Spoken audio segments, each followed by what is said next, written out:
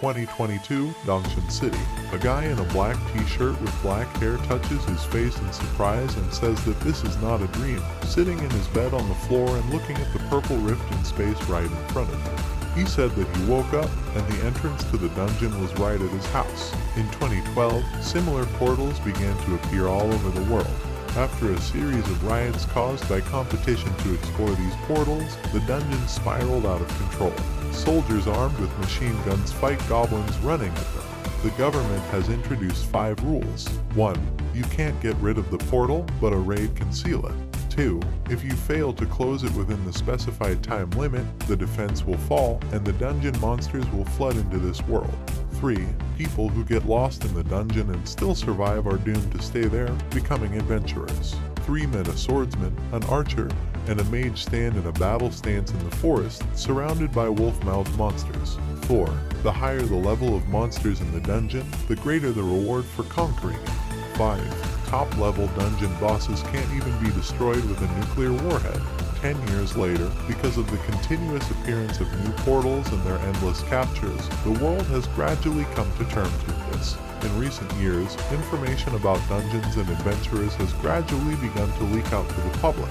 In addition, the Canadian edition of Adventurer Weekly published a research report.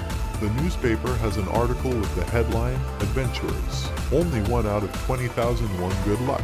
It says that as of July 2022, there are about 35,000 registered adventurers worldwide, and that on average, there is 1 adventurer for every 20,000 ordinary people. The article says that these 350,000 adventurers have an average net worth of $20 million. The lack of jobs, the hungry rich, and the importance of social status, which is chased by everyone from bandits to officials, have contributed to the fact that the profession of an adventurer in the hearts of people has become a cherished dream. To the public, adventurers are the root of evil, an opportunity that can't be exploited, but it can't be eradicated either. The host of the evening show asks a man in a yellow suit with white hair that his profession has brought him more than $500 million in the last 3 years. He replies that even though he's been dubbed the legendary adventurer, this is just the beginning for him. But few people know that behind this high-level adventurer are hundreds of corpses of mid-level and low-level adventurers, as well as civilians who got lost in the dungeons. The main character's name is Cheng Hai, and he is one of the few people who knows this dirty little secret. Cheng Hai scratches his head thoughtfully, wearing glasses, a black t-shirt, and yellow shorts. Looking at the entrance of the dungeon, he told him that he had caused him trouble. He thought about the fact that 5 years ago, the death rate when entering an entry-level dungeon was 50% and half of the cases were fatal. Thinking about it with a tense face, he concluded that as much as he needed the money, the risk was too great. Cheng Hai is an expert on the secrets of dungeons and adventurers, and the author of best-selling books such as The Immortal Adventurer, Oni, and Death Knocks. He took out his phone and decided that it was better to give it to the government, or rather the Adventurers Guild.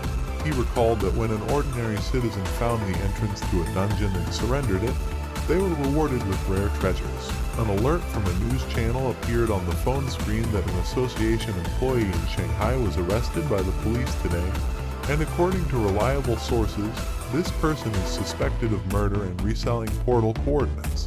Cheng Hai stared intently at the phone screen and shook his head, saying that he wouldn't necessarily get someone who wanted to kill, thinking about whether these people would rent out the portal later. Then he thought that it would be impossible to sell the portal to some financial organization either, because they would have to use it at least 10 times in the beginning. And in the future, in order to prevent him from selling the items that he would receive as a reward, they would follow him and he would die in an accident before these 10 attempts are over, and concluded that it is not a good idea to test the moral level of capitalists on their own safety record.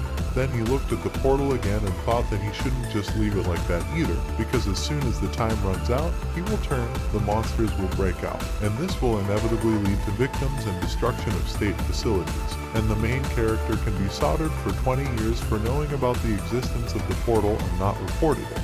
Cheng Hai decided that the first step was to check the portal's level, and if his death rate was higher than normal, then he would just move to another city and before leaving, call the police to deal with it themselves. He added that if the survival rate is normal, Then he will try to cope with it himself, and if it doesn't work out, then he will use the option above. He opened the treasure hunter picture book on his phone on the dungeon portal level table. Next to the image of the purple portal, it says that this is a hunting entrance to the dungeon, which has a survival rate of 80%, and that the tasks in it are mainly related to hunting monsters in the dungeon. The main character concluded that this was a second level entrance. The level of the portal can be judged by its size, and the entrance to Cheng Hai's house is too small, so the only possible level is the entry level. 2 days later, a yellow uniformed courier called at Cheng Hai's door, announcing that he was a courier. Cheng Hai opened the door a crack and told him to come in. The courier handed him a box with a receipt for receiving the parcel and asked him to sign. While Cheng Hai was signing, the courier quietly asked him that he had discovered a new portal, explaining that otherwise he would not need to buy chain mail, which caused the main character to turn pale in surprise. Taking the bat in his hands, he waved it in the air and, laughing awkwardly, said that he was just playing war games, broke the previous one, so he decided to buy a new one and asked if there were any problems. Turning around, the courier adjusted his cap, smiled awkwardly, and said he was just asking. Cheng Hai stared after him intently through the doorway and thought that even though he had long known how eager ordinary people were to become adventurers, talking about such things so bluntly scared him.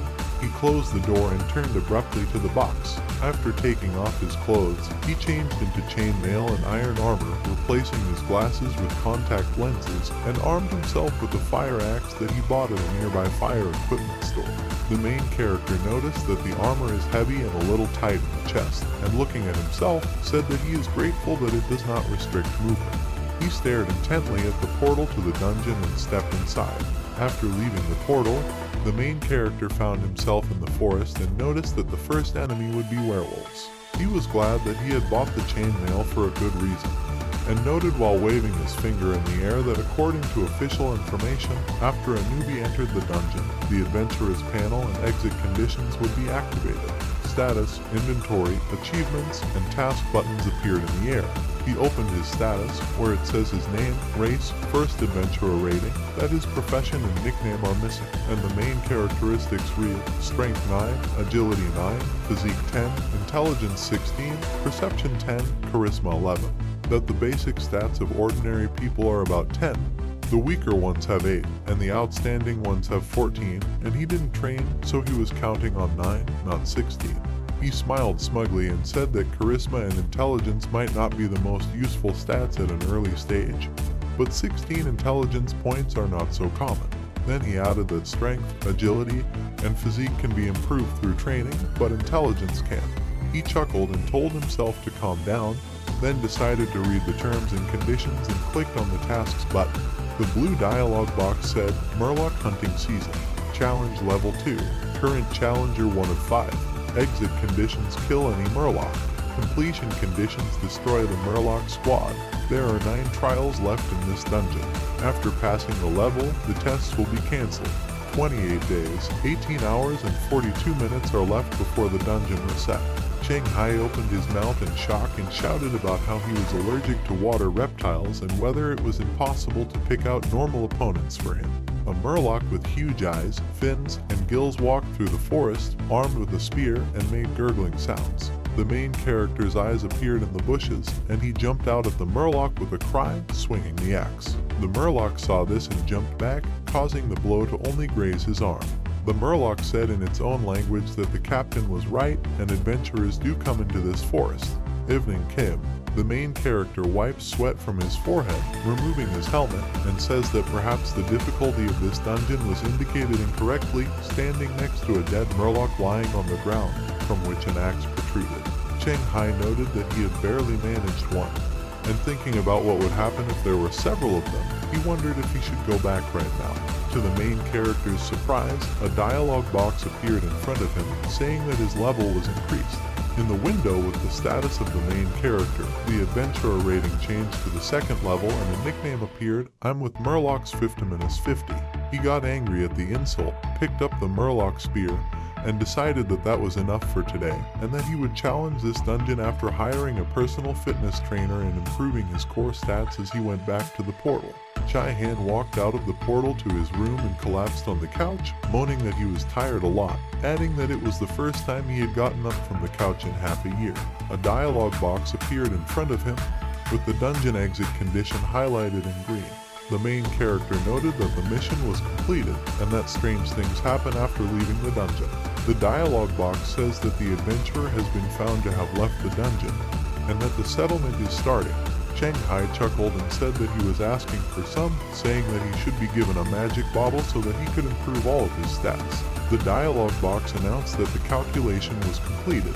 Hit rate, E-rating comment, you can order more dishes. Reward, additional standard props, standard thermos flask.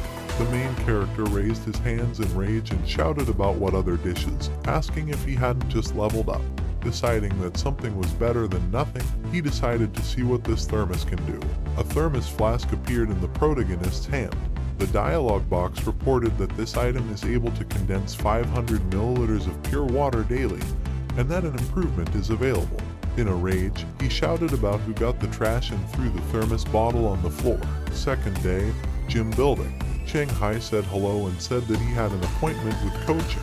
A short-haired, red-haired girl wearing a blue top with black straps said that he must be Cheng Hai and told him that the coach was waiting for him in the VIP lounge. She showed him the way, and he followed her. Cheng Hai thought about how he didn't think that a small town like Dongshan would have a trainer who specialized in providing body-shaping services for new adventurers. Such important indicators for adventurers as strength, dexterity, and endurance can be improved with the help of exercises.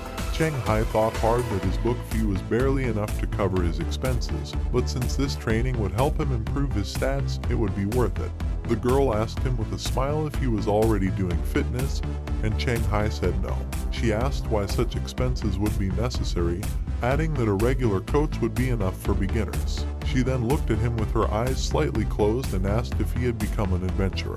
Cheng Hai remarked that she was quite straightforward and told her that if a person had a goal, they should hire a better coach, and added that he thought that for adventurers, a regular coach wasn't the most suitable option, flexing his hand into a fist and smiling. She replied that he should be able to then, and pulled on the door handle. The protagonist thought hard about wondering what the best coach in Dongshan looked like. The girl announced the coach and that they had come to see him. Cheng Hai saw a man with long blonde hair wearing a pink tank top wiping sweat from his face. The main character thought that this wasn't exactly what he expected, that he thought it would be a huge beefy man, and in front of him just a guy with a pretty face. A huge man twice the size of the main character, standing to the left of him and looking down from above, said that his course costs a lot of money and not everyone can afford it. The main character turned around in surprise and looked at him. Coach and Ran, rank AAA, asked him about his desire to become an adventurer. The main character does a bench press while Coach and counts. Cheng Hai's hands are shaking and he tells him that he can't do it anymore after 5 times. The coach took the barbell out of his hands and said that's all for today. Cheng Hai sits down and tries to catch his breath. The coach notes that it was 5 times 30 kilograms and you need to increase to 35 kilograms. He added that even with the discount that he is a beginner, given his weight, the result is very weak. Cheng Hai grits his teeth and thinks that he knows that his physical capabilities are below average, and that this is not enough, noting that the average figure is 50 kilograms. The man in the pink t-shirt says that the main character's foundation is weak, and notes that the limit value of 35 kilograms when converted to the adventurer's indicator should be 9. Ko-chan says that the values of strength, endurance, and agility of ordinary people are relatively balanced, and their margin of error is small, and it is almost impossible to improve these indicators in a month. Still breathing heavily, Cheng Hai turns to them and asks how long it will take him. The coach replies that everything depends on him, and if he practices every day, then in a month and a half you can reach the value of 11, and after the transformation he will become an adventurer of B rank and will feel much stronger. The main character replied that he understood and said that he would train according to this plan. He asked how to pay for it, and the coach told him to drop it on WeChat. The man in the pink tank top was glad that he wasn't going to be studying alone anymore and introduced himself as Zhu Mao. Cheng Hai introduced himself in response, saying that he was a writer. Cheng Hai and Zhu Mao are sitting at the bar in a burger joint. Zhu Mao asks why he signed up to Ko-chan, adding that although he is a professional, it is not cheap. He asked why there was a rush, saying that classes at home or a simpler coach could also improve physical abilities. Then he said that usually only adventurers with experience or who have signed a long-term contract with the association use the services of such a coach, adding that if he was not an adventurer in Wales, he would not be able to afford the services of Anne's coach while holding a bitten burger in his hand. Holding a ketchup fries in his hand, Cheng Hai replied with a smile that he was not short of money, so he was spending his fees, explaining that since he had a clear goal, he decided to find the best coach to lay a solid foundation. Zhu Mao propped his head on his palm and said that he thought he had discovered the entrance to the dungeon and was forced to become an adventurer. He gave the main character a cold look and said that since he was just planning on becoming one, he should teach him something so that they wouldn't try to trick him later. Zhu Mao turned to the main character with a smile, and there was a sign above his head, "Leave him to die." He said that the first time you enter a dungeon, each adventurer gets a corresponding title based on their stats, and they can choose whether to wear it or not. He explained that attributes and stats when leveling up don't go unnoticed by other players, and that hunters who specialize in finding low-level dungeons often hide their title because it would be strange if they had it displayed. He said that the hunter in turn would always know who became an adventurer and would follow that person to find the entrance to the dungeon. Zhu Mao noticed that Cheng Hai didn't react and concluded that Cheng Hai wasn't really an adventurer, but just a writer with money who intended to become an adventurer, as if there was nothing wrong with that. Adjusting his glasses, Chai Hai said with interest on his face that he would remember. Despite the stony expression on his face, Cheng Hai thought that it was a good thing that he didn't use his title, otherwise he would have been exposed today. Zhu Mao said that Kochin must have already finished with the contract and called for the protagonist to go. Kochin is sitting at a table with a laptop, surrounded by awards and cups, in front of a girl with red hair. He says that Cheng Hai is a fairly well-known writer specializing in adventure novels, and that it's not surprising that he has the financial resources and motivation to attend his classes. He concluded that he wanted to improve his fitness so that he could participate in the adventure himself. The girl said that he also doesn't have any special deadline requirements, so it doesn't look like he found the entrance to the dungeon and he has a month left to complete the task. Kochin said with a grim face that the probability that Cheng Hai was an adventurer or that he had found the entrance to the dungeon was extremely low, and said that if Zhu Mao didn't say anything, when they returned, proceed as usual. Kochin stands up from his seat with a grim face. The title, Rookie Killer, is visible above his head. He said that as long as the Dongshin Elite Dungeon trial didn't disappear, he definitely wouldn't miss out on the opportunity to earn some extra money. Zhu Mao and Cheng Hai enter the room where Kochin and his assistant are waiting for them. He notices the title above Kochin's head, but doesn't show it. Kochin tells him that the contract has been drawn up, and if there are no problems after reading it, he can sign it. The main character agreed with a smile, nervous in his head about how even the coach is an adventurer. The girl showed him where to go. Kochin narrowed his eyes as he looked at Zhu Mao and noticed that the main character had a normal expression, and that the latter didn't pay much attention to the inscriptions above his head after looking at him, concluding that he didn't look like the one who had just discovered the dungeon. He asked if the man had done anything wrong. Scratching his neck, Zhu Mao replied that he couldn't because they had a contract. Zhu Mao is a level 6 contract adventurer.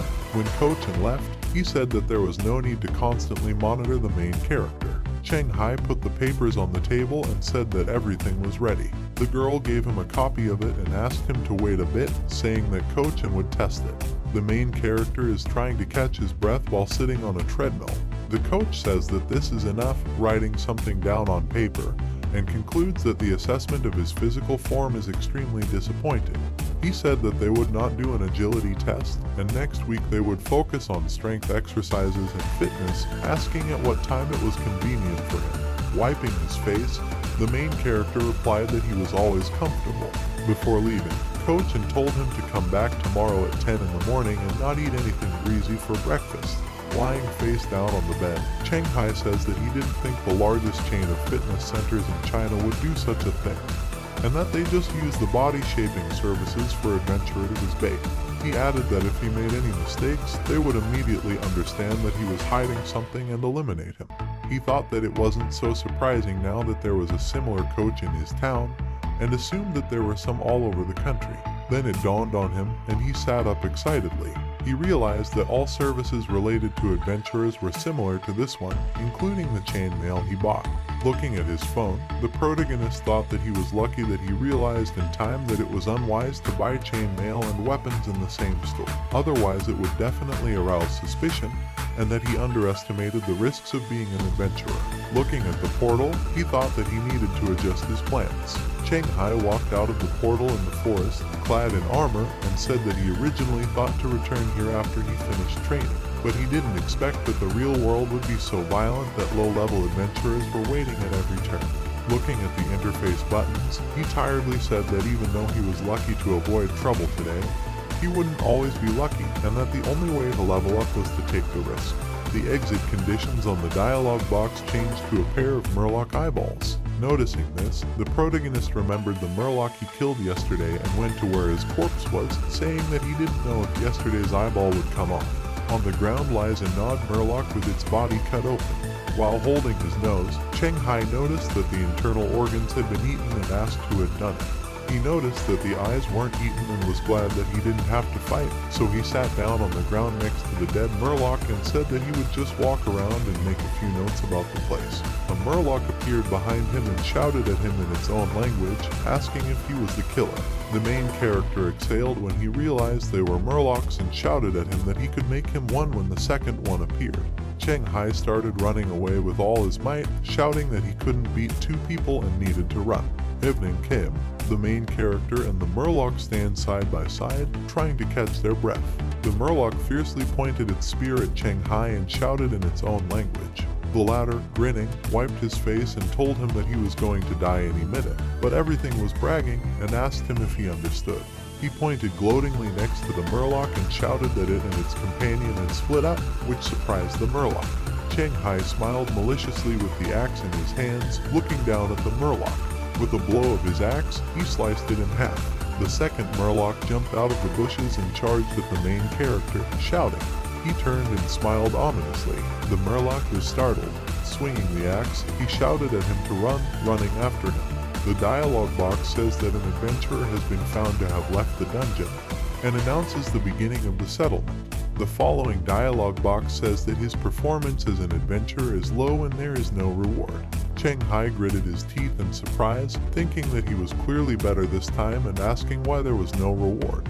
Leaning back on the sofa, he asked if the drop rate in dungeons of this level was really that low. Stretching his hand up in front of him, he thought about how if that was the case, adventurers wouldn't be able to earn money and assumed that there was something that everyone knew except for him.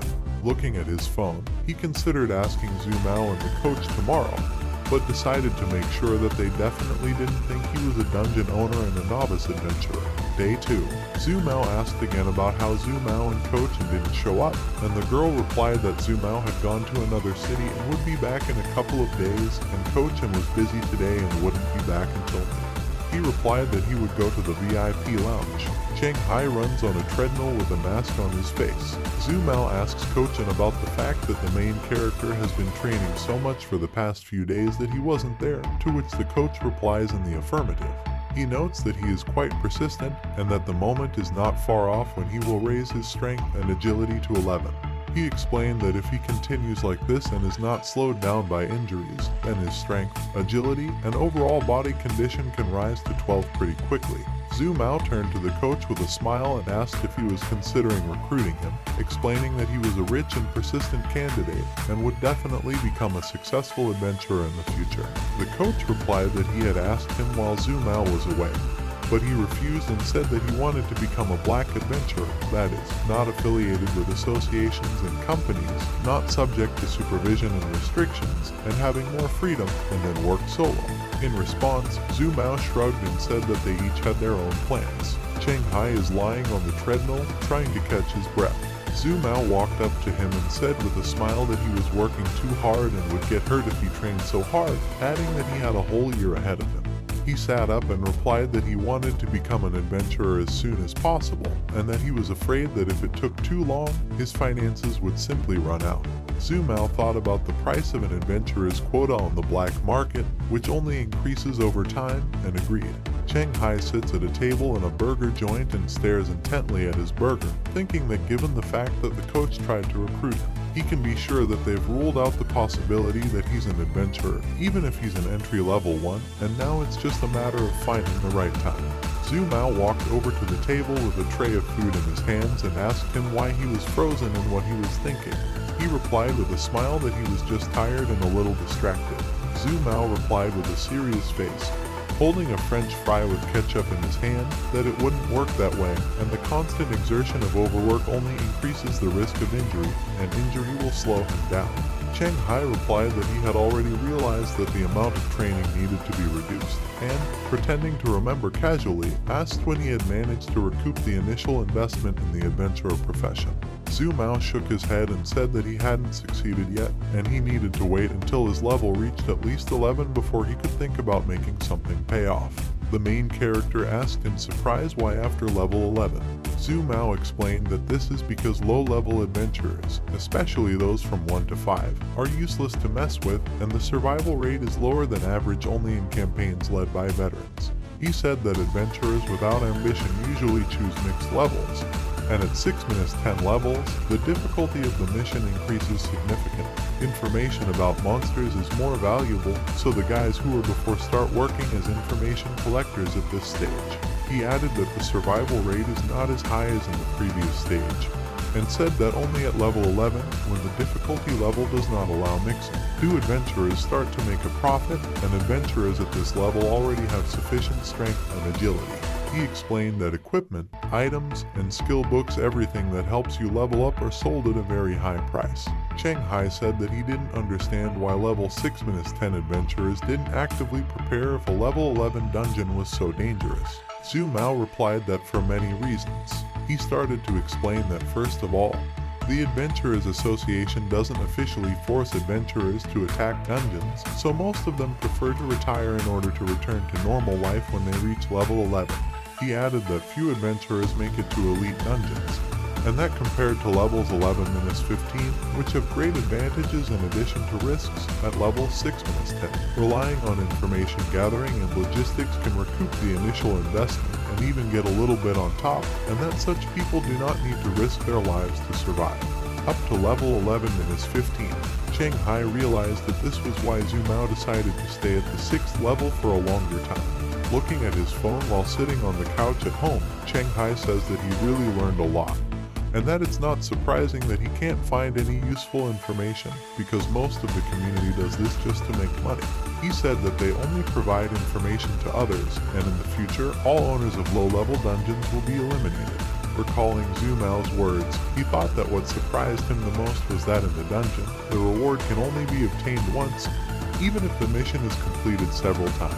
He looked at the portal and thought that looking at it from this point of view, the only value that could be taken out was the quota for automatically turning all those lost in it into adventurers. The main character changed into his armor and thought that given the risks associated with selling adventurous places, and the fact that he is not short of money, he will try to clear this dungeon as much as possible, and then consider whether to continue his career as an adventurer. He decided to try the method that Zhu Mao had taught him and focus on gathering information early on before thinking about the rest. The dialogue box says, Working Season for Murlocs. Challenge Level 2. Exit conditions: find a lake. Completion conditions: destroy the Murloc squad. There are 7 tests left in this dungeon. After completing a level, the tests will be cancelled. There are 19 days, 18 hours, and 43 minutes left until the dungeon reset. The main character was surprised that this mission also did not require combat, and was glad that he took advantage of Zhu Mao's experience and bought a drone, because finding the lake without it would not be the easiest task. Murlocs run through the forest after a creature with a large red tail. One of the Murlocs spots the drone and shouts something in their own language. Cheng Hai looks in surprise at the screen on the drone's remote control and sees 4 Murlocs and one large orange Murloc with large pointed swimming trunks looking at the drone. The big orange Murloc let out a loud growl, baring its huge teeth in its mouth. The Murlocs scattered in different directions, disappearing into the forest vegetation. Cheng Hai, looking intently at the screen, wondered if it was a Murloc, and concluded that although its appearance and aura were different from those Murlocs he had fought before, he was sure that it was also a Murloc, but of a higher level and with more advanced abilities. He decided to complete his mission first and then return to the search for the orange Murloc. Looking around, the Murlocs emerged from the bushes. Simple Murlocs looked at the drone and pointed at it, while Orange Murlocs looked in the opposite direction. A few minutes later, Cheng Hai announced that he had found the lake.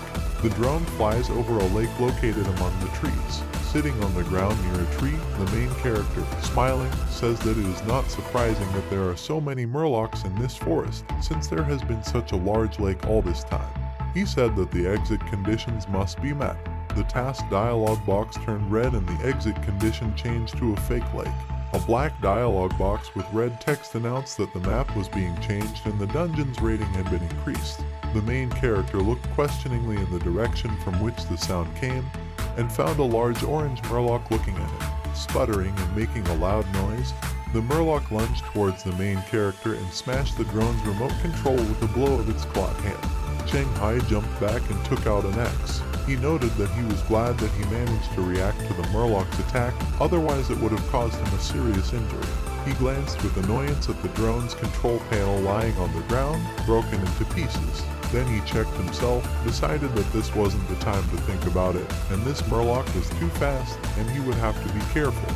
4 simple green Murlocs emerged from the forest behind the orange Murloc, and the protagonist counted them, noting that they were all around him. The orange Murloc lunged at Cheng Hai and struck him in the shoulder with its claws, shattering his mail shirt and leaving him with a wound. He noted the Murloc's speed by looking at the blood spurting from the wound on his shoulder. The Murloc looked back at the main character and asked in its own language what was going on.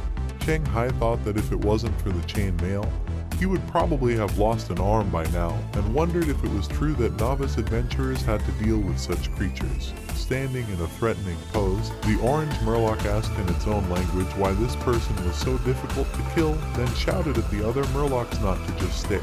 Turning around, the main character noticed that the Murlocs began to approach him. Gritting his teeth, he glanced at the orange Murloc and thought that it would be fine if he only had to fight it, but he would also have to spend energy on ordinary Murlocs, and noticed that the difficulty of this dungeon was much higher than the stated one. Looking back at the portal behind the trees, he decided to run, and a red system warning caught his attention. The dialog box highlighted the text in red and warned that all achievements will be cancelled when you exit the dungeon. In front of the cave entrance, there are goblin corpses and small lights. A punch smashes the stone wall of the cave. A bespectacled man with a book in his hand tells the man with red hair, calling him Quan Chun, that he is just taking out his anger on the dead man, and slams his book shut. The guy with glasses is called Bu Jai Min, and he's a level 5 contract adventurer ranked in the top best companies for adventurers, and his title is 5 fireballs that destroy everything in their path. Quan Chong turned around and asked, "So what?" He is a level 5 contract adventurer, also ranked in the top best companies for adventurers, and his nickname is the Overbearing Fist of Rage. In front of him is a huge goblin body slammed into the cave wall and covered with a net from punching. Quan Chong says it's because he's too weak to resist. Bu Jiaming replied that it would be strange if he could, even considering that his stated 5th level is quite equal to the 9th, saying that only Quan Chong would be lucky enough to encounter such a monster in an entry-level dungeon. Quan Chong said that he wanted to face the legendary bug monster that can only be encountered in the next stage of the dungeon, and that it doesn't scare him because he can always get a coupon to upgrade a miraculous item as compensation, and that he is convinced that he is destined to become a legendary adventurer. Quan Chong smiled confidently as he left. Bu Jiaming thought about how they were only at the 5th level, and noted that the monster he was targeting was truly legendary. He wondered how Quan Chong planned to get such a rare coupon, and assumed that Quan Chong had just blurted it out without thinking. The dialog box says, "Challenge level is unknown. Exit conditions. Last 3 minutes with an abnormal Murloc with high combat power. After completing the task, you will receive an additional compensation, a coupon for improving a wonderful item." Cheng Hai angrily shouted at the window that he wanted to escape, and asked about how it wanted to pretend that it wasn't there. The orange Murloc leapt at the protagonist, raising its paw to strike, and shouted in its own language that it was finished. Cheng Hai stares intently at the Murloc's paw approaching him. Blood spurts out, and his helmet flies off his head. Shanghai fell to the ground on his knees, and blood is coming out of his head, which is raised up, and he thinks that this is the end. The orange Murloc speaks in its own language about being disappointed and being bored, and that leaves it to other Murlocs. The main character stares blankly at the ground, the Murloc spear in front of his face, and he thinks that if he could see the future, he would never have entered this dungeon and become an adventurer. He thinks of the best-selling bookstore window. He thought that he knew what he had signed up for, and that he had often dreamed of getting into the dungeon over the past couple of years. He remembers his joy at first defeating the Murloc and the hard training. Then he thinks about how he was wondering if he would become like the characters in his novels, who had to go through many dangerous situations and experience all the joys and tribulations of an adventurer's career firsthand.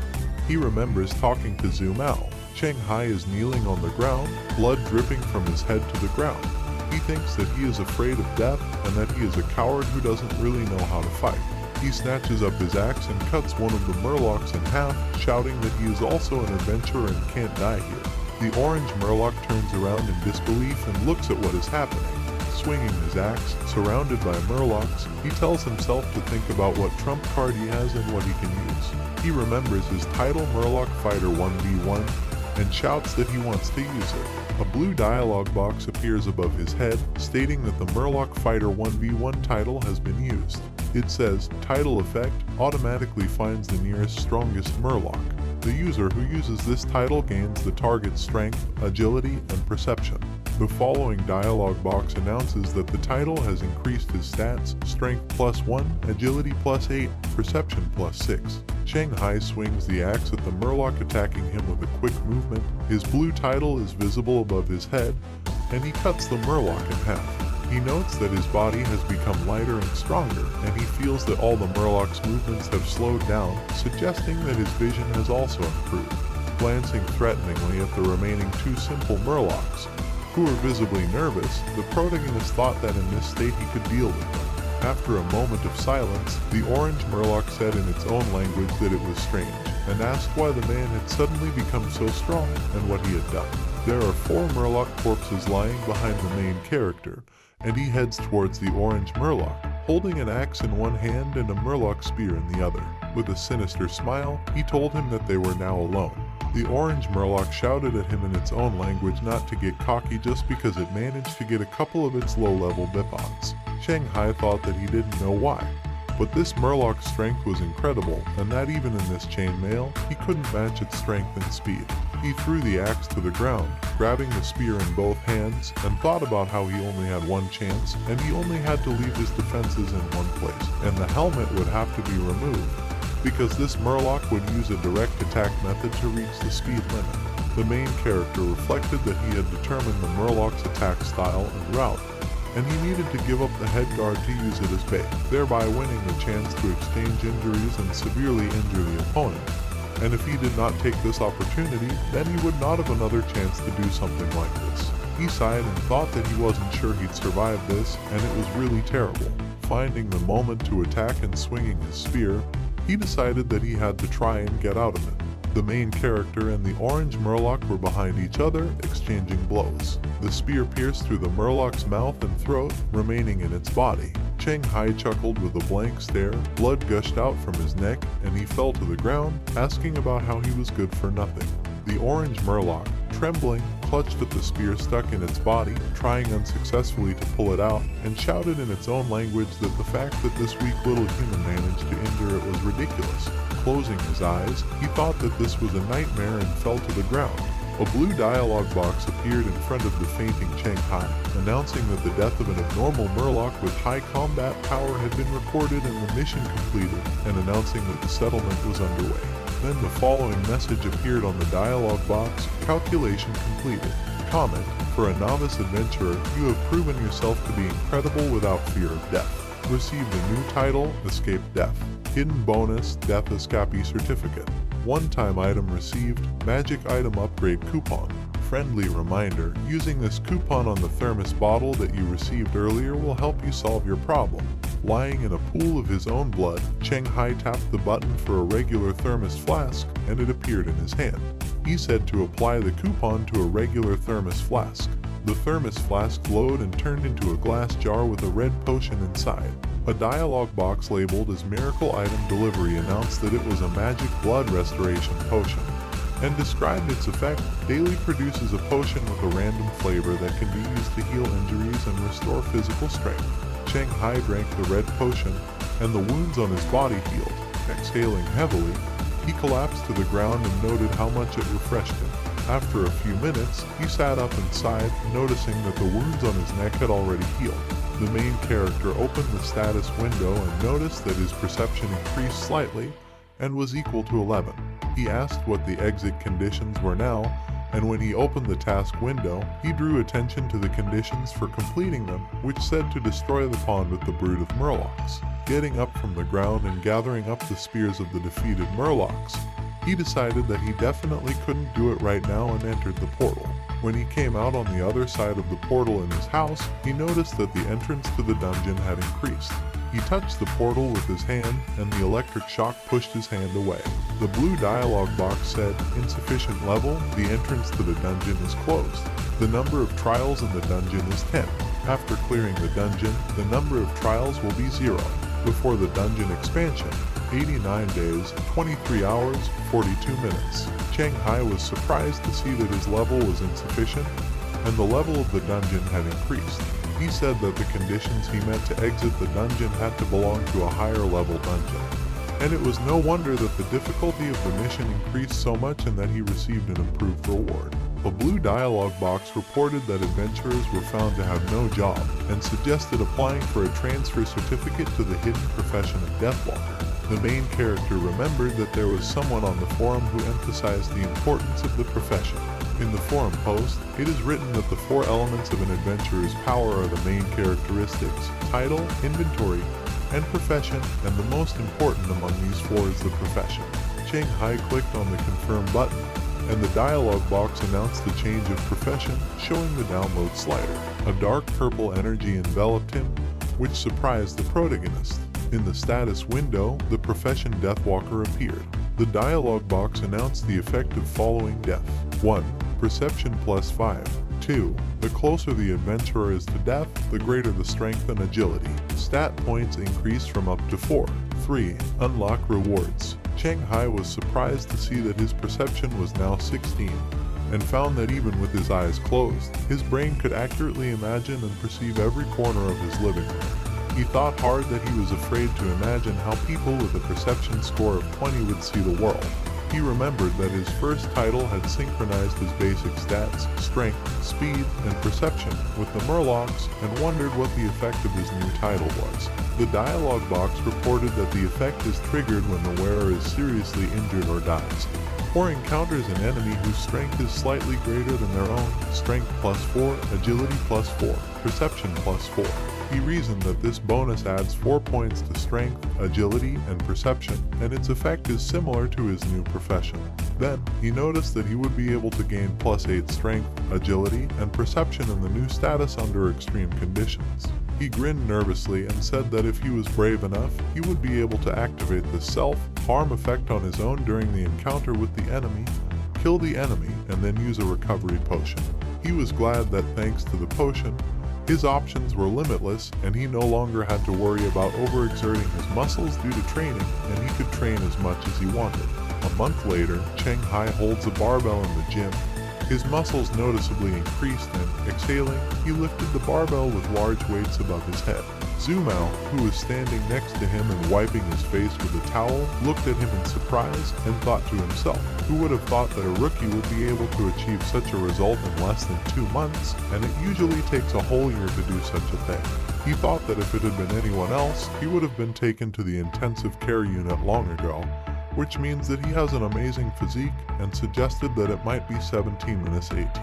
Thinking that Kochan had made a big mistake, he walked up to Cheng Hai and threw him a bottle, congratulating him on how confident he was that his strength and agility had already reached level 12, and with his current level, he would definitely be able to meet the conditions to exit the dungeon.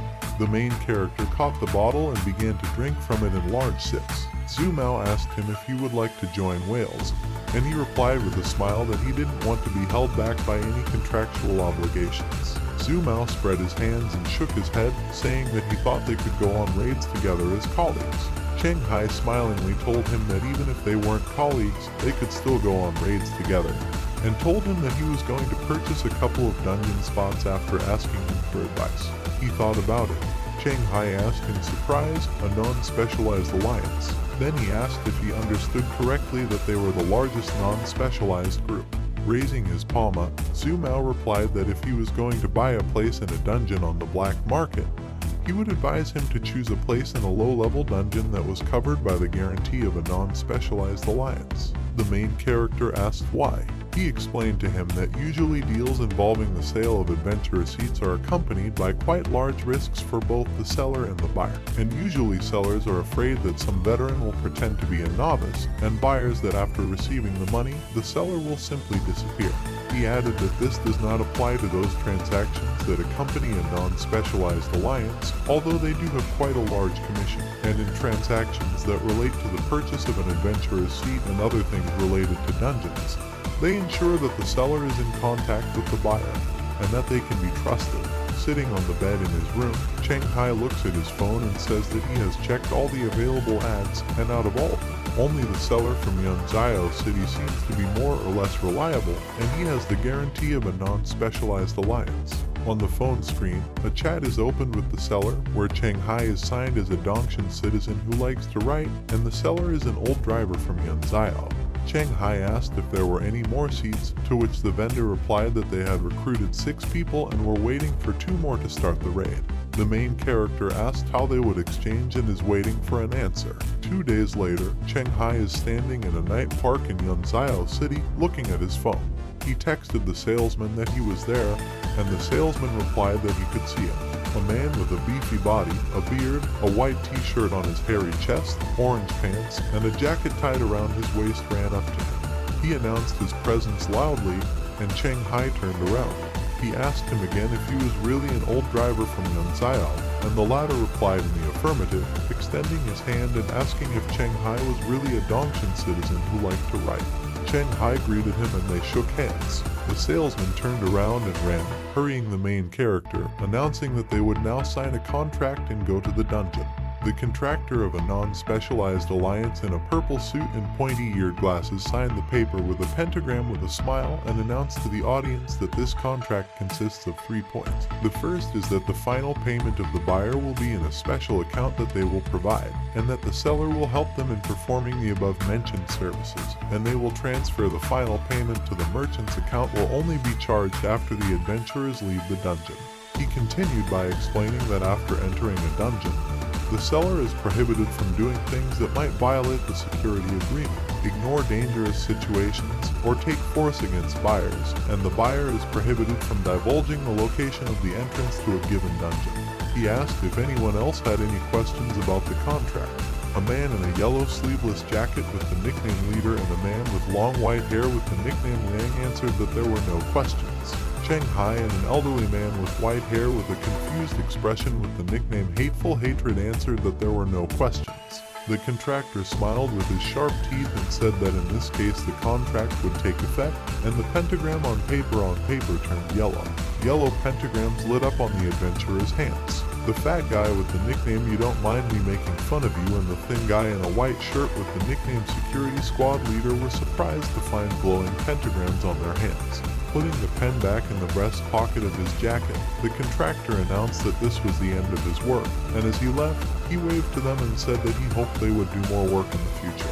The salesman dusted off his hands and smilingly told everyone not to disperse, and he would lead them to the dungeon entrance. At an abandoned construction site, a salesman points out the blue entrance to the dungeon to adventurers. A man in a business suit and glasses with the nickname Dungeon Finance Specialist admired that the entrance was indeed well hidden, and it was no wonder that neither the authorities nor the townspeople had been able to find it for so long. The leader and Liang exchanged glances, and the leader smiled. With a smile, pointing at the portal with his hand, the seller invited them to enter the portal in turn. They came out in a level 4 dungeon forest, the Witch Forest. A thin man in a jacket asked who was waiting for them in the dungeon, turned to the salesman and asked if they were newbies. The fat guy jumps up and down in glee, shouting confirmation that he's an adventurer. The seller grinned and answered in the affirmative and said that they even seemed to be traveling. Shanghai noticed the conversation between the shop assistant and the man in the jacket and noticed that there were originally two of them. The salesman clapped his hands and asked for a moment of attention. He told them to repeat loudly after him, "Status window." The adventurers did as he said, and interface buttons appeared in front of them. The salesperson explained to the adventurers that this window will show them their characteristics as an adventurer, and that by scrolling down below, they can check the details of the current mission, and that the content of the status window is only visible to them, so they don't have to worry that someone else will see the information about them. The man in the jacket announced that they could now tell them their exit conditions so they could sort them out. The fat guy, looking at his status window, clutched his head and shouted that he had very low stats. Shanghai looked back at him and looked at his tasks. The dialogue box read, "Exit conditions, hear the Banshee voice. Clearing conditions, kill the Banshee." The main character noted in horror that there was no Banshee among the list of newbie dungeons. Shanghai was afraid that this dungeon had the same bug as the dungeon in his apartment, and he thought that based on the survivor's mistake. If the monster from the beginner's dungeon wasn't included in the beginner's guide, there were two options: either it was an extremely rare case, or all the adventurers who had disappeared to encounter him, they died. The pentagram on the bespectacled man's arm screamed that the man had violated the security agreement and given a false condition for exiting the dungeon. Shanghai noticed this. The leader of the security team, smiling slyly and keeping his hands in his pants pockets, asked about the fact that they hadn't even started yet, and someone had already managed to break the security agreement by looking at the man with glasses. The leader looked at him in silence, and the man with glasses, smiling nervously, shouted that this was some kind of bug, and his condition for leaving was to collect valuable herbs. The man in the jacket looked at the man threateningly and said that the contractor's contract wasn't always able to give out 100% correct information, but with such a newcomer, he definitely couldn't have such problems, and concluded that his condition for going out was definitely not to collect valuable herbs, and he lied to them. The man fell to the ground in fear, trying to find words, when the leader came up to him, put his hand on his shoulder, and told the man in the jacket that he had only recently become an adventurer and didn't know all the rules yet, so it was normal for him to make mistakes, and asked for another chance. The leader lightly nudged the man with his hand. He clasped his hands in supplication and asked him to forgive him and give him another chance. After a short pause, the man in the jacket agreed. The seller asked everyone to announce their conditions for exiting the dungeon, and clarified that they should not be mistaken. The man said that his mission was to find the Lake Banshee. The fat guy said that his mission was to hear the Banshee's voice. Shanghai said that his mission was to look at the Banshee for 10 seconds. The other adventurer said that he also needed to find the Banshee. The man in blazers thoughtfully listed the missions he had just heard. Liang, who was standing next to the worried, hateful man, asked if these missions were dangerous. The man replied that it all depends on the situation, and told them not to be afraid because they will not have any problems with them. Hateful Hate put his hand on his chest, trying to calm down, and said that it wasn't so bad yet. The salesman turned to them and told them that he would take them to the Witch Lakes in the forest and told them to keep up. They came to the edge of a forest lake. The man in blazers called up the adventurers panel and took out a harmonica. The leader of the security team asked the salesman what he was doing, and the salesman replied with a smile that he was summoning a Lake Banshee. A man in a jacket plays the harmonica. He asks the seller how he found out the method of calling her, to which he replied that this is a secret of the company. A girl with light blue hair and pointed ears poked her head out of the water. It flew up into the air, and the fat guy pointed at it and shouted that he had found it. The leader and the man with glasses said that they completed their mission by looking at the dialogue boxes. Shanghai looks intently at the Banshee and counts to 10, then calls up the status window that says that the exit condition has been met. The salesman told them to use earplugs because the Banshees would sing their song. The fat guy asked, putting earplugs in his ears, what would happen if they were not inserted. Picking his ear, the salesman replied that witch chanting would destroy his brain, adding that a first-level beginner who had just become an adventurer would surely die immediately. The fat guy covered his ears with his hands in horror, while Hateful Hate and the bespectacled man screamed in fear. The man in the jacket continues to play the harmonica, and the Banshee begins to sing back, raising his hand in the air. The nose of the bespectacled man and the fat guy started to bleed, and their faces turned red. Shanghai noticed that his nose was bleeding, even though he only heard the beginning of her song. He was glad that he was wearing earplugs, otherwise he would have been dead by now. He thought that this was to be expected of a creature from a dungeon that wasn't listed in the beginner's guide. The man in blazers stopped playing the harmonica, moving it away from his lips. The Banshee noticed this and dived back into the water.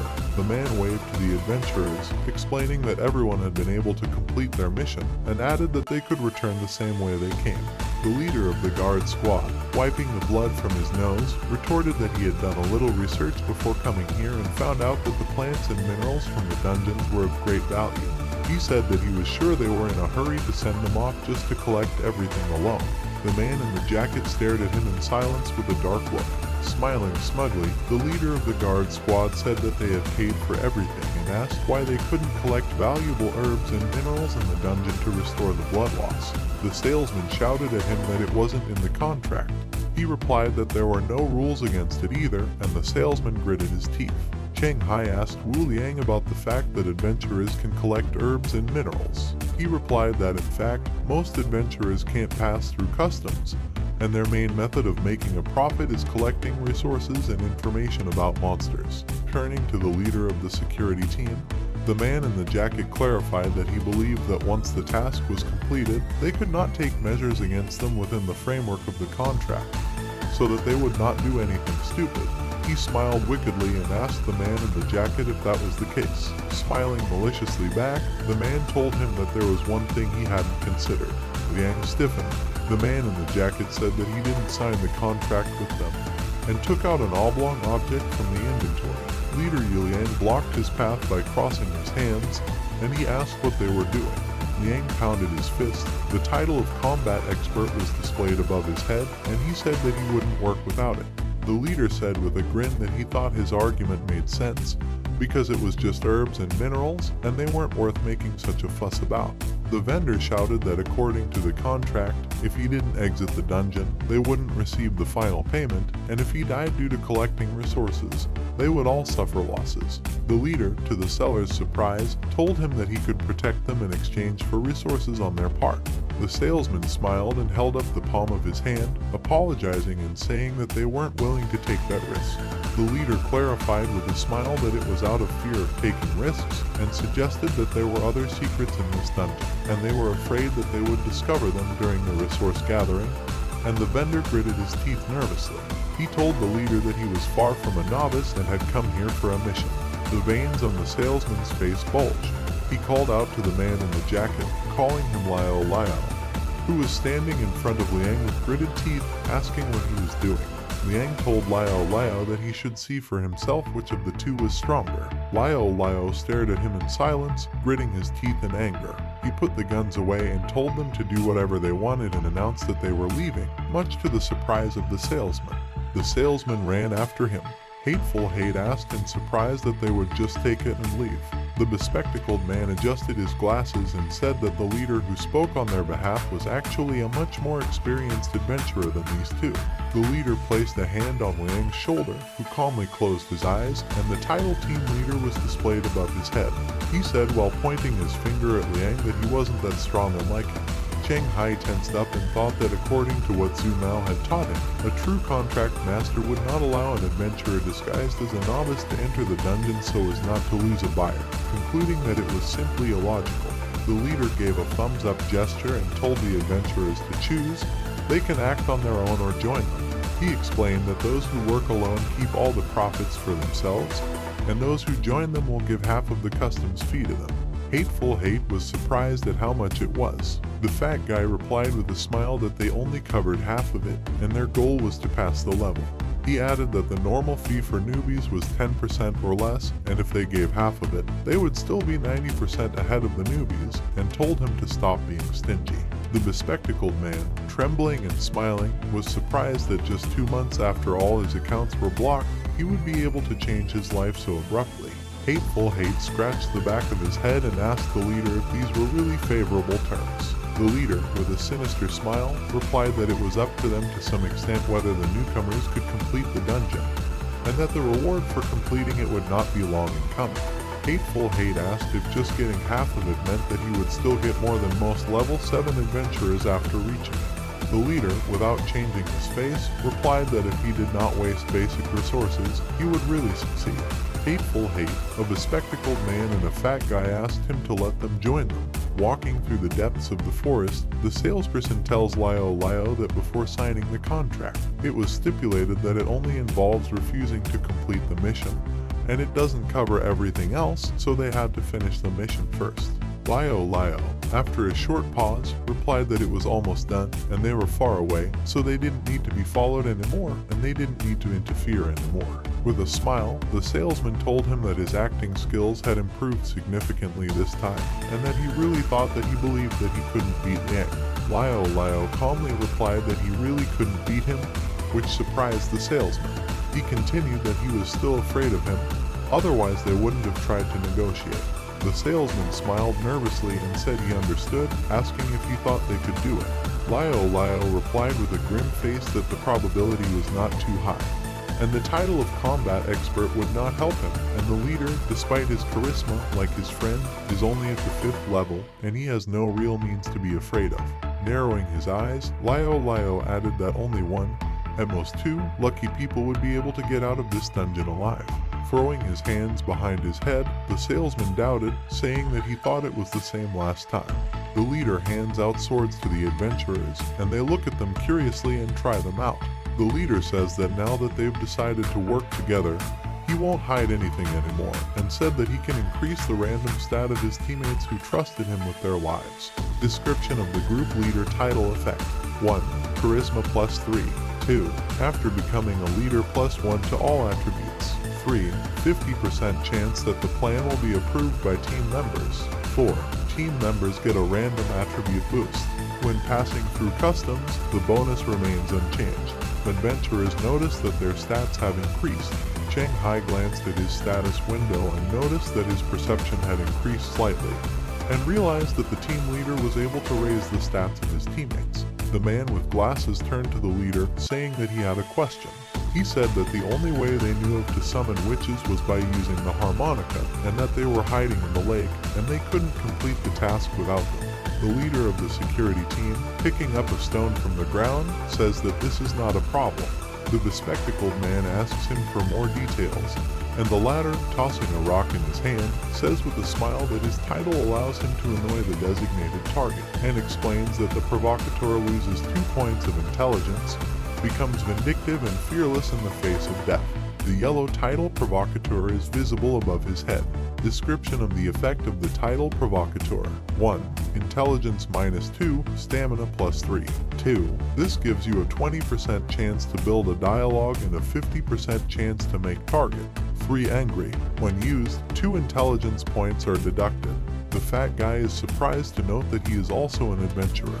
The provocateur says that to establish a forced dialogue, you just need to attract the attention of the opponent, and with a smile throws a stone into the lake. The witch peeked out of the water. The leader of the security squad shouts insults at her and shows her 2 middle fingers. The dialogue box says that the second provocateur effect is used. A red dialogue box announces success, and the witch rises from the water, her face contorted with anger. She rushes in his direction, and he smiles, glad that the provocation has worked. Liang jumps in front of him and tells him to leave the rest to him. Liang approaches the witch, raising his fist to strike at the witch hanging in the air. The leader yells at the others to spread out and let Liang hold her back, and tells them to put on earplugs and spread out around the perimeter. The witch screamed and passed through Liang without taking any damage. The others gritted their teeth in surprise as they noticed what had happened. The witch approached the leader of the guard squad and began to inhale hard. Smiling nervously, he fidgeted.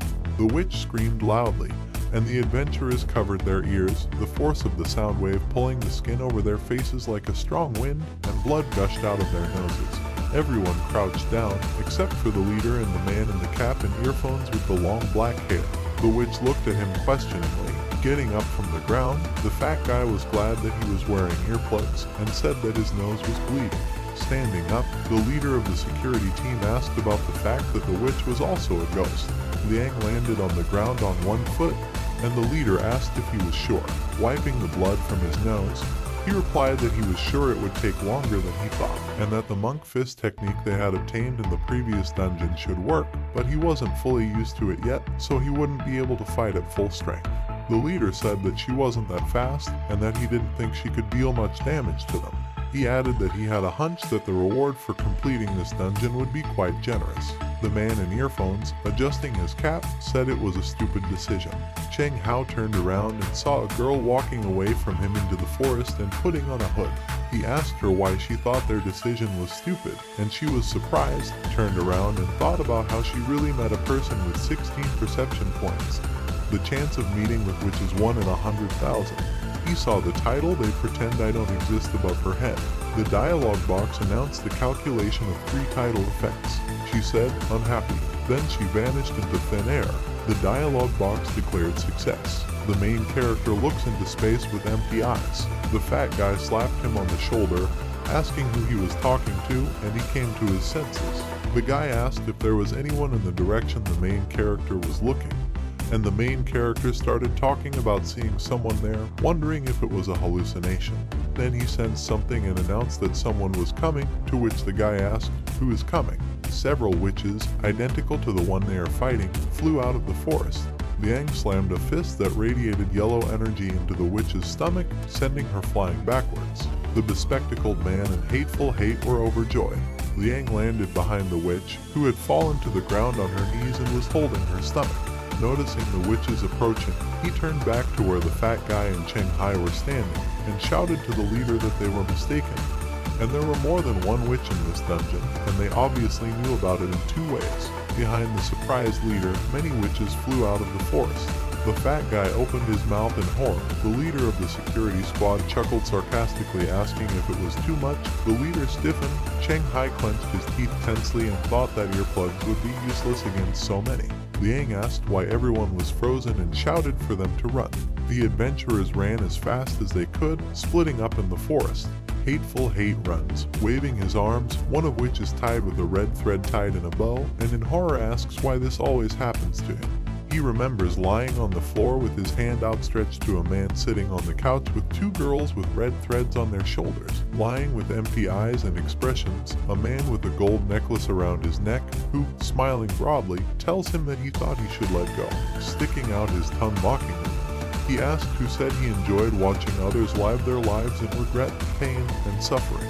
This is an rank criminal, Gao Chengyun, a level 7 adventurer. Hateful Hate turns in horror at the witch approaching him and in a rage shouts that he has not yet avenged his comrades by swinging his sword. There was an explosion in the forest, throwing up broken trees. Hateful Hate is lying on the ground, a pool of blood under his head.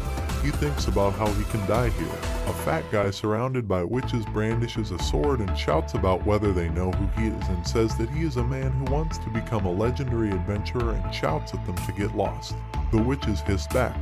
The bespectacled man was leaning over the ground in tears, looking at the approaching hissing witches, and saying, addressing himself as a mother, that he was wrong and should not have cheated the depositors. Liang is standing in a fighting stance, blood streaming from his eyes, and they are shouting at the witches to attack and that he is not afraid of them. Behind him, the leader is sitting on the ground with his back against a rock. His eyes and ears are bleeding, and he tells himself to pull himself together. He reflects that it's no wonder the vendor and Lio didn't put a level limit on entering the dungeon, and that they are deliberately luring level 4-5 adventurers here to take all the resources after they die. With a look of annoyance on his face, the leader says what a good plan this is. Cheng Hao approaches him and asks if he has any ideas on how they can kill these witches. The leader turned to look at him in surprise, his bloodied eyes still closed. Cheng Hao told him to hurry up if he had a plan. Then he said that they had other ways of attacking besides the voice, and that even though their strength wasn't that great, they could still deal a lot of damage. He added that even if he sacrificed his hearing, he wasn't sure he could get out of the dungeon without being chased by them. Hearing his voice, the leader asked him if he was a writer from Dongshan, to which the latter replied in the affirmative. The leader replied that he did not expect that he, a novice, would be better than him, and asked how he understood him if he had hearing problems. The main character replied that his perception is equal to 16, and he can read lips. The leader replied that in his opinion, there was no way out, and that these witches were immune to physical attacks, and their resistance to fire, lightning, and strong acids was also surprisingly high, and added that frankly speaking, it wasn't something that a team of adventurers like them could handle. The main character clarified with him that it turns out that he can't do anything. Gritting his teeth and not speaking for long, the leader replied that he could. He explained that in the last dungeon, Liang received a small jar of sacred oil blessed by the monks. Liang screams as he is attacked by the smiling witches, blood pouring from his mouth, ears, and eyes. The leader added that his monk's fist could injure a witch, and the sword bound with sacred oil could also deal damage to him, and said that it was only damage, and that he didn't think a novice adventurer would be able to survive a siege by so many ghosts. Stepping forward, to the leader's surprise, Cheng Hai said that they couldn't just sit idly by. The witches looked at the approaching protagonist in surprise and shouted at him. The dialogue box announced that he was on the verge of death and activated the second effect, Strength +4, Dexterity +4. Above the main character, who was shrouded in dark purple energy, the title Escape Death appeared. The dialogue box reported that the title holder was in the correct physical state, Strength +4, Agility +4, Perception +4. He sat down on the ground behind the Liang and picked it up, holding it under his arm. Cheng Hai asked him if he could hear him, and said that he had asked his companion, who had told him that to pass the dungeon, he had to give him oil. He asked if he agreed. Gritting his teeth against the pain, Liang asked again, pass the level. Then he replied that he seemed to be blind and was afraid that he couldn't control the adventurer's panel to get him what he needed. The main character looked at the ground in frustration. Liang then raised a fist glowing with yellow energy and said that he had another way to mine it for him. He slapped his chest and blood spurted out of his mouth. Shocked, Cheng Hai asked what he was doing. As Liang was dying, he thought that it was possible to get the oil after his death. Looking at Liang's body, the protagonist thought that he had a feeling that Liang had made a mistake and that the oil wasn't worth a person's death. Beside Liang's corpse lay glass, iron, and oil blessed by the monks. He noted that as a result of the effects of his titles, he gained 20 dexterity points, which would be enough for him to escape, even though the chances of survival are not great. Cheng Hai holds a yellow bottle of oil in his hand. The dialogue box announces the receipt of an unknown magic item, oil blessed by monks. He poured oil on his sword as the witches swirled around him. He looked at them and said he wouldn't hold back because they were getting on his nerves. The witches got angry and threw an attack on the main character. Cheng Hai stood with his sword in both hands while the witches slashed at him with their claws. The dialogue box announced that the sword blessing was open. The following dialogue box explained that this is a magical sacred technique that adds +2 damage to evil creatures. While preparing to attack, Cheng Hai repeated, +2 damage. Swinging his sword, his eyes lit up red, and he said, then let's get started. The salesman and Liao are standing in front of the entrance to a dungeon in an abandoned construction site. They notice a glow from the portal where the girl with the title comes out. They pretend that I don't exist. And the seller notes that someone still managed to get out, but he doesn't see the person who came out of the portal. Liao, yawning, asks who is there and if he was mistaken. He replies that he is serious. She thinks that they really do use unsuitable dungeons as traps to lure adventurers there, leave them to die, then collect drops from them, and sometimes even kill the survivors with their own hands. As she stares at her phone, she thinks she knows why they're doing this. Her phone screen shows a chat with her employer. She writes that after an investigation, it turned out that there are problems with the dungeon in which the employer's son died. In the next message, she explained that the adventurer who sells the place to his son is a scavenger vulture, a person who uses high difficulty dungeons to kill adventurers for their resources.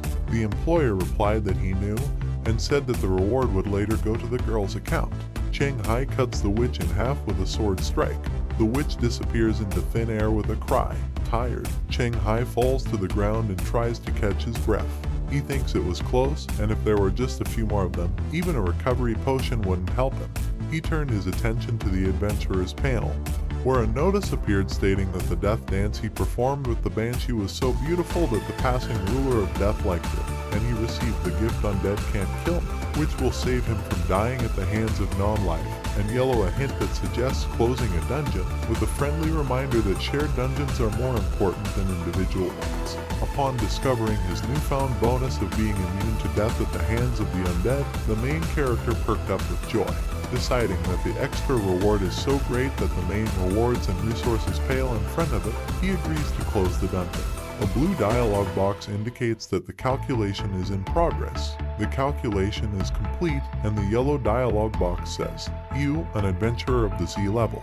We have taken a step towards becoming a legend. New title received, Lone Wolf. Gets a new title, Wolf in Sheep's Clothing. Received a new title, Spirit Killer. Exclusive hidden skills obtained, Dance with Death in 1 step, 1 kill. Equipment scroll received. Equipment converter 1 received. Received a rare object Song of the Sea, a box containing the voice of a banshee. Friendly reminder, you can put unused equipment in the furnace to get higher level equipment." As Cheng Hai rejoices at the rewards for closing the dungeon, he thinks about the fact that in addition to a rare item and new titles, he has received 2 new skills, noting that this dungeon is not so difficult for nothing. The leader asks why it was so quiet and if the Dongshan rider was still alive. The main character caught himself saying that he almost forgot about it. Running up to the leader, he asked him how he was feeling and if he could stand up. Gritting his teeth, he replied that it was hard for him and that it looked like the witch's scream had reached his internal organs. Cheng Hai looked at him with a serious but calm gaze and said, "That's how it is." He asked if everyone else was dead. The main character, remembering the dead bodies of adventurers, replied with a sigh that the fat man, the bespectacled man, that man and his comrade are dead. The leader noted that Cheng Hai didn't seem to be in the dungeon for the first time, and suggested that his level was very high, as were his stats. Touching a finger to his cheek, he replied that he thought the leader would be the one to sort things out. He replied that he was left all alone and asked not to talk about it. He offered to cooperate and said that he would keep his secret, explaining that in exchange for his rewards, he would do the same for him, and asked how he would feel about it. He added that if he does not trust him, he can take the contract as a safety net. Next to the leader of the security team lying on the ground is a bundle of paper signed like a bureau contract. Cheng Hai pointed the sword at the leader and said that the dead leader would also keep his secret perfectly, and then he could keep the contract for himself. The leader replied that he wouldn't be able to get the most out of this dungeon that way, and that the contract was directly related to the mission of this dungeon, asking if he didn't understand that. The main character looked at the leader in silence without removing his sword. The leader said that the vendor and Liao were probably waiting for the survivors at the entrance of the dungeon, and that they were much stronger than he thought.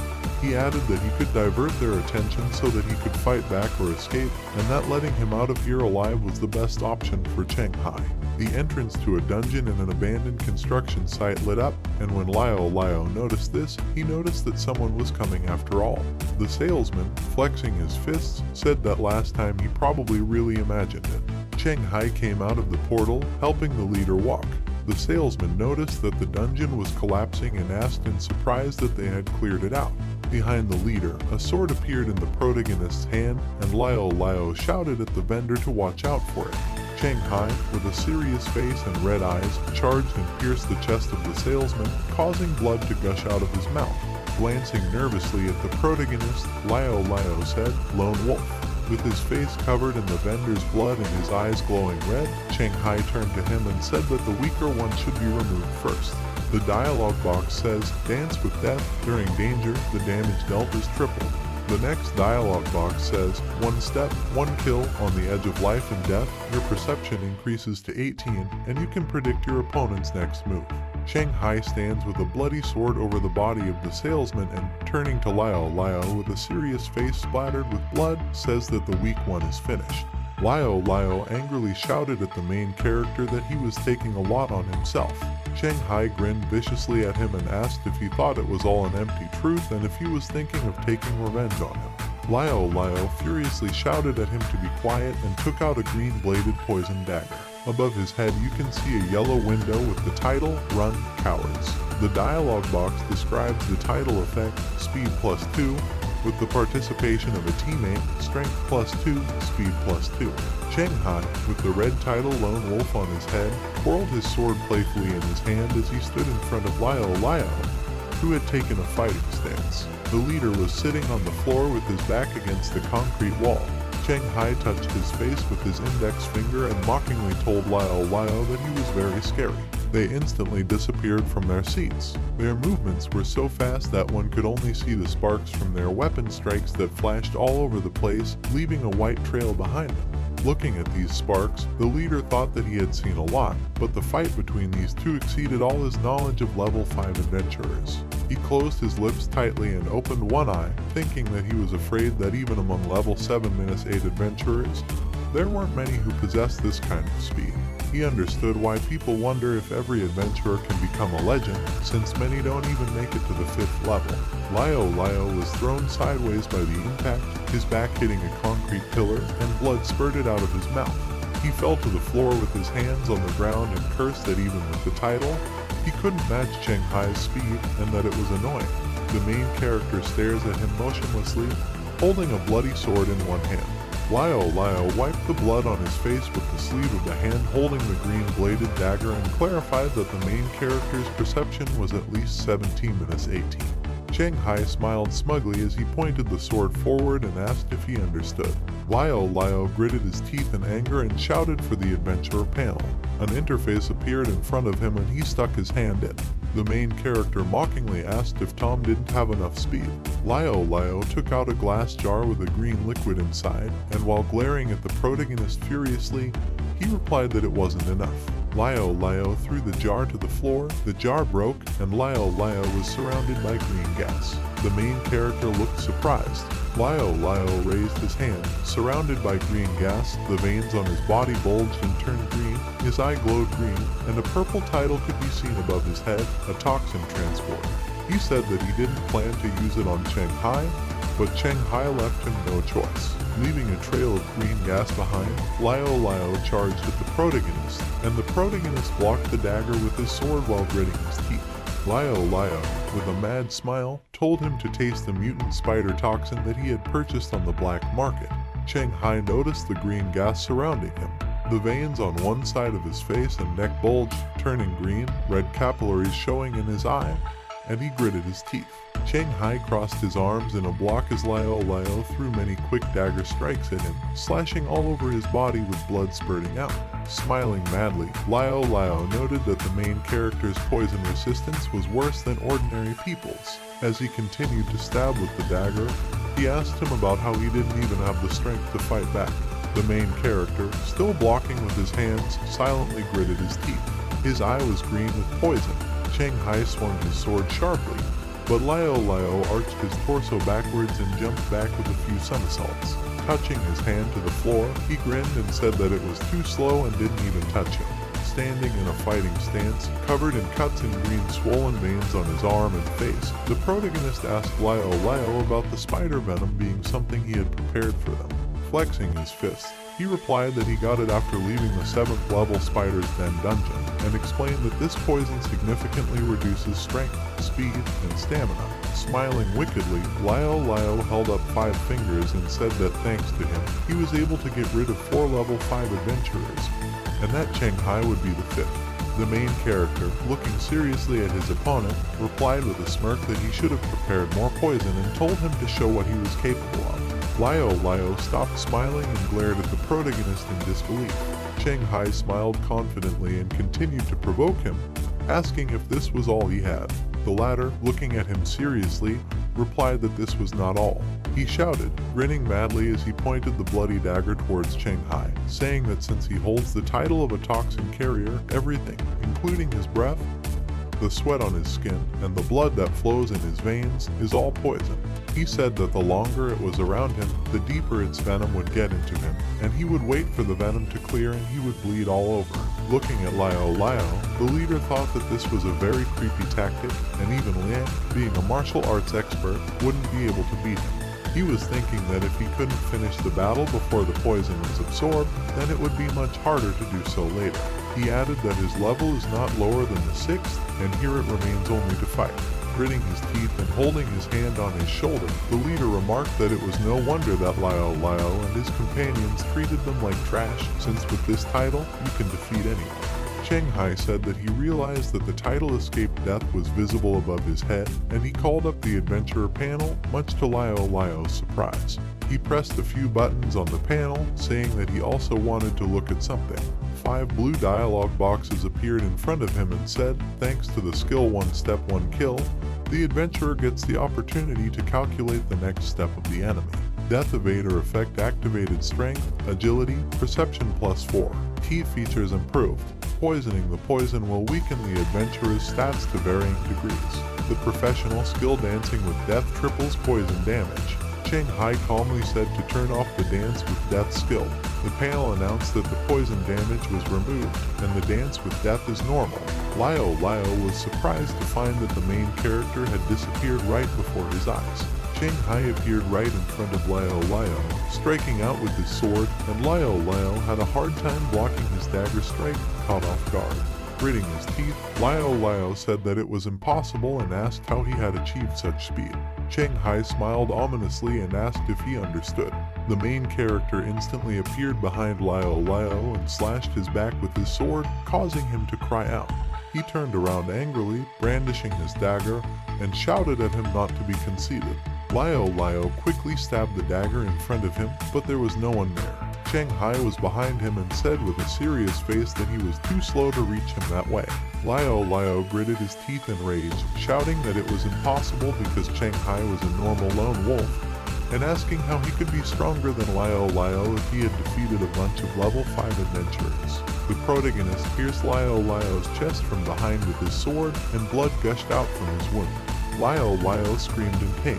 Cheng Hai put his face close to Liao's ear and told him that nothing was impossible, and that he, wrapped in comfort, would never see the scenery that one who walks on the edge between life and death sees. To the protagonist's surprise, Liao grabbed the sword blade protruding from his chest with his hand. He turned to face the main character and said with a serious face that often those who can swim will still drown, and he won't get very far if he doesn't change his strategy. He explained that only by hunting those weaker than him would he be able to accumulate strength to compete with level 10 adventurers. Liao concluded that his path was the right one. Cheng Hai told him with a serious face that it might work for ordinary people. But for those who had already been on the edge, death wasn't the only option. He forcefully took out the sword from Liao's chest, and blood gushed out profusely. Liao fell to the ground in a pool of his own blood. The leader thought in surprise that Cheng Hai had defeated such a strong man. He was surprised when the main character turned in his direction. Cheng Hai smiled slightly and put his index finger to his lips, telling him to be quiet. Yingxiao Hospital. The main character is lying in a hospital bed, looking at the phone. A blue title is visible above his head. Zhu Mao entered the room, telling him that he was a lucky guy. The main character sat up in bed, asking why he was here. Zhu Mao explained as he got closer to the protagonist that when he first entered the dungeon, he encountered monsters that were immune to physical attacks, and the exit was blocked by scavenger vultures. Cheng Hai replied with a smile that he received the title of Death Incarnate. Zhu Mao sat down on the next bunk, crossed his legs, and told him with a smile not to forget that there is misfortune next to luck. He asked the main character how often level 5 adventurers encounter opponents that surpass them in strength. Zhu Mao held up his index finger and advised him not to reveal his title to others, because leaking information is disastrous for an adventurer, and it's not just monsters that adventurers should be wary of in dungeons. Laughing innocuously, Cheng Hai scratched the back of his head and said that he would remember. Looking at the main character with a smile and a cold look, Zhu Mao reflects that although the owner of the Banshee dungeon was declared dead by other survivors, but he can hardly believe that a person with his fighting skills and level was able to go through all this alone. The smile faded from Zhu Mao's face as he watched the main character press a button on the adventurer panel and remove his title, looking up in surprise. Cheng Hai turned to him and asked if there was anything on his face. Zhu Mao, getting up from his bunk, said no, and explained that he just remembered that the coach was coming back at the end of the month. As he approached the door of the ward, he told him to remember to return to training when he recovered from his injuries, and that he would soon move on to the next stage. The main character agreed, and Zhu Mao left the ward. Cheng Hai glanced at the empty cot next to him. He remembers asking the leader, who is lying on a nearby coin, at night that he no longer plans to be an adventurous strategist. The leader, putting his hands behind his head, replied that this trip made him realize that he can't become a legendary adventurer, and in a good way, his limit is level 1-5. He said that he would prefer to save energy and resources by not trying to reach level 6-10 and retire. He opened one eye. The leader looked at the main character and said that he was not like that and he had potential due to his ruthlessness. Cheng Hai asked with a smile why he was saying that. The leader replied with a smile that although the Lone Wolf title gave him a lot of privileges, it was all limited to the 10th level of the dungeon, and as for the 11-15 levels, his strength would not be enough. He explained that if he wants to become a legend, he needs to create his own team before he reaches the 10th level, otherwise he will be stuck at level 11-15 or be banned and lose all his opportunities. Cheng Hai lies alone in a hospital room during the day, hands behind his head, and thinks about the team. Coffee house. A hooded girl is sitting at the same table as a man in glasses and a business suit who is pulling something out of his jacket. He put 2 photographs on the table and said that the vultures who had killed his son were dead and their killer was among the survivors. This man is a rich man from Fujian, Cao Hua Wang. He asked her who she thought was the benefactor who had helped avenge his son. She silently glanced at the photos and pointed at Cheng Hai's photo. Morgue, Yunxiao Hospital. Box number 26 is shrouded in blue energy. A blue portal appears on it with a dialogue box that says Dungeon 16, 28, 22. The next day, Cheng Hai, dressed in white hospital clothes, sits on a bench outside. Someone called his name and he turned questioningly. 2 guys in t-shirts with sinister smiles were standing in front of him. The guy with the dark hair told him that he was Cheng Hai, who was in the Banshee Forest. The blonde-haired guy was flexing his fists. The guy with dark hair is a level 5 adventurer from the Bad Fist Brothers company from Yunxiao. He smiled unpleasantly, said that they were very interested in the items he had received, and asked what he could offer them. Cheng Hai calmly crossed his arms and said that the items were not for sale.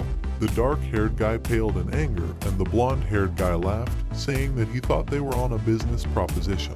Cheng Hai looked at them intently. A guy with dark hair sat down very close to the main character, putting his arm around his neck and, smiling maliciously, asked him to rephrase. He told him to give him what he found there.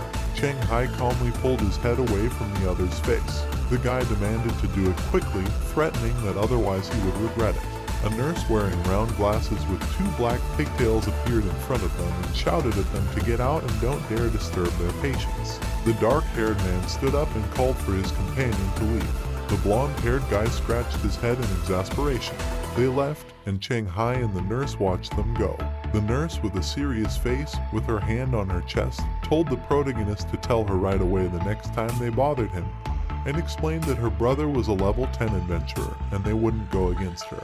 Cheng Hai smiled awkwardly and thanked her. She started shaking his hand and said that she should thank him. Cheng Hai stared back at her in disbelief.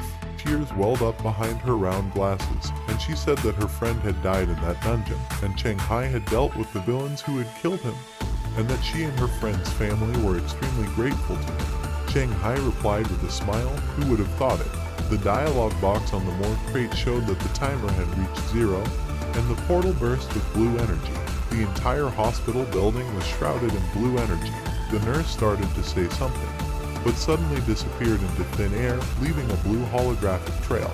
Cheng Hai opened his mouth in surprise. Jumping up from the bench, he found people disappearing around him and the ground shrouded in blue energy. He shouted that it was a phenomenon of capturing people after a dungeon rampage. He was surprised to find that it had also started to disappear, shrouded in blue squares. He disappeared and found himself sitting on the ground. He rubbed the back of his head, complaining that it hurt. Looking in front of him, he froze in surprise when he saw, along with the other people who were accidentally dragged into the dungeon, a landscape with a head of land covered with tombstones all the way to the horizon. The dialogue box says, Cemetery, Level 5, Current Applicants 20 out of 20, Exit Conditions, Kill 100 Skeleton Soldiers, Special Conditions, Survive for an hour. The crowd of people was surrounded by tombstones. The nurse, adjusting her glasses, shouted at them not to panic and explained that they were trapped in an entry-level dungeon. She asked them to open the adventurer panel and confirm the mission. She was hugging a frightened little boy, and people were looking at her with worried expressions. The guy with blue hair and shaved temples and the back of his head is the manager of the Yunxiao Adventurer Association, Judah. He held his cheek, clenching his teeth tightly, and thought about how he had come to treat a tooth and ended up in a dungeon. Cheng Hai tensely said expand the panel. A dialogue box appeared in front of him, and he noticed in shock that this was a level 5 dungeon and a lot of people might die. A branch of the Yongzhou Adventurers Association. The man asks in surprise that people were dragged into the dungeon at Yongzhou Hospital and 20 people just disappeared. This is Shang Lai, the hiring manager of the Yongzhou Adventurer Association, a level 9 adventurer. He is dressed in a business suit with a red tie and has short black hair. He asks in surprise, saying on the phone that Judah is also with them. A crowd of people surrounds the hospital building, covered with police tapes. Shang Lai enters the hospital grounds with a man and a woman in business suits. He asks a man in a brown suit with a paper in his hand what's going on. He replies that there are 17 civilians and 3 adventurers on the missing persons list. He said that they had found the entrance to the dungeon and said, but Shang Lai tensely asked him what he meant. People in the dungeon discuss what their missions are by looking at the adventurers' panels. They agreed that they all had the same mission to kill 10 skeletons and hold out for an hour. Bad Fist Brothers is also here. The guy with the blonde hair, addressing the guy with the dark hair, says that the difficulty of their mission is different from the others and notes that Cheng Hai was also drawn here. He replied that it was logical, explaining that the difficulty of the mission is based on the strength of the adventurer. He gave Cheng Hai a cold look and said that he needed to find him after they dealt with everything else, and that there were too many people here right now to just get close to him. The blonde-haired guy agreed. Cheng Hai raises his hand and shouts to the people around him to listen. Cheng Hai put his foot on a rock and while holding a sword stuck in the ground in his other hand, shouted about how this dungeon was extremely dangerous, and told the others to pick up the weapons they saw on the ground, break up into groups of 3-5 people, and try to complete their exit missions as soon as possible. A guy with a shaved head with a smile asked the main character who he was, that he was giving orders here. The beefy guy in the blue shirt grinned and said that he thought he was doing this to steal their resources, the treasures of the dungeon. Due to the influence of adventurers who have become media personalities, many people think that there are hidden treasures in the dungeons, with which you can get rich and live comfortably for the rest of your days. The main character shouted in shock that this dungeon was really extremely dangerous.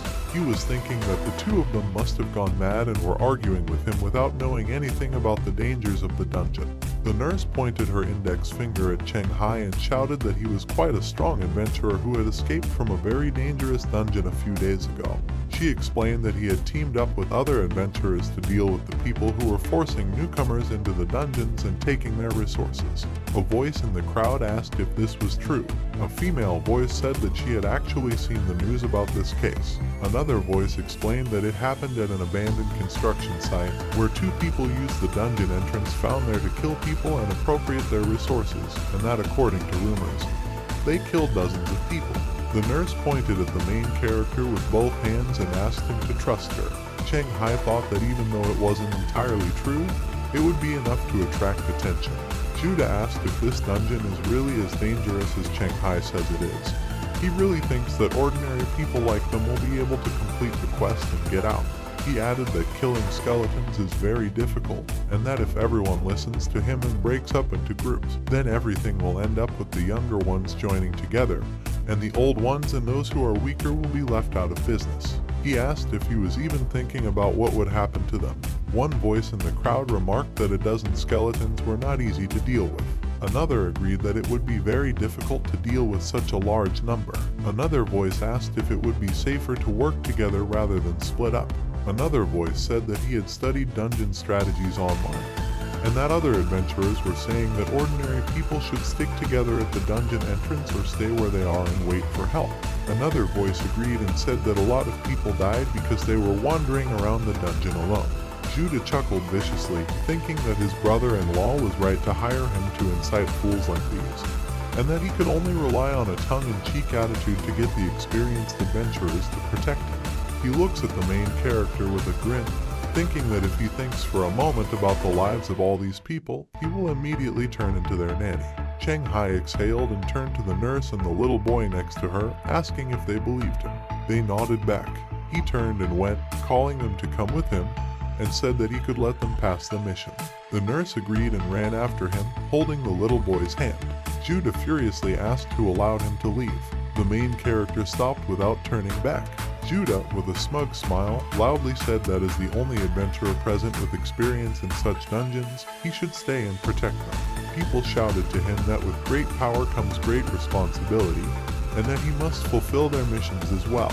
Chang Hai calmly replied that he wasn't officially an adventurer, so he didn't have any responsibility for their safety.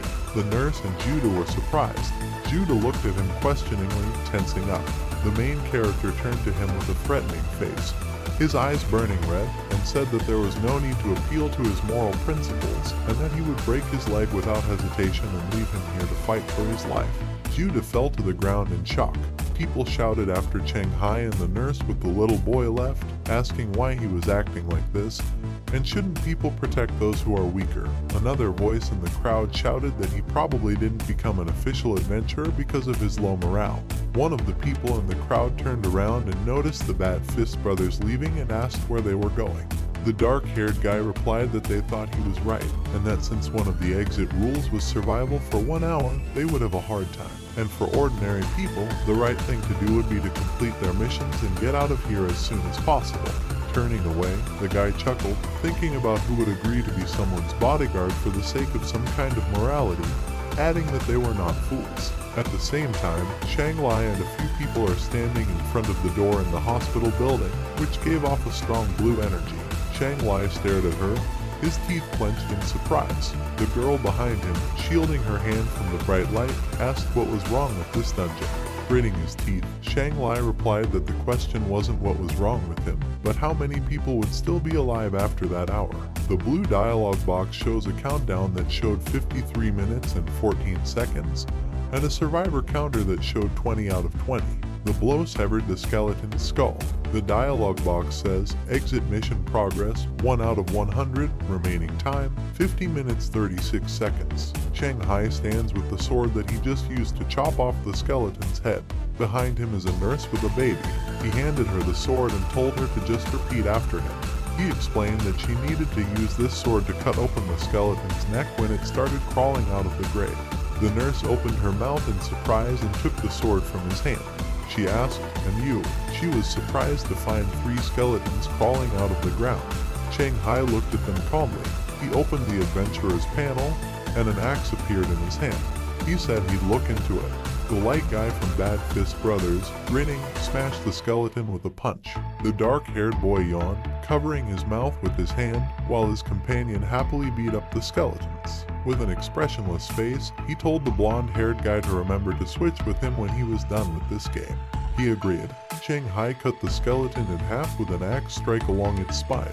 Around the main character, there were piles of skeletal bones on the ground. Chang Hai wiped the sweat from his forehead with his hand, and a purple dialogue box with the title Undead Slayer can be seen above his head. Title effect, Charisma -2, Damage +2. He thought about how the skeletons had stopped appearing, and it didn't seem like there were an infinite number of them in this cemetery. The good news is that the pressure on novice adventurers at this location is not so great. The bad news is that adventurers with experience have a much harder task. Chang Hai turned to the nurse and the boy, who were holding swords in their hands, and said that they had destroyed all the skeletons, and that they could move on. The nurse agreed. People are fighting with skeletons around Jiaoda, who was just standing there with a sword. Looking around tensely, he shouted for the wounded to retreat, while the others split up into pairs and take turns killing the skeletons crawling out of the ground. He added that they had only 40 minutes to hold out and they would be free. The crowd agreed. 10 minutes later, the ground of the cemetery is littered with the bones of fallen skeletons. A guy in a white t-shirt, holding a sword in his hand, stretches his arms and says that, fortunately, the job of an adventurer was not as difficult as he thought.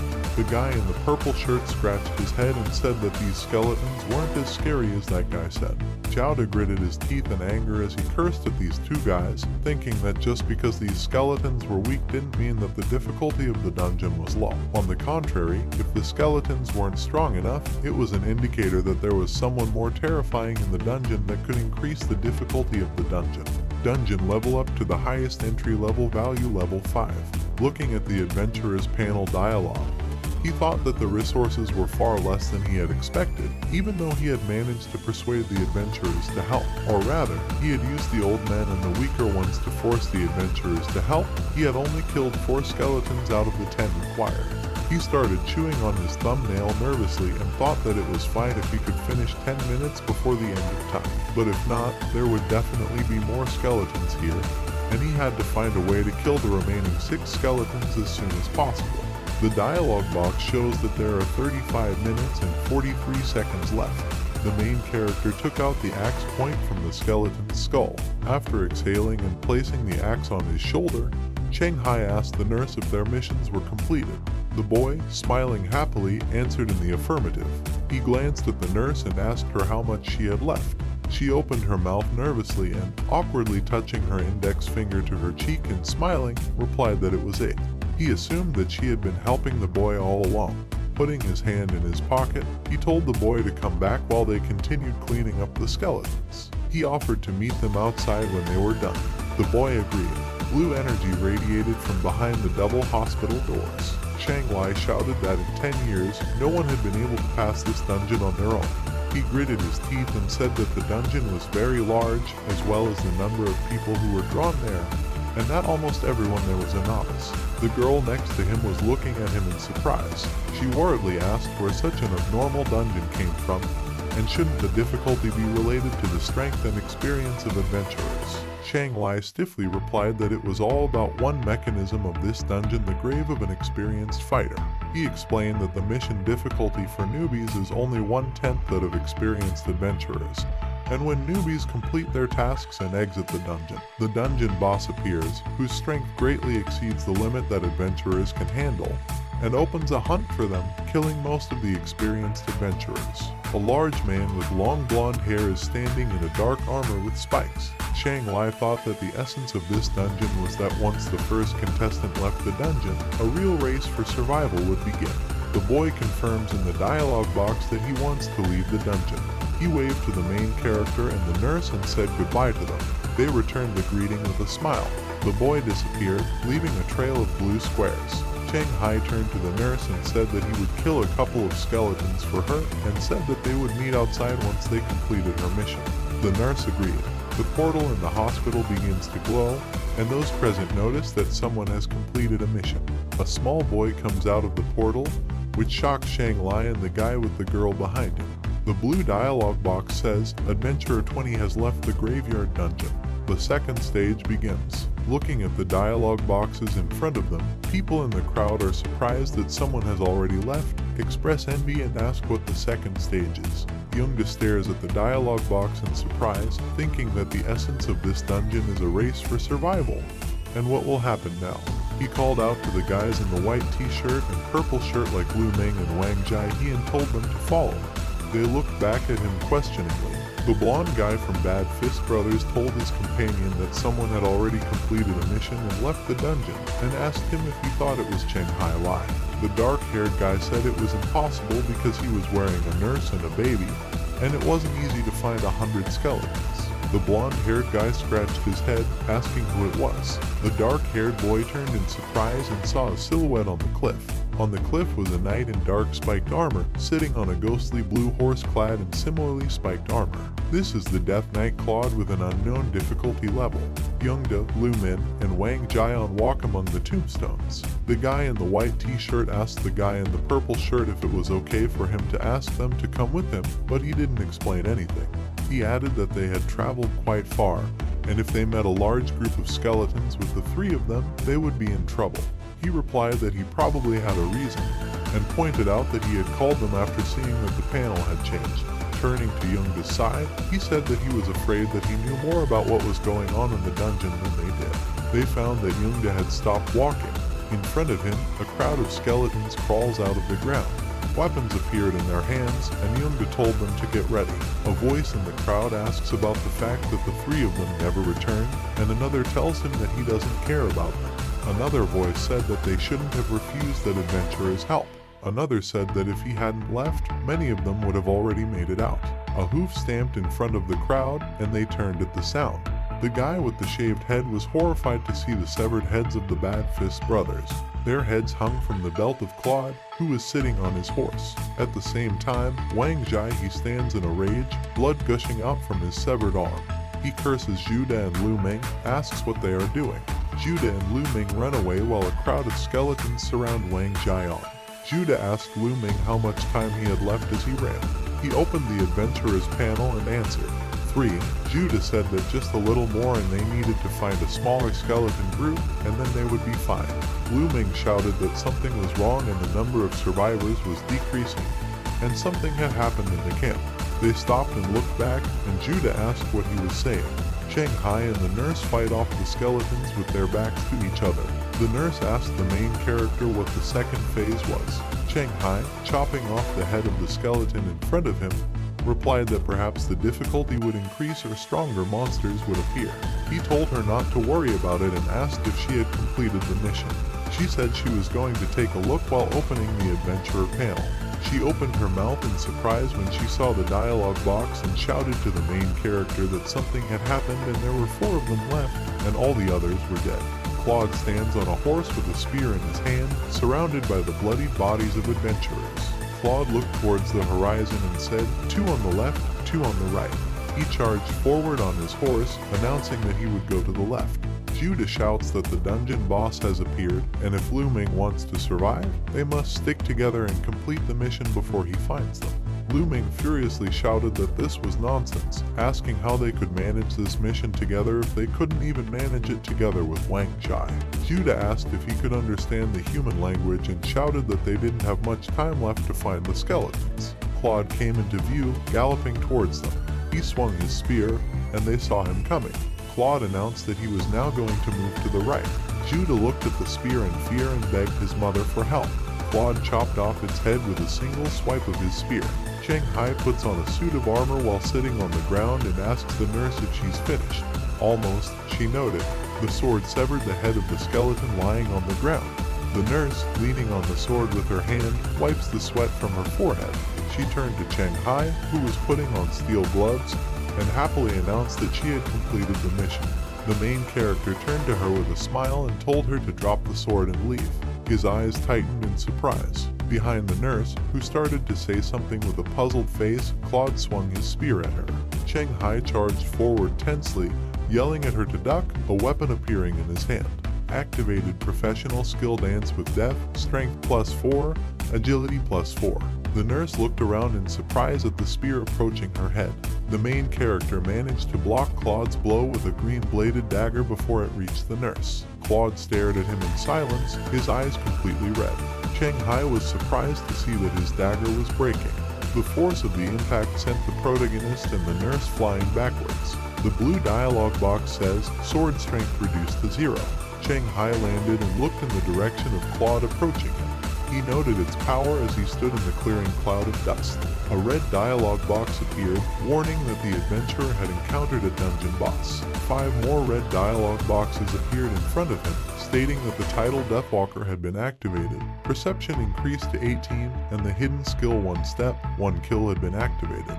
Title awakened after death, dexterity, strength, and perception +4. The adventurer will have a chance to strike before his powers are completely exhausted. The blue dialogue box says, "Good luck, adventurer." Gritting his teeth, Cheng Hai asked the nurse if she had heard him and told her to leave immediately. She shouted that she understood and that she would be waiting for him outside and he had to survive. The nurse disappeared, leaving a trail of blue squares. Cheng Hai took the sword stuck in the ground in his hand, standing in front of Claude. He took up a fighting stance, grabbing the sword with both hands, and said with a grin that it was finally just the 2 of them, and that he didn't think he would let it down so easily. Claude was looking at him with an unwaveringly serious gaze. The dialogue box says, "Challenge level 5.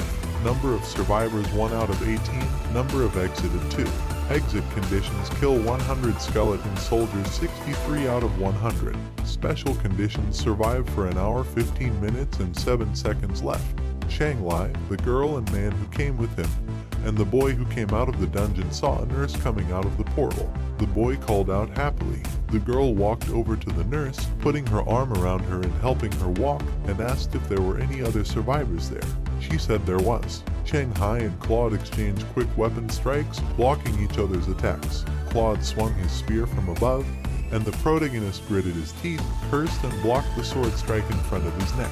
Holding his sword with one hand on the hilt and the other on the blade, he gritted his teeth and thought that he couldn't go on like this, because he was no match for Claude in strength and speed, and even if he could predict Claude's next move, at this rate, he would soon collapse from exhaustion. Chang Hai watched in disbelief as Claude moved his weapon away from his sword. Claude swung his spear again, and the protagonist gritted his teeth as he realized that the matter was bad, and he could neither dodge his attack nor block it. Claude's spear struck the protagonist's side, and he was sent flying back by the force of the impact. Claude chuckled viciously. He told the main character, who was sitting on the ground, leaning on his sword, that with such a difference in strength, he was only able to hold on for so long thanks to his tricks, and it was amazing. Chang Hai looked up at him, blood coming out of his nose and mouth. He noticed that the man was talking to him, and decided that this wasn't the time to think about it. The protagonist gritted his teeth, thinking that he needed to think about what he should do. He looked towards Claude, who was approaching at a slow pace, and thought about how he definitely wouldn't let him live. The clock with the pause button showed 5, 3.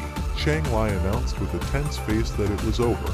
He said to summarize the situation for his colleagues in Jiangsu and report that only 2 of the 17 civilians had survived, and there were no survivors among the 3 adventurers. The boy was holding onto the nurse, who was standing there with a worried expression on her face. She called out to him, asking if it was too early to draw such conclusions, adding that it had only been 5 minutes. The boy agreed with her. Chang Lai stopped them with a hand gesture and said that he understood their feelings, but asked them to remove their rose-colored glasses. He glanced at the dungeon entrance and said that he wasn't sure if a level 9 adventurer would be able to defeat the boss that was in that dungeon, much less alone. He explained that even if he was the best level 5 adventurer, he wouldn't be able to last that long, and that it had been 5 minutes since they got out and he still hadn't shown up. He asked them if they understood what it meant. They imagined Claude piercing the protagonist's body through with his spear. The nurse fell to her knees in shock. She held her head and said it was their fault, because if they hadn't slowed him down, he would have gotten out of there alive long ago. The boy looked at her with concern. Chang Lai looked at them with dislike, thinking that it was their fault, because if Chang Hai didn't help them, Judo would most likely have left this dungeon forever. He gritted his teeth in anger and clicked his tongue.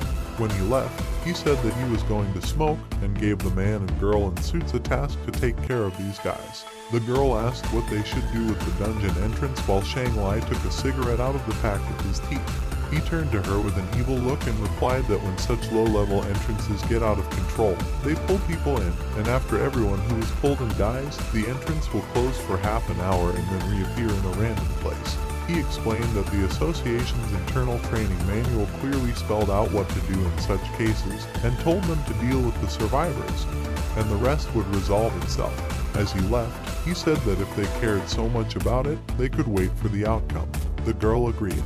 Claude is holding his spear, which has Chang Hai hanging from it, pierced through the chest. The main character has a broken sword in his hand, and blood is coming out of the wound. Chuckling, Claude tells him that he's good. Chang Hai said nothing. Claude swung his spear to throw it to the side, and it fell to the ground.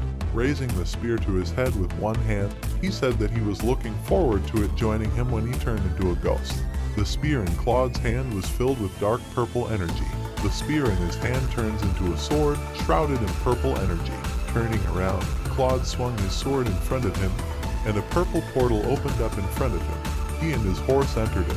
Lying motionless on the ground, Chang Hai noted that his plan had worked, and thought about how his body was valuable to Claude, and how he needed to use the gift of death before he returned. The protagonist's eyes begin to close. The blue dialogue box says, "Hint advice to the host to use the gift the dead can't kill him." The following dialogue box reported that death immunity was activated. The wound on Chang Hai's chest closed up. He is lying on the ground, wrapped in a brilliant pink energy. A dungeon of unknown level, the kingdom of the Lord of Bones. A purple portal appears among the trees and dead trees, and Claude comes out with his horse. He tensed as he saw a dark purple blob of energy flying across the sky towards him. A blue-skinned man in black robes landed in front of him. A guy with white hair, pointy ears with cross-shaped earrings and stitches on his mouth scratched his head and asked Claude why he was here if he was sent to the cemetery. This legendary creature is a harbinger of the night, challenge level 16.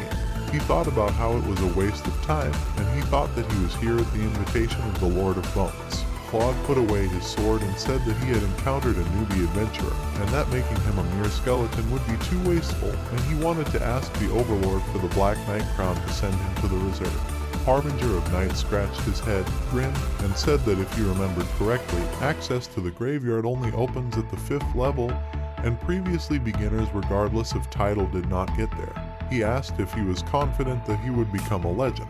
Cheng Hai propped himself up with a hand on his chest and said that it really was too risky, and if Claude hadn't left on his own initiative, even with the extra life, he wouldn't have had a chance. He paid attention to the dialogue boxes and noticed that it says that a special condition is met, and asked why there is no exit window from the dungeon. Frowning, he realized that without completing the skeleton quest, he wouldn't be able to get out. Taking out his sword, the protagonist said to hurry up before Claude realized that he was still alive. Half an hour later, the nurse and the boy look at the entrance to the dungeon, and she shouts that the entrance is not closed, which means that Cheng Hai is still fighting, and he is still alive. The girl in the suit shouted that she would call the boss. Shang Lai is sitting on the stairs and smoking a cigarette. He thinks with a tense face that she died in the dungeon, and her sister will definitely blame the survivors for everything. A girl in a suit called out to him from the stairs above, and he looked at her questioningly. He asked me what the panic was about. The girl shouted that the entrance to the dungeon still hadn't closed, even though the time was long out. Shang Lai opened his mouth in surprise. Cheng Hai stands surrounded by the bones of fallen skeletons. Breathing heavily, he opens the adventurer panel. The dialogue box says, Hint, Relationship Resolution. Friendly reminder, some issues need to be resolved separately. The main character says that he wants to try and clicks on the confirmation button. The dialogue box indicates that the calculation is underway. The yellow dialogue box appears in front of it, which says, Payment completed. Only you at level 4 managed to survive in the hands of a legendary spirit. Even though your gift has played a decisive role in this, it does not detract from your merits in any way. You are on your way to becoming a legend. Received a new title, Wonder Survivor. Received a new title, Battle with Legend. Received a new title, Opportunist. New title gain, Overdose. Undead.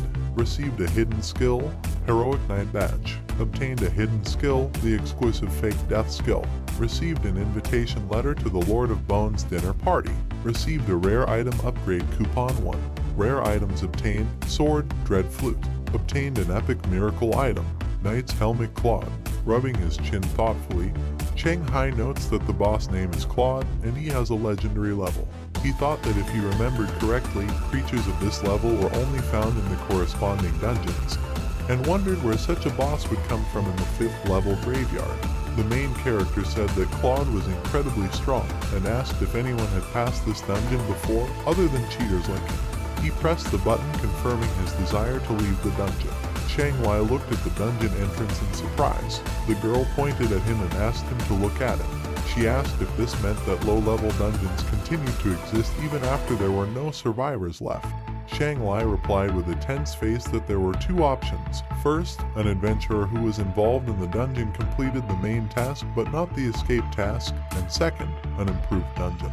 The nurse, hands clasped in front of her, shouted that this was probably the first option. The boy supported her and shouted that this was the first option. Shang Lai replied that it was impossible, because the graveyard had long been defined by the World Adventurer Association as practically impossible to pass, and that he believed that something inside the dungeon itself had somehow affected it, so its characteristics had changed. The nurse and the boy were angry.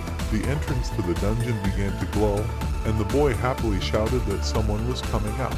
Cheng Hai walked out of the portal with a questioning expression on his face. The nurse happily shouted that it was indeed Cheng Hai. There are tears of joy in her eyes. Cheng Hai scratched his head and calmly noted that they were still here. Shang Lai clenched his teeth in rage, thinking about what kind of tricks this was. A nurse with a worried face told the protagonist that they were worried to death about him, and if he didn't manage to get out of the dungeon because of her, she would feel guilty for the rest of her life. Cheng Hai scratched his head and replied that it wasn't that bad.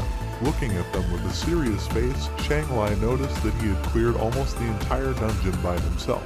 Castle of the Lord of Bones. In a wide room, a dark silhouette sits on a throne that stands on a raised platform. Claude is standing in front of him, propped up on one knee. The Lord of Bones noted that it was the first time Claude had decided to meet him since he sent him to the graveyard.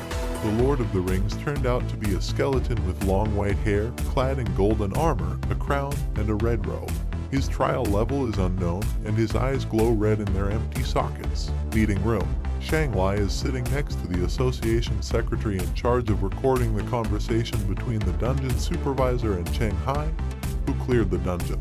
Folding his hands in front of him, Shang Lai asks with a smile if Cheng Hai knows that he was the first adventurer in the world to clear this dungeon. Cheng Hai, who was wearing his usual black t-shirt and glasses, pointed at himself with an awkward smile and asked if he was the person in question. Flipping through the papers, Shang Lai replies that everything is correct, and although the level of the dungeon is not very high, this location is very well known in the circle of adventurers. He said that Cheng Hai's achievement surely attracted big finances and an influx of people. Grinning, he added that the government would be interested. Smiling awkwardly and rubbing his cheek with his index finger, Cheng Hai clarified that he should apply now. After slamming a stack of papers on the table, Shang Lai replied in the affirmative and said that Cheng Hai's performance in the cemetery and Banshee Forest proved that he definitely had potential, and there were no more than 10 such talented newcomers in Fujian province. Shang Lai grinned ominously and said that he, as the person in charge, couldn't let him go. Cheng Hai's face twisted nervously. The boy and the nurse are waiting in the hallway. The boy asks, sitting on the floor, why Cheng Hai hasn't come out yet, and suggested that they want to deprive him of the reward for completing the dungeon. The nurse looked surprised, jumping to his feet, but asking why then, Shang Lai asked Cheng Hai to talk to him alone. The nurse rubbed her chin, looking up, and said it was unlikely. Shang Lai furiously replied that he wasn't that kind of person, and the boy turned around in surprise. Shang Lai put his hand on his belt and raised an eyebrow as he said that he didn't need any loot from the level 5 dungeon. Behind him, Cheng Hai smiled awkwardly as he scratched the back of his head. Folding his arms and covering one eye, the boy replied that even if Shang Lai didn't need him, it didn't mean that his relatives didn't need him. Shang Lai gritted his teeth in anger. Cheng Hai ruffled the boy's hair and smilingly told him not to talk nonsense and explained that they were delayed because they were discussing him joining the Adventurers Association. The boy frowned and asked him if he really wanted to work for the state. Cheng Hai smiled awkwardly and rubbed his cheek with his index finger, suggesting that he had a problem with it. The boy replied that he just thought that a strong man like Cheng Hai could provide for himself, and there was no need for him to obey the rules of the association like Wang Zai Jian. Shang Lai asked who Wang Zai Jian was. The boy replied irritably that it was the hero of an immortal adventurer, and asked how the latter, being an adventurer, could not know about it. Shang Lai furiously asked what the connection was between who he was in this book. The protagonist awkwardly considered whether he should tell them that he was the author of this book.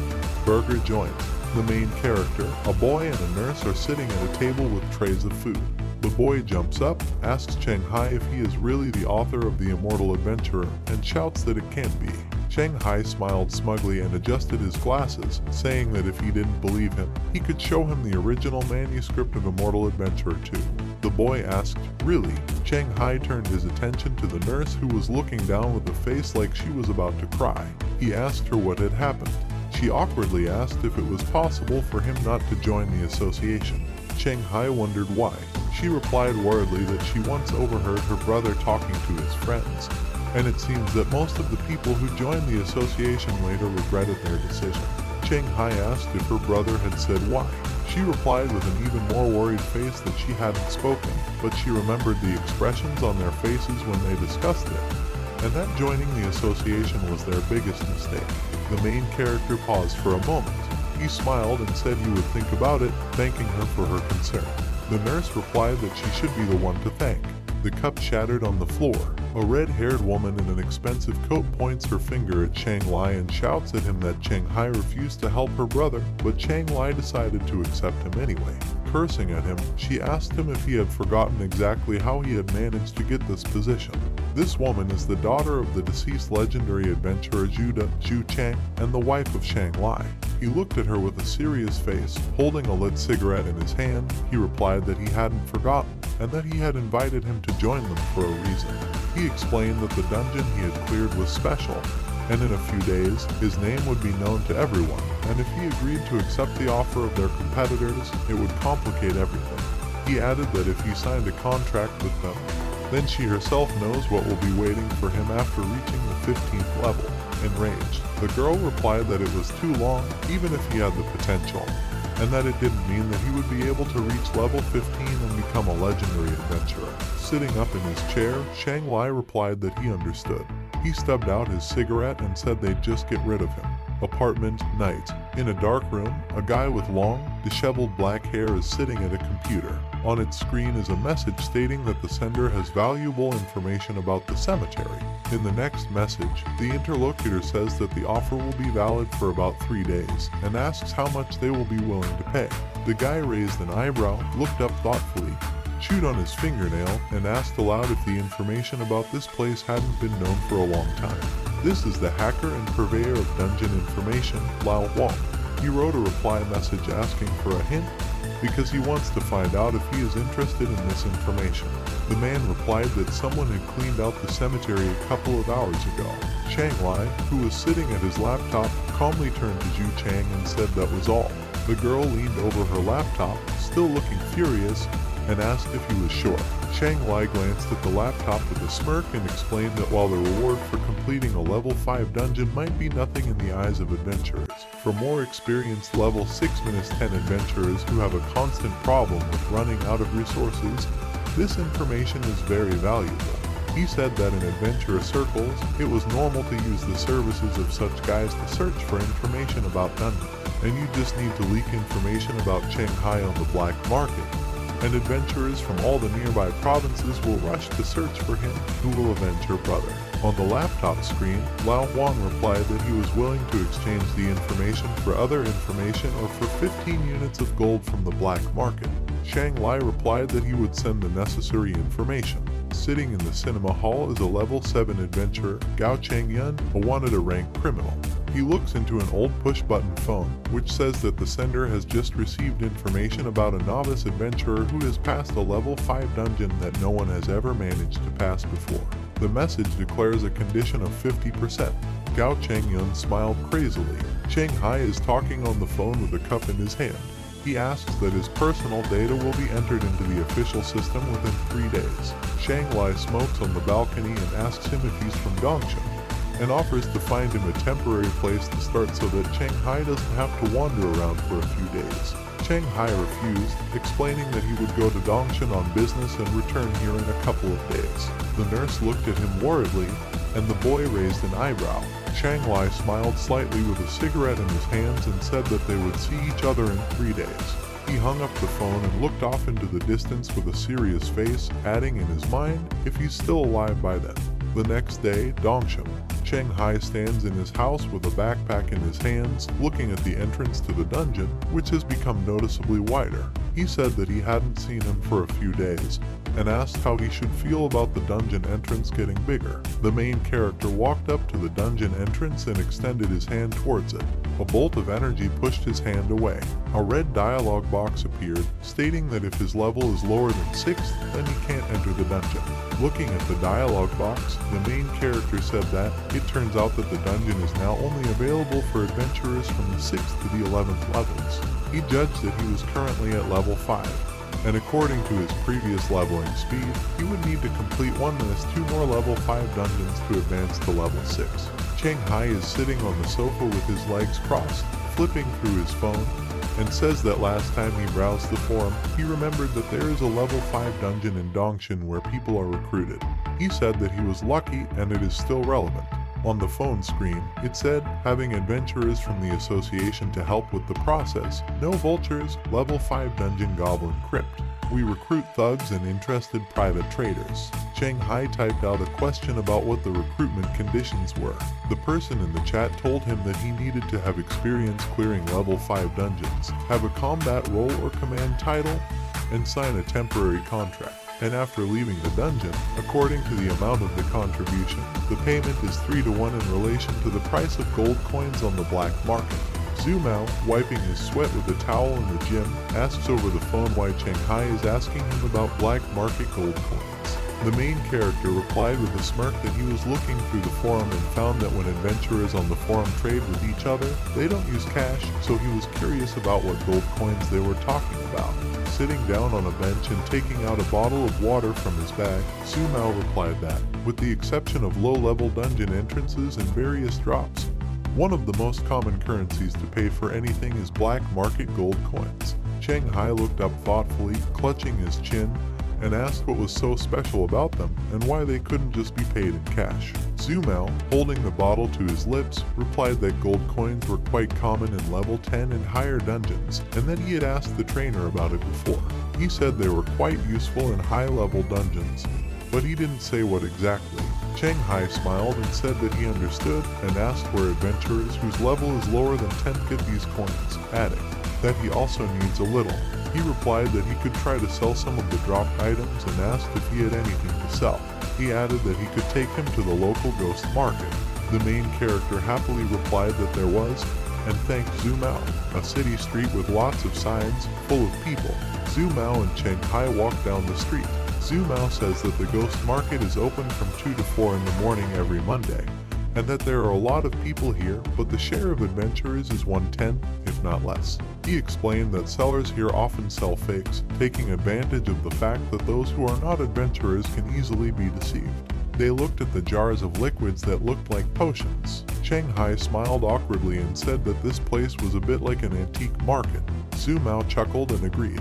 As he left, Zumao raised his hand in a parting gesture and told the protagonist not to rush to sell everything at once, but to walk around and ask prices first and then make deals. He explained that he had some business to attend to, so he wasn't going with him. Cheng Hai agreed. He scratched the back of his head as he watched him go. With a slight smile, he said that he thought he wasn't a bad guy. Then, he decided that he needed to hurry up. He glanced at the man with earrings who was selling the loot from the cobbled mine, bones for 2 yuan, skulls for 5 yuan, and bone fragments for 1 yuan. Looking in the other direction, he saw a display of swords that read, "Top quality products, only today prices are reduced." A plump man was loudly announcing his wares, arms spread wide. Looking in the other direction again, he saw someone selling stones. Then he noticed a man in a cap sitting on a newspaper with a purchase sign in front of him. The man was wearing a gray jacket, gray pants and a blue cap, and had a beard on his face. His head was tilted down, making it impossible to see his face. On the paper in front of him was written, "Buy. Preference is given to items from low-level dungeons with female subjects that can attract their attention and cause damage to them." Cheng Hai, reading the inscription, thought that according to the description, he intended to go to the Banshee Forest. The man asked if he had what he needed. Cheng Hai thought about the fact that he had a Banshee summoning harmonica and a special sword that was oiled. The main character folded his arms, replied that there was, and asked what price he was willing to pay. The man smiled broadly, raised his head to look at Cheng Hai, reached out to adjust the visor of his cap, and asked for a look, and then he would tell him the price. Cheng Hai turned around and indifferently said that he would go home to get the goods and come back in half an hour, and told him to wait for him here. The man replied that he should hurry up, because if he received other offers during this time, he would accept them. The main character replied that he understood. Cheng Hai gave the man a harmonica and a sword. I look at the harmonica, and the man says it really can attract a banshee, and he's willing to give me 6 gold coins for it. The main character smiled happily. The man stared thoughtfully at the sword. Cheng Hai held up his index finger and smiled, explaining that this sword has a sacred attribute that gives +2 damage to evil creatures, and it is effective against the Banshee's immunity to physical damage. The man said it was interesting. He offered to give him 8 gold coins for the sword and showed him the phone screen. The man told him to add him as a friend so that in the future it would be easier to conduct transactions. Smiling broadly and looking at his phone, Cheng Hai agreed. The payment confirmation came on the screen, and Cheng Hai left, looking at the bag of coins with a smile. The man waved after him, wishing him luck with a smile. The man continues to stare after him and then smiles ominously. This man was a level 7 adventurer, Gao Chengyun, a wanted-a-rank criminal. He said he forgot to take precautions and the cemetery was cleared. Park, day. His wristwatch says 10 hours and 57 minutes. And the guy asks that it's been more than an hour, and the guy called still not home. Deciding that he wouldn't wait for him, The guy wearing a blue sweatshirt clapped his hands and greeted the audience, introducing himself as Xiao Zai, the owner of the 5th level Dungeon Goblin Crypt. Pointed to the left and said that on his left was Miss Lin, an adventurer from the association, and explained that she was mentioned on the official website, so they shouldn't worry about vultures. Lin was standing with her hand raised at face level, dressed in a business suit. She has black hair pulled back in a thin, long ponytail. A man in a black t-shirt, vest, and white forehead patch asked if she had been dipped in ink. Xiao Zai pointed at the 3 men and said that it wasn't their first time joining him, and they were veterans with strong personalities. Behind the man in the blindfold was a man in a white sweater and a plump man in a blue jacket. A plump man with graying hair and a well-groomed mustache, dressed in a gray suit with a red tie, waved with a big smile and greeted the audience. He introduced himself as Wang, the operator of Dongshan Real Estate. Xiao Zai pointed at him and said that he was the sponsor of their operation, and that he was just an ordinary person. Then he pointed at Cheng Hai, who was smiling awkwardly and raising his hand in greeting, and a girl in a pink sweatshirt that covered the lower part of her face with a collar, with black straight hair, who was looking at her phone without paying attention to what was happening around her. He introduced them as new friends, a writer from Dongshan, and today I'm also lazy. Xiao Zai explained that their level is higher than the 3rd, and they are highly qualified. Still smiling, Cheng Hai strained his eyes in exasperation, thinking about why dungeon owners like to meet in the park so much and how it drives him crazy. Xiao Zai ran to the car and called for them to follow him with his hand, saying that since they had all familiarized themselves, they should follow him to the entrance of the Goblin Crypt dungeon. They followed him, and he said that the road was not close and offered to get water and something to eat. Gao Changyang, who turned out to be the person with the nickname Four Seas to Home, was looking out from behind a tree with a crazy smile, saying that he knew that Cheng Hai only sold items, but did not buy anything else, and decided to use them to buy a ticket to a low-level dungeon. The car is coming down the road. Adventurers are walking through the forest. Wang asked Xiao Zai, wiping away the sweat on his face, how far they still had to go. Xiao Zai smiled, scratching his head, and replied that it wouldn't be long, and the entrance was right ahead. The blindfolded man asked Xiao Zai how he found this entrance, noting that it was quite far away. Xiao Zai replied that it wasn't found by him, but by a local fool who sold it to him. The man asked if there were any fools these days who would trade the entrance to a dungeon for money instead of clearing it out. Lin glanced at the man in the blindfold. Behind them are Cheng Hai and the girl in the pink sweatshirt who was looking at the main character. Xiao Zai explained that since the crypt is really quite a difficult location for beginners, and the guy who discovered the entrance was the only survivor of those who tried to clear it, and since there are adventurers, it's much easier to just sell this entrance instead of using it yourself with no experience. He said that part of the money from the deal was given to the families of his fallen comrades, and suggested that this was reasonable.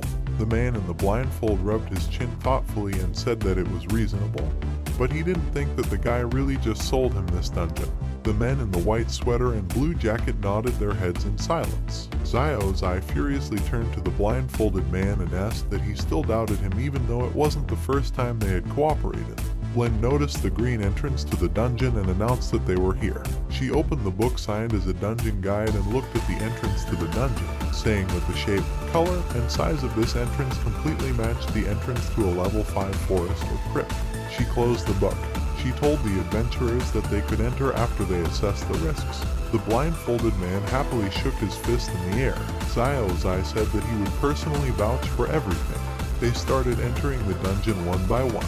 Xiao Zai stopped Cheng Hai and the girl in the pink sweatshirt by blocking their path with his hand. Turning his head to them, he said that he had double-checked it and everything should be fine. He said that their father would protect Mr. Wang and asked if they had any objections, adding that the cheapness of the tickets for the two of them was due to him. Vaughn scratched the back of his head, smiling awkwardly as he patted his stomach, and said that he would share the meat with them. Cheng Hai and the girl were silent for a moment. The girl asked what about the exit. She said that the main task is the same for everyone, but her mission is to escape. Xiao Zai raised an eyebrow and smirked, saying that they would prioritize completing her mission and then deal with the rest. She said that then she would have no objections to entering the dungeon, and the reward from the main mission would be enough for her. The main character said that he has too.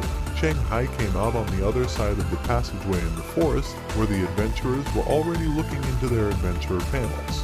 The man with the blindfold asked the men in the jacket and sweater what their mission was, to which they replied that their mission was to kill 2 goblins. The man in the blindfold replied that it seems that everyone has the same type of task, the only difference is in the number. Xiao Zai explained to Wang as he pointed at the adventurers panel that the missions in this dungeon are given out based on the level, and in short, the main mission is to find the goblin crypt.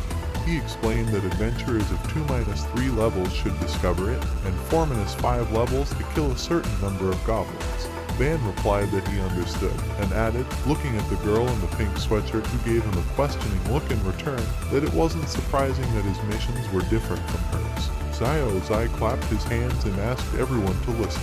He smilingly told them that since the newbies would be protecting Mr. Wang when they encountered the goblins, let them complete their missions first. Lin and the men from the blindfolded man's company agreed, and Xiao Zai announced that they could move out. Shanghai stared at the adventurers panel in surprise. The dialogue box says, "Challenge fight goblin warriors. Exit conditions, participate in killing goblin warriors." 2 hours later, the goblin's foot crushes the stone, purple blood spurting from its mouth. A man in a blindfold pressing a goblin into a rock asked the protagonist if he wanted to. Shanghai smiled awkwardly and declined. A man in a white sweater was sitting on a goblin, and a man in a jacket was smoking standing up. Vaughn, wiping his sweat with a handkerchief, asked if these were the level 5 dungeon monsters, saying that they didn't seem all that strong.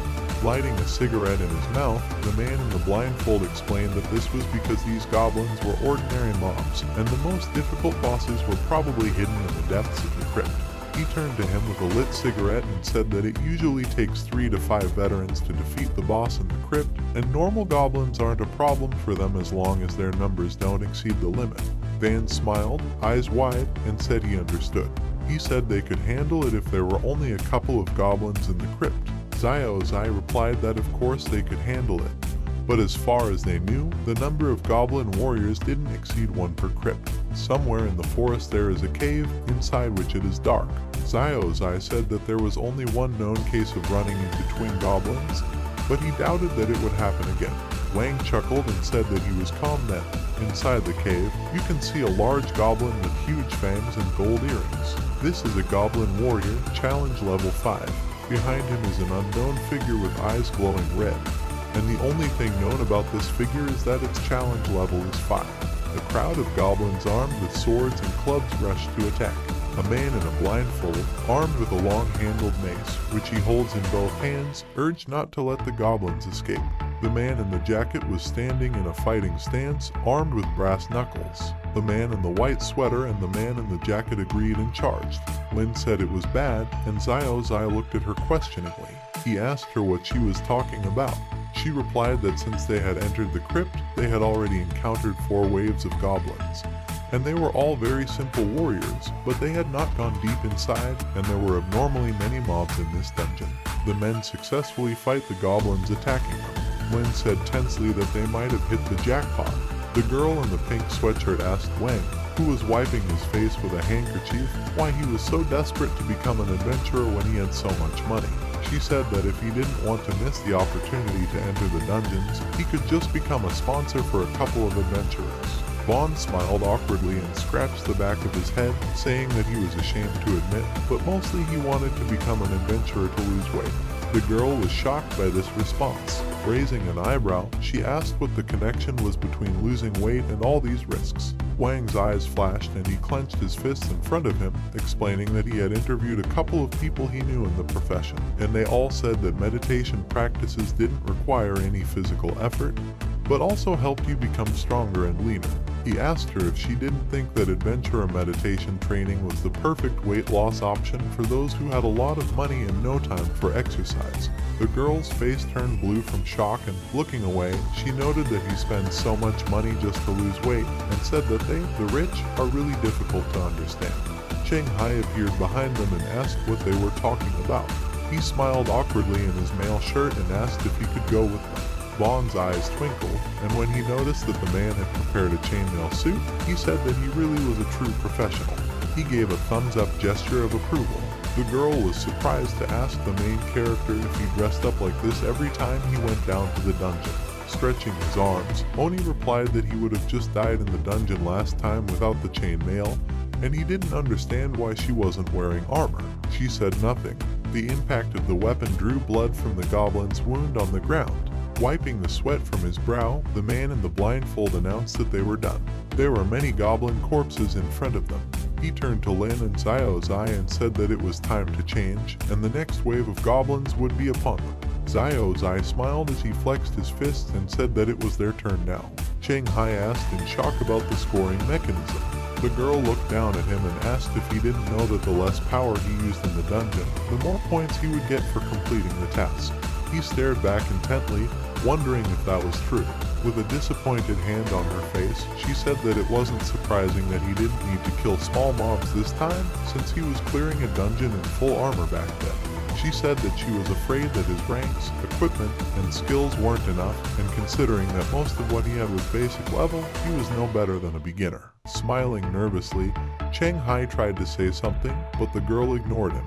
Turning to him, she said that it was sad and that she knew it wasn't worth expecting much, but she didn't expect it to be so bad. She concluded that they had not one, but two newcomers in need of protection. The man in the blindfold interrupted their conversation and said they would chat later. He beckoned to them with a wave of his hand and told them that the goblin squad that had blocked their path had been destroyed and they could move on. The main character was happy and went ahead. 10 minutes later, they were in front of 3 tunnels. Xiaozai asked why there were 3 forks here, and shouldn't there be 2 and a 5th level bridge. Lin said that it seems that her previous fears were correct and they encountered a bug. She explained that this information about dungeons is not yet publicly available, and on average, in 1 out of 50 low-level dungeons, there is a moment when the actual difficulty exceeds or greatly exceeds the stated one. She explained that this is a bug. She said that there are 3 possible bugs. The first one is to increase the number of mobs. The second is to increase the number of bosses. The third is to increase the boss's strength. She held up 3 fingers and said that what they were facing was more like the first option.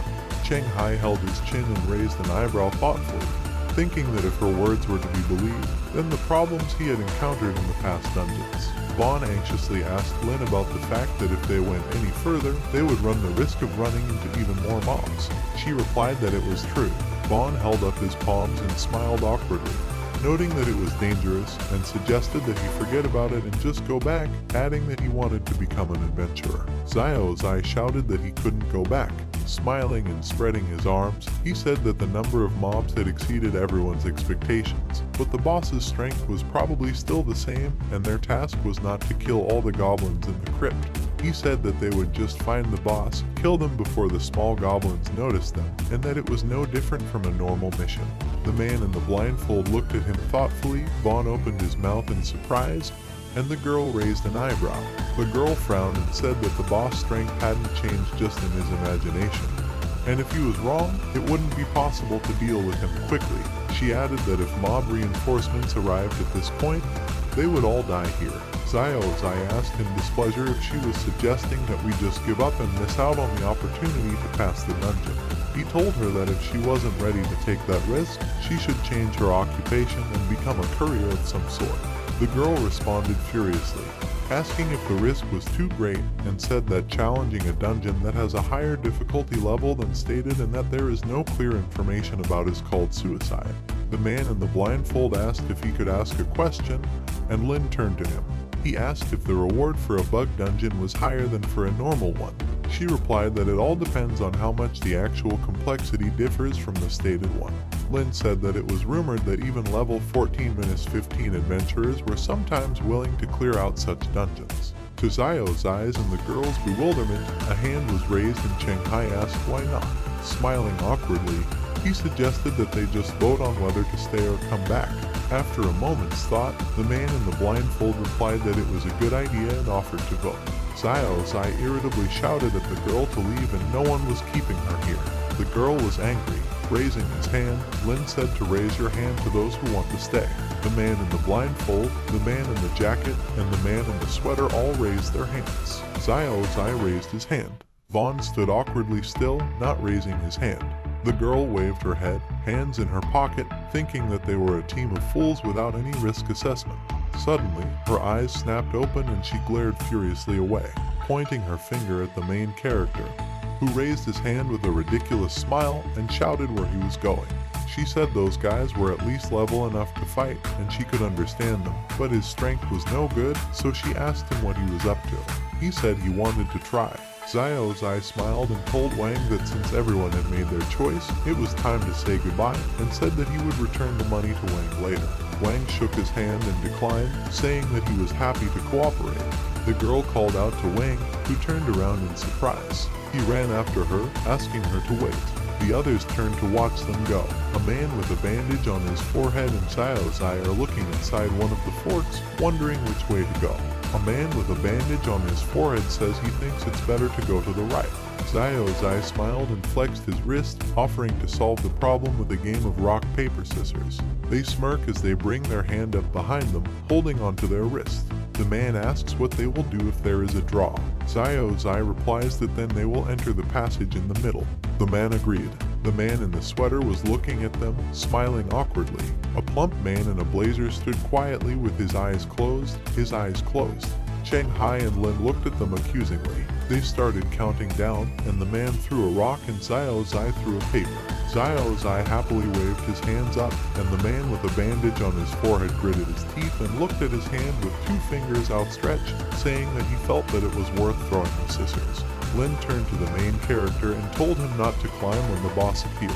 She told him that his job was to get rid of mobs so that they wouldn't interfere with them. Cheng Hai grinned, showing off his biceps, and agreed. A girl in a pink jacket and Van are walking through the forest. Van walks behind her. He called out to her awkwardly, his hand outstretched, and she turned questioningly. Vaughn asked why she didn't like them so much, and if this dungeon was really that dangerous. The girl frowned and asked why he thought she didn't like them. Vaughn smiled as he scratched his head and said that he was a businessman, so he was a good judge of character. The girl pointed her finger at the red title above her head. Her title is a warning of danger. She said that she refused because of the title, and its effect is to tell the owner that danger is ahead. The girl explained that earlier in the crypt, she used it and found that there were 2 entities that pose a mortal danger to her. She remembers standing behind the others and seeing 2 bright red lights ahead. The girl said that when combined with the information that the association member had provided, it could be concluded that this dungeon was an incredibly rare and dangerous 2-boss dungeon, and that it should not be forgotten that it took 3 to 5 adventurers of the same level to complete a single boss. The girl held up her hand. She said that was why they couldn't beat the 2 bosses. Wiping the sweat from his face with a handkerchief, Wang asked why she hadn't told them about this. Closing one eye and raising an eyebrow, the girl replied that if she told them, all the black information merchants would have information about her and her title tomorrow. Turning away, she asked why she had to sacrifice her own interests to keep them alive. She explained that, as their temporary teammate, she tried her best to convince them, and that it wasn't her fault that they decided not to listen to her. Vaughn smiled awkwardly and asked why she had told him about this. The girl replied that she wouldn't hurt him, because he wasn't much of an adventurer and didn't need the money to turn her over to a merchant, and there was simply no one to tell him about him. Van said he understood. She continued walking, but suddenly Vaughn noticed that she hadn't stopped walking. He asked her why she had stopped. The girl stared straight ahead with horror in her eyes. Looking at the green exit of the dungeon, she said that it was impossible to go any further because there were much worse dangers lurking outside. Gao Chengyan's sinister silhouette stands in the darkness, waiting for the adventurers on the other side of the portal. While wielding the tonfa, Xiao Zai blocks the goblin's sword strike above his head and stabs it in the stomach. Xiao Zai is surrounded by a small purple energy that looks like smoke. Lin holds out a glowing yellow hand with a glowing bracelet on its wrist towards Xiao Zai, who is fighting 6 goblins. She closed her eyes, concentrating. The man with the bandage on his forehead and the main character looked at her in surprise. Lin's eyes snapped open. A spiral of fire came out of her hand. She announced, "Second Order Magic Practice Fire Stream." The torrents of flame burned the goblins, who were helplessly raising their hands in the air. Xiao Zai turned around in surprise. As he stared at his hands, surrounded by purple energy, he noticed that the elemental armor Lin had given him was just for this purpose. Gritting his teeth in surprise as he looked at Lin, The man with the patch on his forehead thought that is expected of an adventurer of the association. They were on the same level, but her skills, titles, and equipment were an order of magnitude higher, and her level of preparation for the task was incredible. The burnt goblin falls to the ground. Xiaozai stands untouched, surrounded by goblins lying on the ground. He gave Lin a thumbs up with a smile, complimenting her on her excellent work. Lin exhaled, wiping the sweat from her brow. She adjusted the bracelet and told the man in the blindfold and his team that the next wave of goblins was staying on. They nervously and loudly agreed. A goblin with large gold rings in its ears smiled ominously. Cheng Hai noticed the red dialogue box that appeared in front of him. It says that when an unregistered boss appears, the overall rating of the dungeon will increase. Xiaozai turned around when he saw the enemy approaching. In front of him was a goblin shaman, test level 6. On his head was a large animal skull with horns, and he was leaning on a staff with skulls. Behind the goblin shaman were many goblin warriors. Xiaozai asked if it was the boss, noting that it was slightly different from normal goblins. Gritting his teeth tightly, the man with the patch on his forehead said that maybe not, because he was so small that he was lost in the background of ordinary goblins. Lin tensely opened her eyes wide and left them. They shouted that it wasn't a goblin warrior, but a goblin shaman, and that they should be careful. The adventurers looked at the goblin shaman with their weapons drawn. The goblin shaman grinned. He pointed his staff forward, and the goblin warriors charged. Lin pointed her finger forward tensely and told them to quickly deal with him before the other mobs showed up. She explained that if they didn't finish quickly, they would be in danger. The man wearing a band on his forehead with a gun in his hand and Cheng Hai were both looking ahead intently. The main character agreed. To Lin's left, there was a thud in the cave wall, and a crack appeared in it. The main character turned around in surprise. There's an explosion in the wall, and a huge goblin steps out, swinging his sword at Lin. Lin gritted her teeth in surprise, thinking about when the goblin started using battle strategy. She covered her face with her hands against the huge sword that was coming at her. Lin is crouched on the ground, shivering, his head in his hands in fright. She opened her eyes in surprise and saw Cheng Hai blocking the huge goblin strike with a dark purple bladed sword.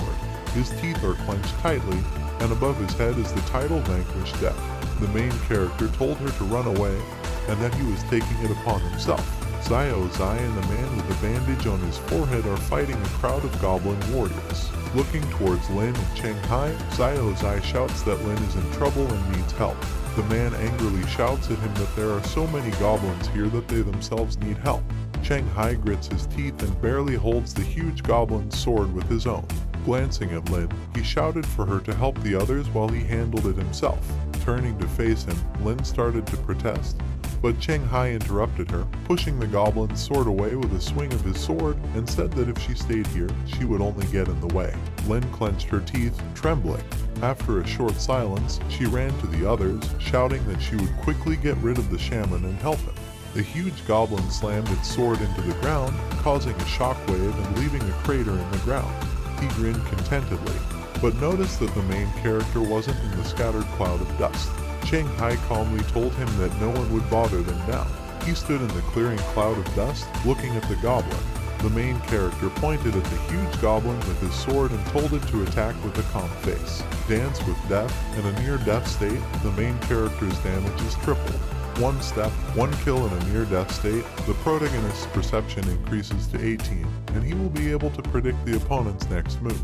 The veins on the goblin's face bulged with anger. He leapt at Cheng Hai with a loud shout, swinging his sword over his head. Cheng Hai slid on the ground between the goblin's legs, a swing of his sword hitting his leg.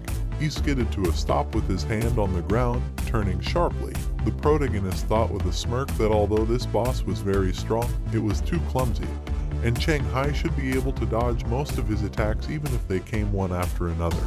The huge goblin looked at the cut on its leg, which was bleeding purple. He turned to the main character, his skin starting to turn red, his eyes glowing red in the shadows, and he was breathing heavily. Cheng Hai looked at him in surprise. Completely flushed, the goblin screamed in rage, the veins on its bald head bulging with anger. In a state of utter insanity, pain tolerance increases, sanity decreases by half, and speed and strength increase. Opening his mouth in surprise, Cheng Hai noticed that he had completely lost his mind. The goblin charged towards the main character, swinging his sword.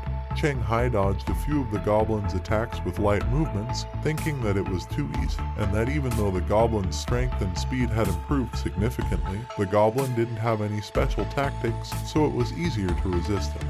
Calmly looking at the sword flying by the side of his face, the protagonist assumed that it was a standard level 5 dungeon boss. He looked ahead indifferently and found it a little annoying.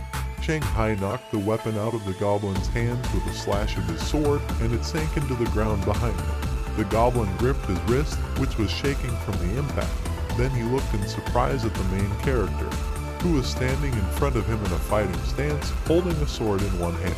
Cheng Hai told him with a grim expression that with his level, he didn't even deserve a warm-up session. Looking at Cheng Hai's purple sword, the goblin was startled and turned green.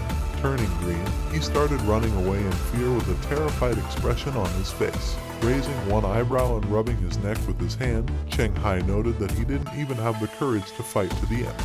Looking after the goblin who was running away through the hole in the wall from which he came, he decided to look at it from a different angle and said that now he wouldn't make false expectations about level 5 dungeons. At the same time, Xiao Zai, a man with a bandage on his forehead, and his companions are fighting a crowd of goblin warriors.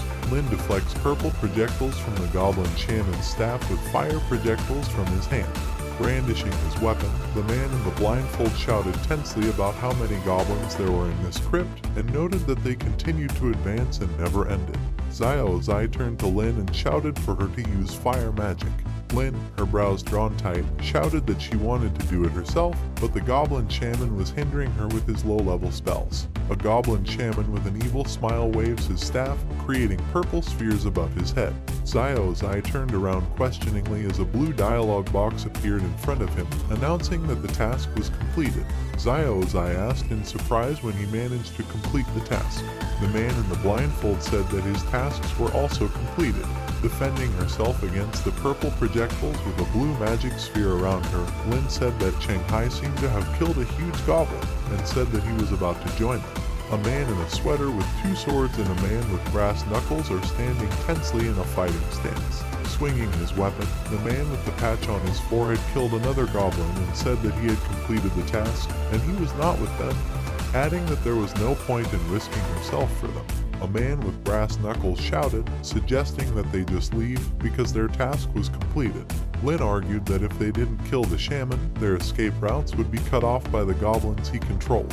Her hand glowed purple. Xiao Zai shouted with a tense face that Lin was right and they could leave now.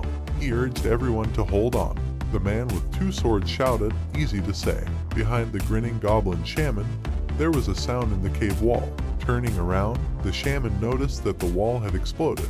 The man with the bandage on his forehead looked surprised. Cheng Hai jumped out of the wall. Lin called out that it was him. The goblin shaman clenched his teeth tightly, and Xiao Zai opened his mouth in surprise. Cheng Hai chopped off the goblin shaman's head with a single swing of his sword and was behind him. The goblin shaman's body and head lie on the ground behind the main character. The goblins looked on in horror and ran away in fear. Cheng Hai wipes the purple blood from his sword. The blindfolded man asked in shock how he managed to handle everything on his own in an abnormal dungeon with 2 bosses. Xiao Zai rubbed his cheek awkwardly with his finger. Shaking off the blood on his sword with a wave of his sword, Cheng Hai began to speak. The adventurers looked at him in surprise. The main character smiled awkwardly, scratching his head, and asked them to keep his secret. Lin pointed out that this made sense because few people would want to miss out on an aspiring star like him, and he really should not show his nose until his level was high enough. Cheng Hai raised his hand and smiled, thanking him for his understanding. He looked into the distance in surprise. A girl in a pink sweatshirt and van emerged from the darkness of the cave. A little earlier, the girl in the pink jacket, looking at the green exit from the dungeon, said that you cannot go out because there is a much deadlier danger outside. Wang asked excitedly. The girl with a frightened face said that there are adventurers who are worse in level and danger for her than the 2 bosses in this dungeon, and that if you go out, they will be finished. Ban asked what they should do. She offered to find the others to convince them to get out together. Vaughn and the pink-shirted girl looked at the adventurers in surprise. The girl asked that they actually killed 2 bosses. The man in the jacket pointed with a smirk at Cheng Hai. who was scratching his head with an awkward smile, and said that it could be said that Cheng Hai had dealt with them himself without any help from them. She wondered how he did it because she was testing him with her skill, and he wasn't a threat to her. Lin asked to wait and crossed her arms in front of her, asking how she knew there were two bosses in the dungeon. She asked if they were just standing there and watching them fight from the sidelines all this time. The girl pointed her finger at the red title above her head and said that it wasn't, and they got to the exit before they met the boss. She said that she learned about it because of her title, explaining that it helps her better recognize any dangers that threaten her, including evil creatures, and so she learned that there are two bosses in this dungeon. Xiao Zai pointed at her with a displeased face and asked why, since she had such a useful skill, she didn't warn them. Frowning, the girl said that she hadn't warned them, but strongly advised them not to continue on their way. Cheng Hai asked her why she came back with a serious face. She replied that someone much stronger than these two was waiting for them at the exit, explaining that it was a high-level adventurer who was hostile, and he blocked the exit. The adventurers paused tensely, looking at her. Lin asked if she was sure that the door was blocked by high-level adventurers, and the girl replied positively. A man with a bandage on his forehead grabbed Xiao Zai by the collar and shouted in his face that the difficulty of the dungeon is higher than the standard, so the adventurer blocked the exit, and this time too much suspicious.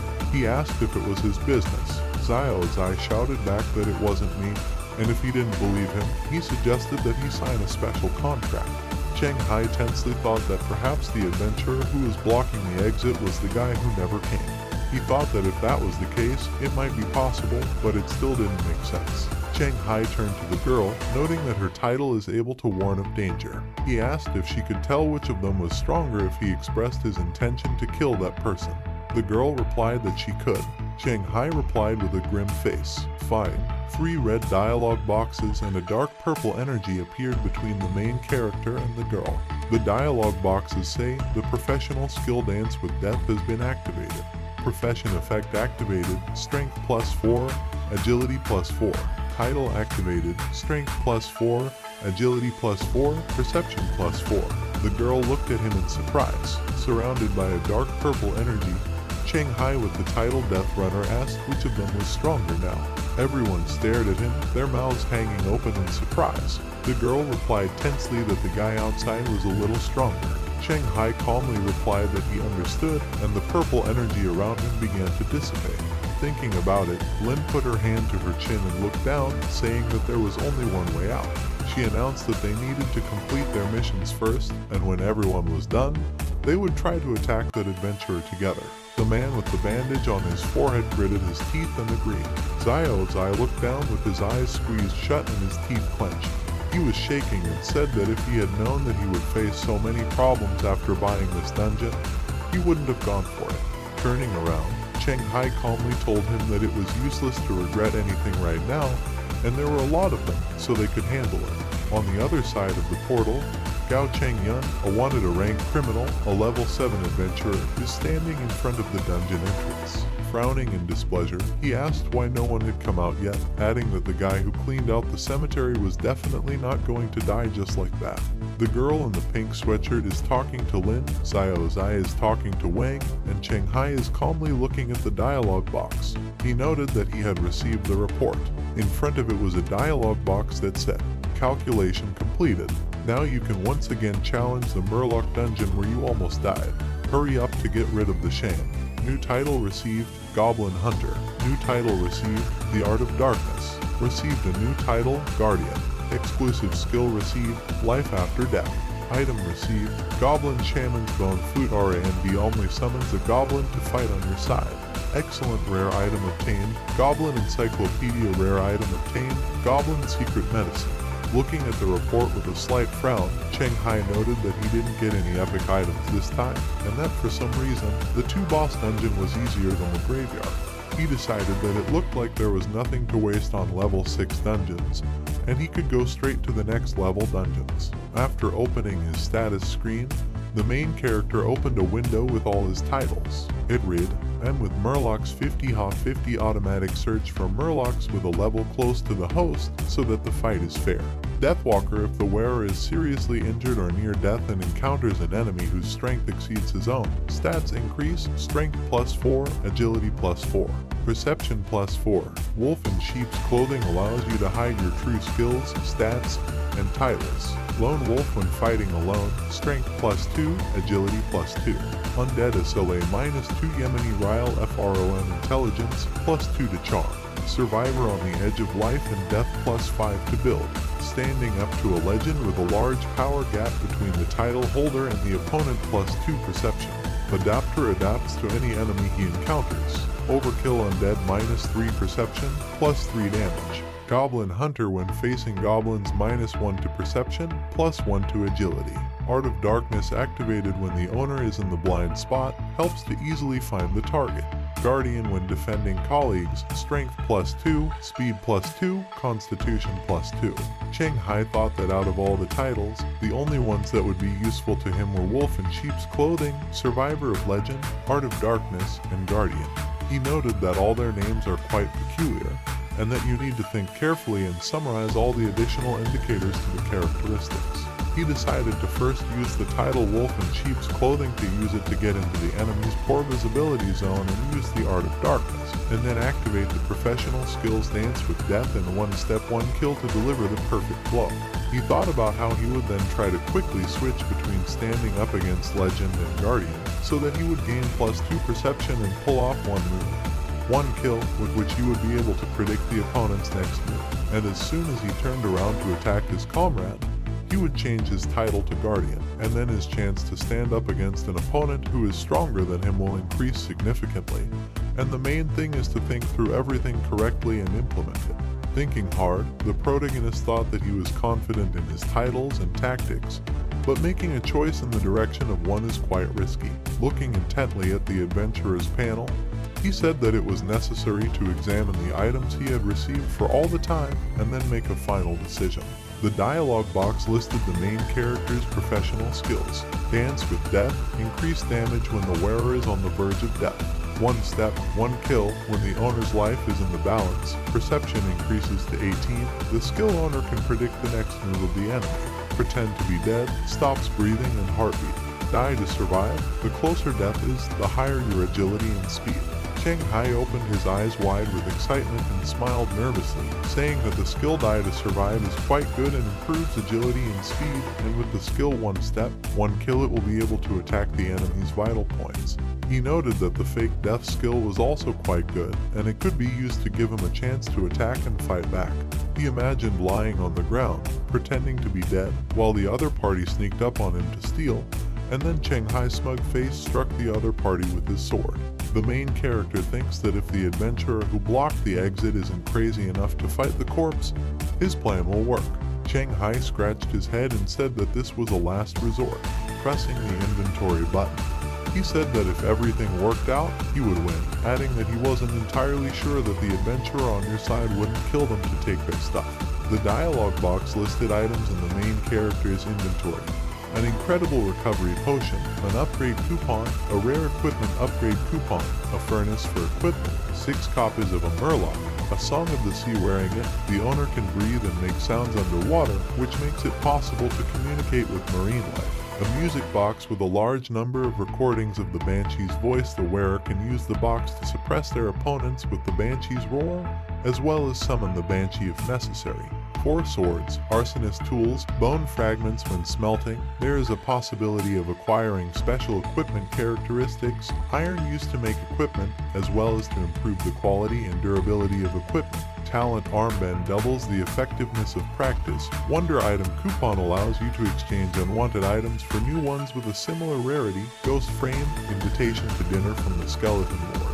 Damage sword, flute of horror will answer the call of the one who uses the flute, but those who call it who are not enough strong often kills in the process. Adventurers below level 10 should be more careful.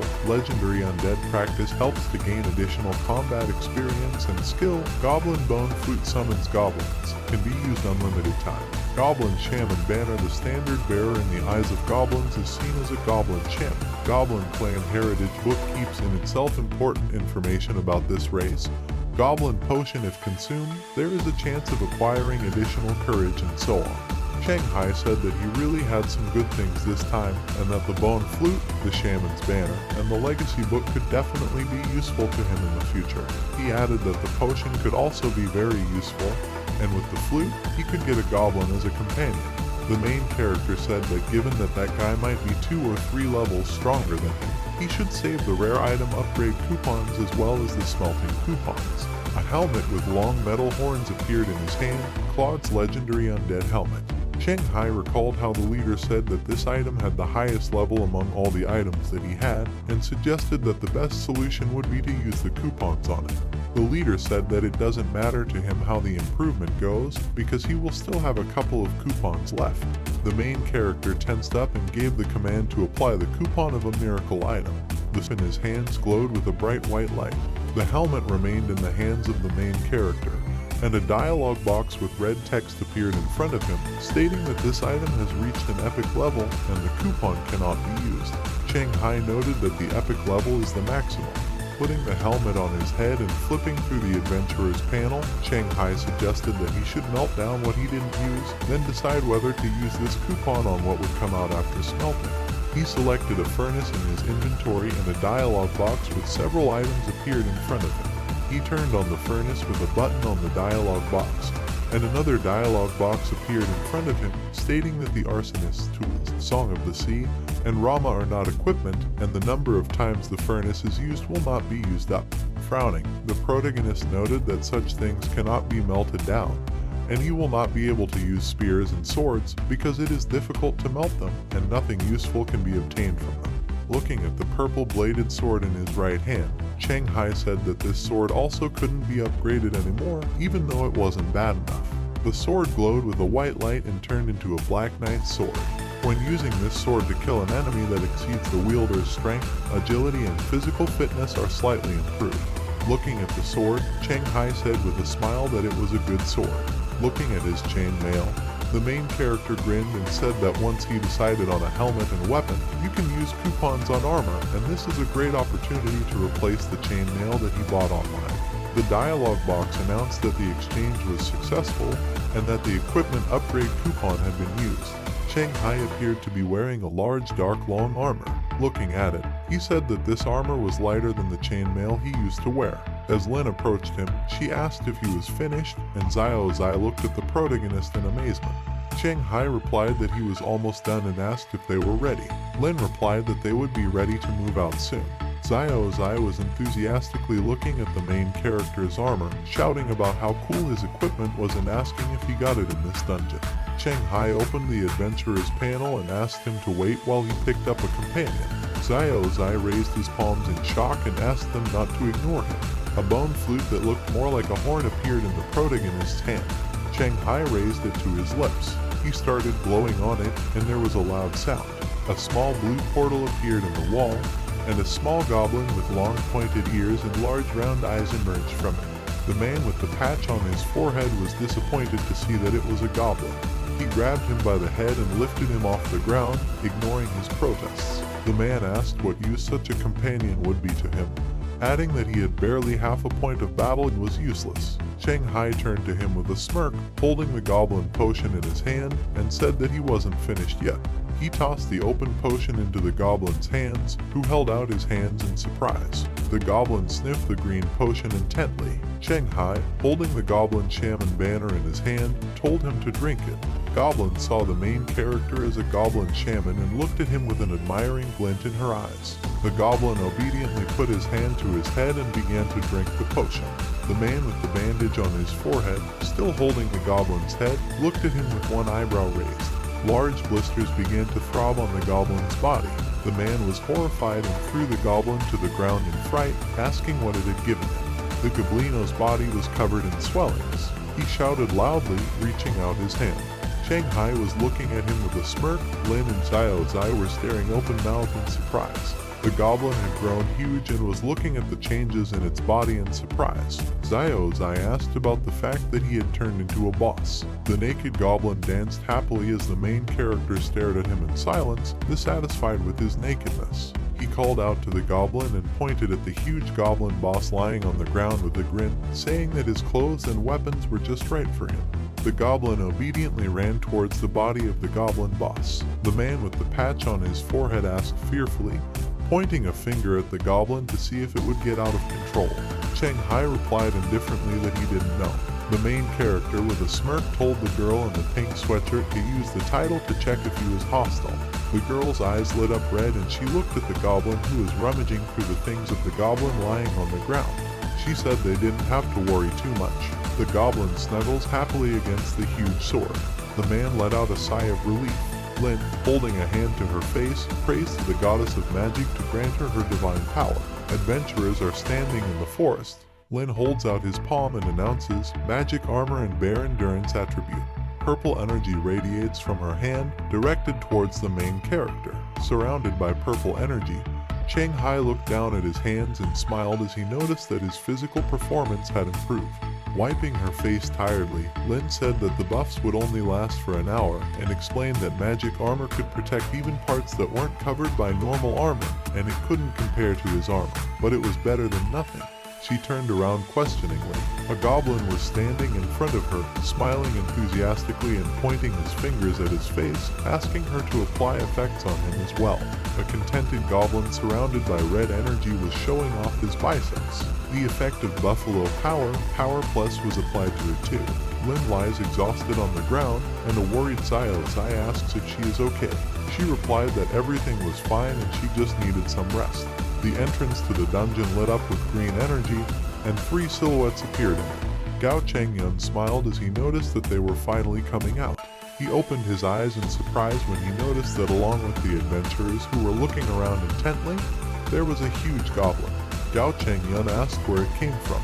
Looking around, Sayosai asked if it wasn't said that someone was blocking the exit and why no one was there. Turning to the girl in the pink sweatshirt, Cheng Hai said that he probably managed it and asked her to check with the title. She agreed. The girl's eyes lit up red and she said that he was hiding behind a tree. Gao Chengyun's silhouette could be seen behind the tree, and there were several traps on the ground in front of him. Oni shouted at them to be careful not to step on the traps they had set. The man in blazers asked in surprise what kind of traps she was talking about. Gao Chengyun clicked his tongue in frustration. As he came out from behind the tree, he asked them if they were still detectives. Adjusting the brim of his cap, he said, "What a pity." Cheng Hai stared at him intently, recognizing him as a vendor from the market. He thought that it made sense because he had told him about the cleared Banshee Forest, and he immediately decided to try his luck in a dishonest way, probably knowing that Cheng Hai was like that. Few people know where he is, and the commander signed a secret agreement with him, and it can't be him. He thought it couldn't be the nurse and asked who it was. Lin stared intently at Gao Chengyun. She recognized him as Gao Chengyun through his disguise. Pointing at him in surprise, she asked if he was Gao Chengyun. The others turned at the sound of her voice. Van, wiping his face with a handkerchief, asked if she knew him. Lin gritted her teeth and said that he was the most wanted criminal in Fujian and Guangzhou. And even though he was only at the 7th level, the number of adventurers who had died at his hands was not in the tens, but in the hundreds, and it was rumored that the reason for his bloodthirstiness wasn't just to get other people's things, but in his desire to have a special title.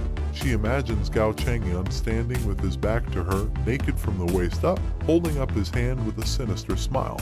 A lot of skeletal hands reach out to him. Lin said that it is believed that he was the one who gave birth to the title Bloodthirsty Killing of People, and his real combat power is quite comparable to that of a level 9 adventurer. Gao Chengyun said that she knew him well and asked if she was a guild member. Above his head, the red title Bloodthirsty Killing of Humans could be seen. His clothes changed to a shirt and a black jacket, the cap disappeared from his head, and his beard turned into a goatee on his chin. The black dialogue boxes in front of it say, "Great secret title removed, camouflage effect removed. Title Bloodthirsty Killing of People active, relationships with people +3, damage to people +3. Lin shouted that he definitely deserved his title. Gao Chengyun grinned ominously and offered to make a deal. Lin stared at him intently in silence. Gao Chengyun pointed his finger at Cheng Hai and said that this guy was staying, and he was letting the others go. The man with the brass knuckles said that he would be fine and wanted to suggest leaving, looking at Lin, who was standing in a fighting stance, holding onto her wrist. Lin yelled at them not to listen to Gao Chengyun, explaining that the guild records show that he liked to let his victims go for hunting. She She asked how he could believe this nonsense and said that once he was done with the main character, he would hunt them down one by one and there was nothing they could do about it. The girl in the pink sweatshirt agreed and said that even though he said that he would let them go, the level of anger did not decrease, which means that he is lying. Gao Changyun's hand that was scratching the back of his head froze in midair. He asked her if she could check that out, too. The main character, standing next to the goblin, said that everything is fine, and he is his goal, and even if he and the goblin die, they will have to cope on their own. Cheng Hai said that they were all in the same boat here, and urged them to have no illusions about it. Cheng Hai glanced back with a threatening look, his gaze glowing red, and said that if any of them were afraid, he would ask them not to detain him. Lin confidently replied that they would help him. The man with the brass knuckles gritted his teeth in surprise. Gao Changyun said with a smirk that they were good guys to die together. Cheng Hai said they would beat him up. Gao Changyun turned his attention to him with a smirk. He thought about how he knew that newbies who dropped an S-rank skill in the first couple of rounds would get too ambitious and consider all their opponents trash. He called up the adventurer panel and thought that this wasn't the case, and it was usually hard for level 1 and S5 adventurers to get a decent title, profession, and equipment. Weapons began to appear in Gao Changyun's hand, and he told the protagonist that at first glance, his armor looked pretty good, and he probably had a lot of equipment in the Banshee Forest and Cemetery, but Gao Changyun's skills were too good for him. A huge scythe appeared in his hands. The main character said that they would look at this again, and rushed to attack along with the goblin, who spoke something in his own language. Gao Changyun held out a palm that glowed white with a sinister grin. A white pulse shot out from her. Glancing at his hand, the protagonist noticed that it had slowed down. The goblin behind him looked upset. Grinning smugly, Gao Changyun swung the scythe at the protagonist and thought that he wasn't just slowing down, and that he was still a long way away from such a weapon. He thought about the fact that after slowing down, he wouldn't be able to adapt to everything happening and his attacks in a timely manner. Cheng Hai calmly noted that he understood what he was thinking. Gao Changyun gritted his teeth in surprise. Cheng Hai stands with the scythe blade in his hand, Claude's image visible behind him. Gao Changyun gritted his teeth. The main character said that if this is all he has, then unfortunately, he will die today. Behind the surprised Gao Changyun, a goblin was swinging his sword at him. Gritting his teeth, he turned around and swore. Dropping his weapon, he jumped away from the goblin's punch. Gao Changyun thought about how he had blocked his combo so easily. Looking at Cheng Hai, who was holding the scythe in his hand by the blade with an indifferent look, he wondered where such strength came from for a novice who had only completed 3 dungeons. Xiao Zai exultantly raised his fist in the air and said that he thought Cheng Hai wasn't that strong, but he disarmed him in the blink of an eye, and added that he felt that he didn't need their help. Lin tightly clenched her teeth and said that Cheng Hai was too strong. Looking at the main character, who was standing with a scythe at the ready, surrounded by dark purple energy, Lin thought that he was probably on the same level as the newbies that the association had recruited, and even clearly stronger right now. Gao Changyun, who was opening the adventurer panel, asked what if he said that he only wanted that geezer with the scythe from him. He stood wrapped in a purple cloak, a wicked smile on his face. This is an invisibility cloak that can make both a person and an inanimate object invisible. Cheng Hai indifferently asked if he was serious. Grinning, he said yes. The protagonist noticed that Gao Changyun had disappeared before his eyes and, opening his eyes wide and gritting his teeth in surprise, assumed that the cloak's effect was invisibility. The goblin looked around, snarling, sword and scythe in hand. Gao Changyun, as he approached the protagonist from behind, thought that he had met an incredibly strong rookie that he could compete with in strength, and he was even ashamed. A sword began to appear in his hand. He thought that even though he had never met such newcomers, he would not become a legend. Gao Changyun thought with a serious face that the protagonist's journey would end here. A curved-bladed sword appeared in his hand, and he mentally asked him not to blame him, thinking that he was giving him a chance, but he chose to die. Gao Changyun charged at the main character's back. A girl in a pink sweatshirt shouted to the main character to be careful, and he still left, but is nearby. Gao Changyun glanced at her with gritted teeth, and the vein on his face bulged with anger. Turning around and swinging his sword, Cheng Hai asked with a threatening expression where he was looking. It struck Gao Changyun's torso, cutting it diagonally, and blood gushed out. Gao Changyun thought about how impossible it was, gritting his teeth. His face twisted in pain. falling to the ground, he asked how he knew where he was. Cheng Hai began to walk slowly towards him, explaining that his perception was 20, and every move he made was assigned to him.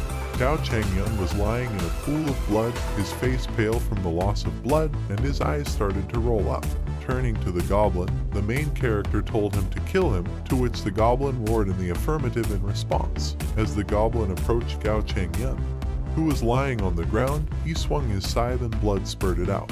Gao Chengyun thought that fate wasn't fair. Taking off his helmet, the protagonist walked towards Lin, who was standing with her hands on her waist. The man with the brass knuckles stared at him, gritting his teeth in horror. Cheng Hai walked over to Lin, smiling. He asked how long it would take to enter data if a person wants to become a member of the association. Lin replied with a slight grin that it was about half a day on weekdays. The main character thought that it seems that the reason why he will be persecuted is because someone leaked information that it was he who cleaned out the cemetery. Cheng Hai held up his hand, smiled awkwardly with one eye closed, and said that the day before yesterday, she had verbally promised to take him to the association, but his details had still not been accepted. He asked if everything would be fine if he suddenly changed his place of residence. She stiffly replied that everything would be fine and the association would always be happy to see him. Skyscraper. The phone on the desk rang. Shang Lai picked up the phone. Cheng Hai on the other end of the call said that he thought about it and decided not to become an adventurer of Yingxiao City. In front of him, an ambulance is loading a body on a stretcher into a car, and Lin is talking to a man in a suit.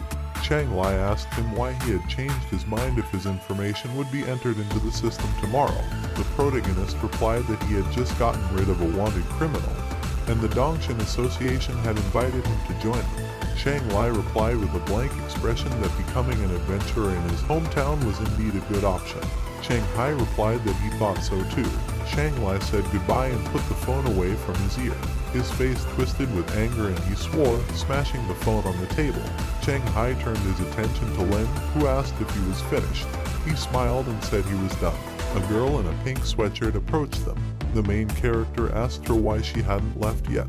She replied that she had also received an invitation from the Dongshan Association, and added that she would buy information about Cheng Hai on the black market later. Cheng Hai smiled and then said that since she was invited, he suddenly wondered how much gold they were offering.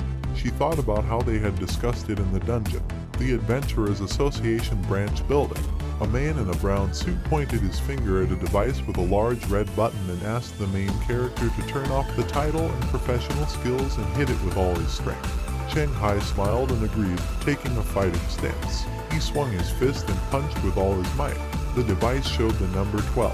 Clenching his fist in the air, Cheng Hai thought about how this was an official tool for testing the basic qualities of an adventurer, and how he had heard that the classes here were cool, so he wouldn't have to go to the gym. The goblin behind him was munching on popcorn, wondering what kind of power he had if Cheng Hai was 12. Lin, a girl in a pink sweatshirt, entered the room and asked the bespectacled man wearing a white suit if they were done with the testing. The man replied that they were almost done, and Cheng Hai's strength and agility were 12. The goblin hit the machine, and Cheng Hai exclaimed enthusiastically that he had 17 points. Lin noticed that Cheng Hai only had 12 points. She thought about how 12 points didn't match up with what he had shown in the dungeon back then, and how she thought he would have a 14 or 15 stat score. Even with this stat, he is equivalent to a level 9 adventurer, which means that his titles make up for the difference in stat points. The girl in the pink jacket, looking at the main character who was arguing with the goblin, thought that the usual professions and titles were definitely not about him, and assumed that he had some secret or combination. Lin called out to Cheng Hai. She showed him the pass and said his details had been uploaded. Cheng Hai looked at the pass in his hands and scratched his head, surprised that it was made so quickly. Lin replied that it was a special case because he had gone through the dungeon alone and defeated the boss. On the pass was a picture of Cheng Hai, his name, Dongshan City, and phone number. Lin held up her index finger and said that adventurers of levels 6-10 clear out similar dungeons about twice a year, after which they get the opportunity to go to a scouting group or a resource gathering team. Given that Cheng Hai's basic stats could still be improved, Lin suggested that they take their time to level up the dungeon for the next 2 years. She told him to just clear out the officially approved dungeons and pay attention to bodywork and combat training. Putting the pass around his neck, Cheng Hai agreed. Lin added with a serious face that sometimes there are requests from the headquarters to join the team, and in this case, you can get a reward for finding criminals and monsters who accidentally entered this world. These rewards will be converted into contribution points, which can be used for title hints, job change certificates, and various items that the association owns. But usually, such requests only come to adventurers from level 9, so it's too early for him to think about it yet. Cheng Hai listened to her with a calm face. He raised his hand and said he had a question. Lin replied that she was listening. The main character asked what the clues were. Lin replied that you can find out what is the probability of getting a new or repeated title, and the effectiveness of hints is proven by the association. She said that to access their information network, Cheng Hai would need to use a pass, and there he would be able to find anything. The main character calmly looked at his pass. Holding up her palm, Lin explained that if he suddenly had items that he didn't need, he could sell them to the association or exchange them for contribution points or a certificate. Cheng Hai replied that he understood. Lin held up her index finger and looked at the goblin with a nervous smile, asking when he was going to fire his charge. The goblins scratched their heads in disbelief. Cheng Hai asked if he could keep it, and explained that the bone flute would summon a random goblin, and he was afraid that he wouldn't be able to summon it again, and he didn't want to lose such a charm. The goblin was actively nodding its head. Lin smiled awkwardly with her index finger raised and said that there was nothing to worry about. And if the goblin didn't die in this world, or if he didn't plan on summoning another goblin, he could always summon it again. The protagonist and the goblin smiled contentedly as they looked at each other. Level 6 Dungeon, Goblin Tribe. Little goblins play ball among the thatched houses. Suddenly, one of them crashes into something. Looking in front of him, he found a huge goblin coming out of a blue portal. They looked at each other in surprise. The portal next to Cheng Hai and Lin closed. Lin walked forward and turned to the main character, calling him to follow her, saying that she would introduce him to her colleagues from Dongshan. Cheng Hai agreed. A guy with short brown hair wearing a yellow sweatshirt with a star on the chest is a candidate for the Adventurer Association in Dongshan City, Liang Jiakun. He introduced himself, shouting awkwardly. The dark-skinned guy told him to remember to drop his sensitivity to the characteristics of adventurers who were stronger than him when they first met, and added that it was ridiculous. His name is Chang Jingchuan, and he is a third-level adventurer, an adventurer of the Dongshan City Association. Liang Jiakun countered that his stats might be higher. The girl in the pink jacket thought that his characteristics were definitely not higher. Cheng Hai turned to the guy with glasses and a white suit and asked if he was also from Dongshan. He calmly replied that he wasn't at full strength, and that he was only at the 8th level, so he couldn't become the leader of the dungeon clearing team yet. His name is Yao Wenjiang, a level 8 adventurer, an adventurer of the Dongshan City Association. The main character smiled and raised an eyebrow, asking if someone else was taking this position, and if he came because he was currently in the dungeon.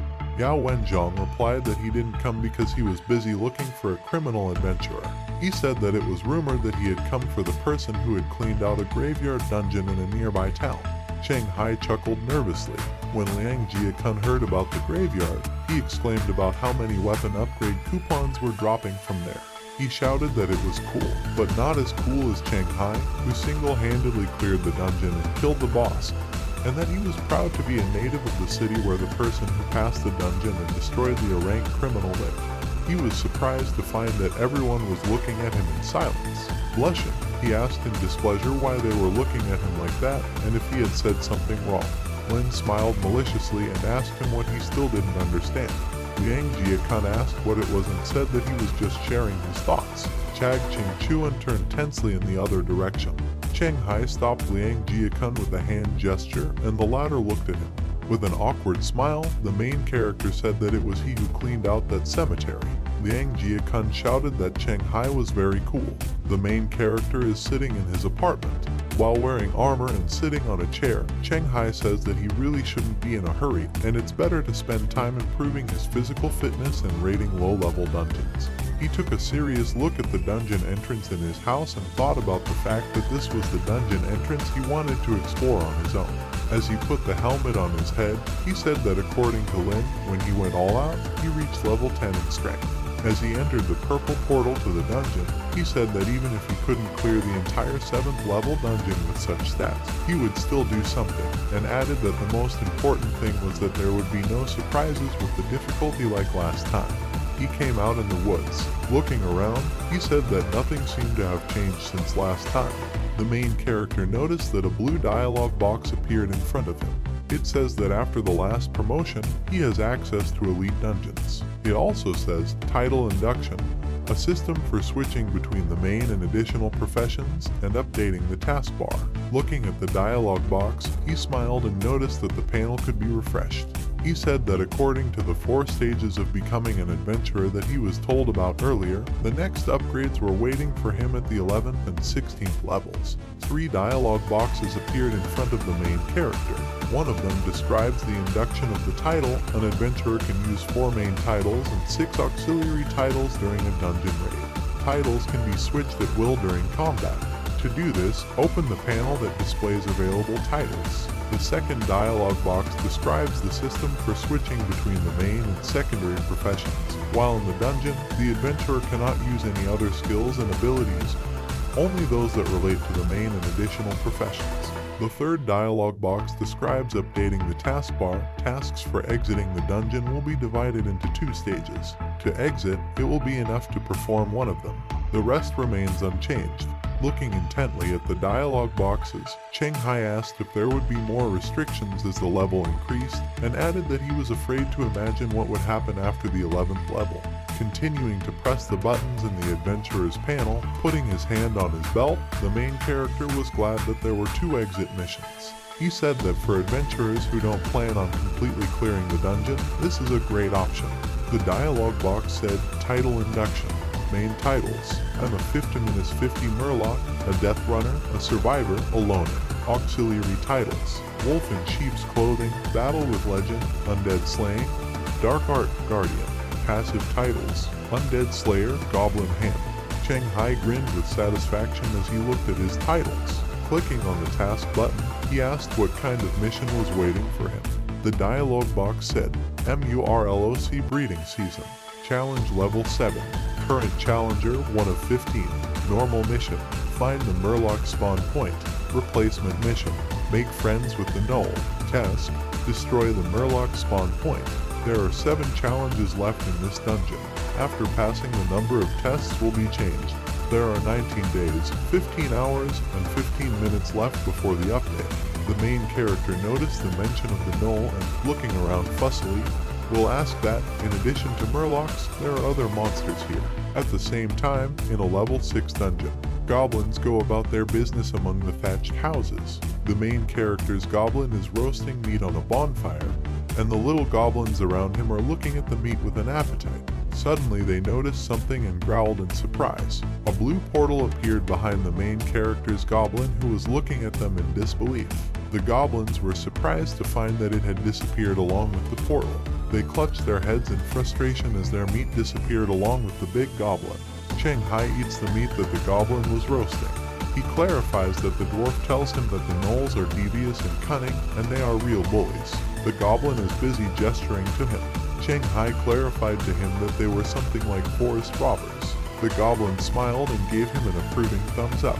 The main character looked down in front of him and thought that before completing the task with the gnolls, he needed to find a spawn point to try out the task, and if it didn't work out, he would try again next time.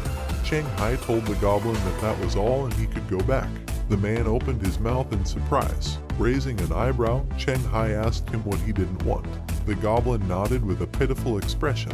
Clearing his throat slightly, Cheng Hai said that he could go with him. The goblin happily clenched his fist in front of him and made a satisfied sound while smiling. They walked down the road and Cheng Hai, meat in hand, told him that the difficulty of this dungeon was slightly higher than level 7 and he needed to be calmer. The goblin growled affirmatively, showing off his biceps. Someone steps behind them. An anthropomorphic creature with the head of a wolf. A gnoll scout looked after them with a spear in his hand and noted that it was a man and a goblin. He assumed they were adventurers. Wang and Cao Huawang, a rich man from Fujian province, lie on their stomachs on massage tables while masseuses give them massages.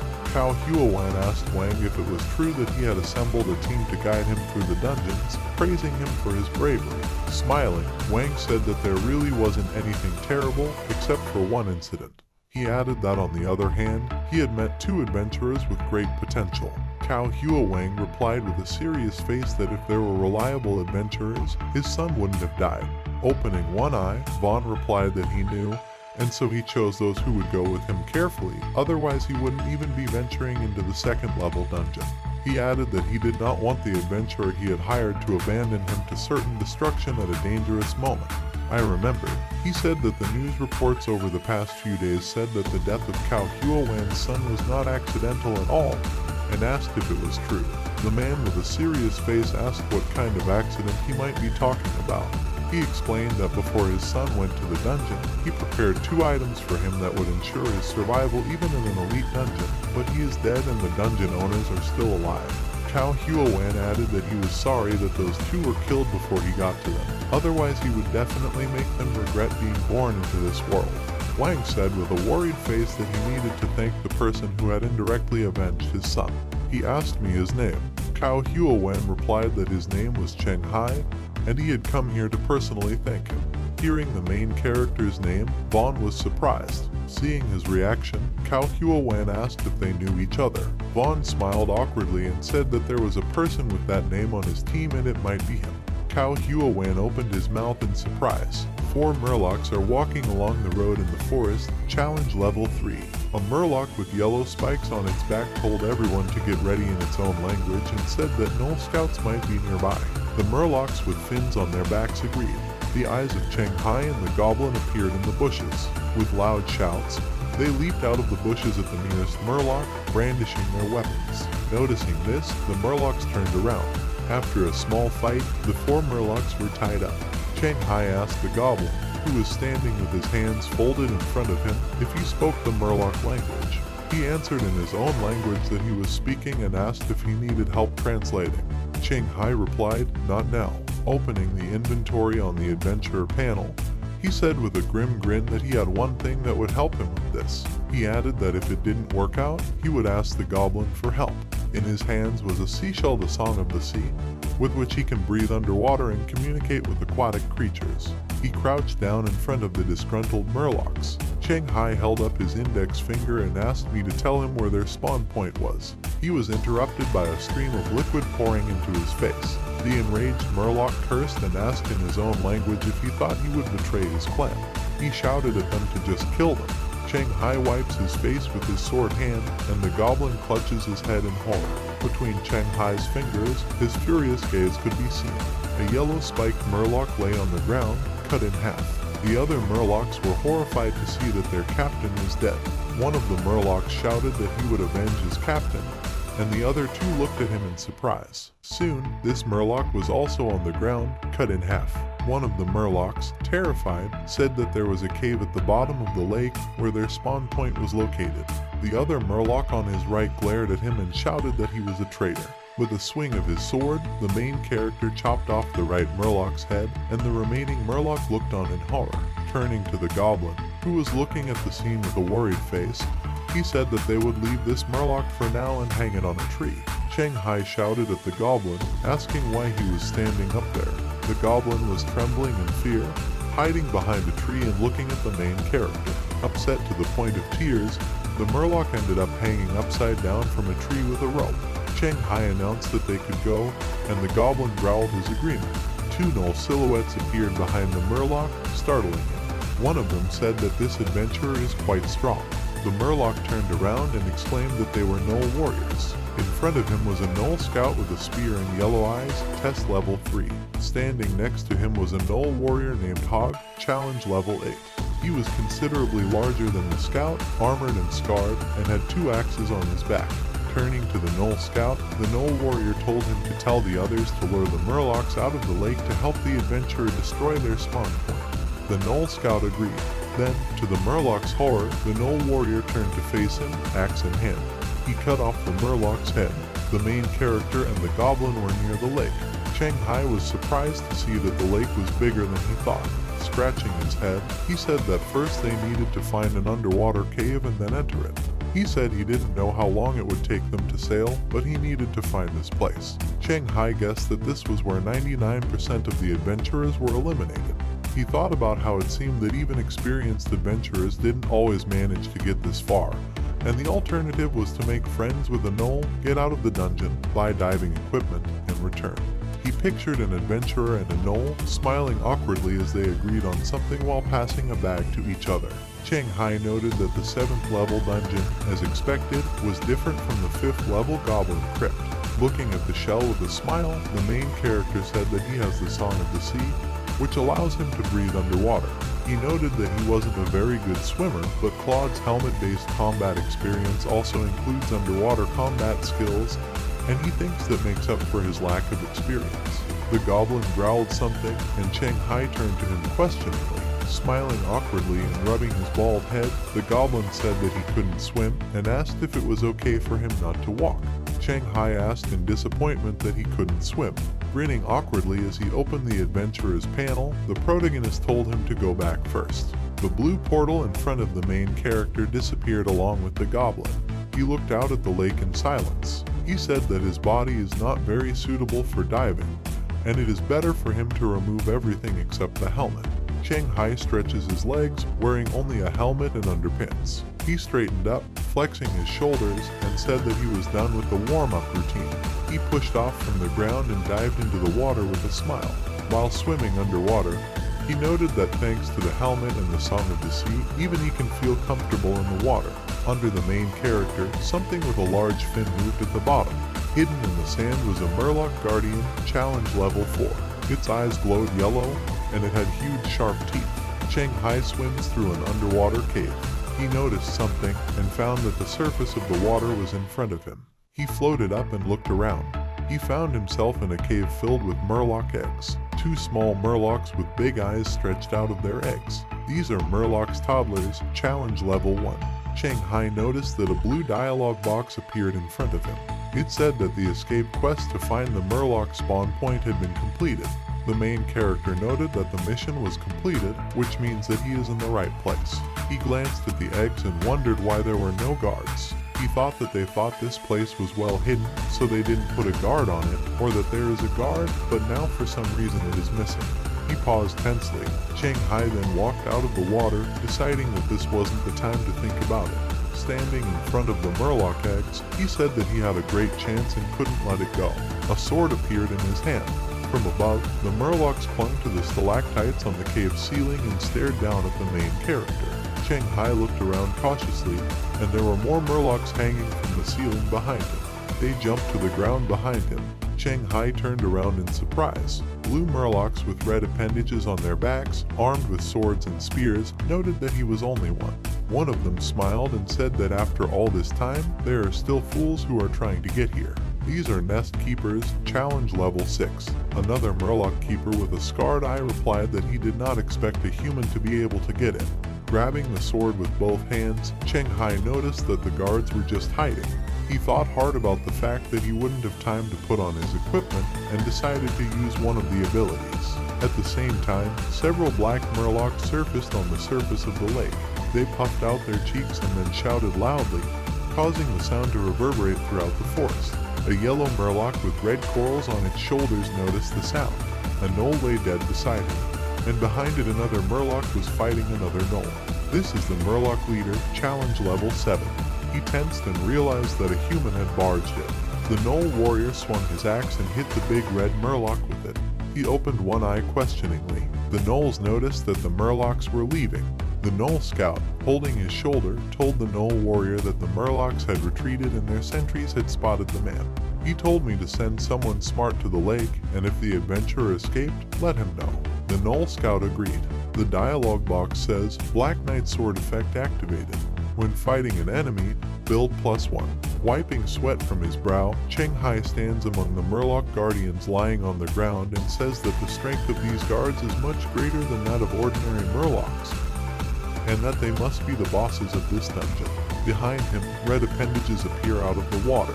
The main character turns around questioningly. and the leader of the Murlocs and several red elite Murlocs come out of the ground. Murloc Boss Boost increases the level and overall strength of Murloc squads by 1 level. The headquarters building, one of the best on the association's list. The person at the board explains that bosses in level 6-10 dungeons can be divided into several categories. In the audience, only Bu Jiaming, Contract Adventurer, Adventurer level 8, title, Flames and Explosions, and Quan Chong, Contract Adventurer, Adventurer level 8, title, Fist Fighter are seated. Bu Jiaming has light gray hair and wears glasses. Quan Chong is wearing a yellow sweatshirt and has red hair tied back in a ponytail. The person at the board explains that the power of some bosses is very mediocre, but he can strengthen his relatives, and it is almost impossible to deal with them alone. Quan Chong begins to stretch loudly, and the veins on the face of the man at the blackboard bulge with anger, and he smiles nervously. Angrily turning around and throwing a marker in his direction, the man shouted that they either miss his classes every time or sit and yawn. He asked if his lectures were that boring. Quan Chong caught the marker in his hand and squeezed it, breaking it. He replied that he was just repeating the same thing, and he would listen as soon as he started lecturing about level 11 dungeons. The man leaned 2 hands on the table and asked if they thought he enjoyed these lectures. He furiously shouted that it wasn't his fault that adventurers weren't able to pass dungeons that far exceeded their level, and asked about how they didn't want to die the first time they met a boss like their acquaintance. He added that he himself does not like to lecture such blockheads. Quan Chong opened his mouth in surprise and asked again about the fact that someone had died. Bu Jiaming calmly said that everyone on the forums was just talking about it, and added that after his death, a series of changes had started in their circles or something. Quan Chong grinned and turned to him, saying that he really didn't know, and asked him to tell him more about it. An elite red Murloc leapt at the main character, and the latter cut him in half with a sword strike. The Murloc leader stands on the sidelines while Cheng Hai fights a crowd of elite red Murlocs. The leader of the Murlocs shouted in their own language to watch out for the newcomer because he is a rare shot and stealth attacks don't work on him. He explained that they needed to attack him all together because he wouldn't be able to fight back from all 4 sides. The Murlocs agreed, covered in wounds all over his body. Cheng Hai glanced at the Murloc leader, gritted his teeth, and asked what was wrong with him because he had killed so many of his fighters, and the Murloc leader was just watching from the sidelines. He guessed that even such strong warriors were just weeds in his eyes that would grow back if they were killed. The dialogue box says, the effect of destroying an enemy with a sword has reached the limit, +2 to dexterity and +3 to constitution. The Murloc leader shouted for them to work harder and exhaust the main character until he was completely exhausted. The elite Murlocs leaping at Cheng Hai from all directions agreed. The Murloc leader thought with an evil grin that they were roughly equal in strength, and was glad that he had come here alone and that ordinary fighters could handle him. He thought that the main character's killing speed was amazing, but when he was exhausted, his warriors would be able to kill him in no time, but now they wouldn't be able to compete in numbers with the gnolls. He pictured silhouettes of gnolls with weapons in their hands and wondered what would happen when they noticed that there were fewer of them. Stepping forward, he said it wasn't important and they should take the risk. Cheng Hai noticed the Murloc leader approaching, armed with a sword. He asked him with a smile if he had finally decided to participate. Over the head of the main character appeared the title, Miraculously Survived. Cheng Hai rushed towards the Murloc leader, shouting that he had been waiting for this moment and calling the adventurer panel. The elite Murlocs watched him go. They shouted to their leader, warning him that Cheng Hai was very strong and he needed to be careful. The Murloc leader swung his sword and said that he knew. Pushing off from the ground, the protagonist leaped forward, swinging his sword in front of him. A small gash appeared on the Murloc's arm, and purple blood gushed out. A large diagonal wound appeared along Cheng Hai's torso, and blood gushed out, and he gritted his teeth.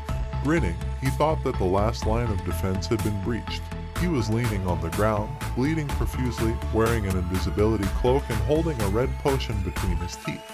Cheng Hai dived under the water, and one of the elite Murlocs called out to their leader.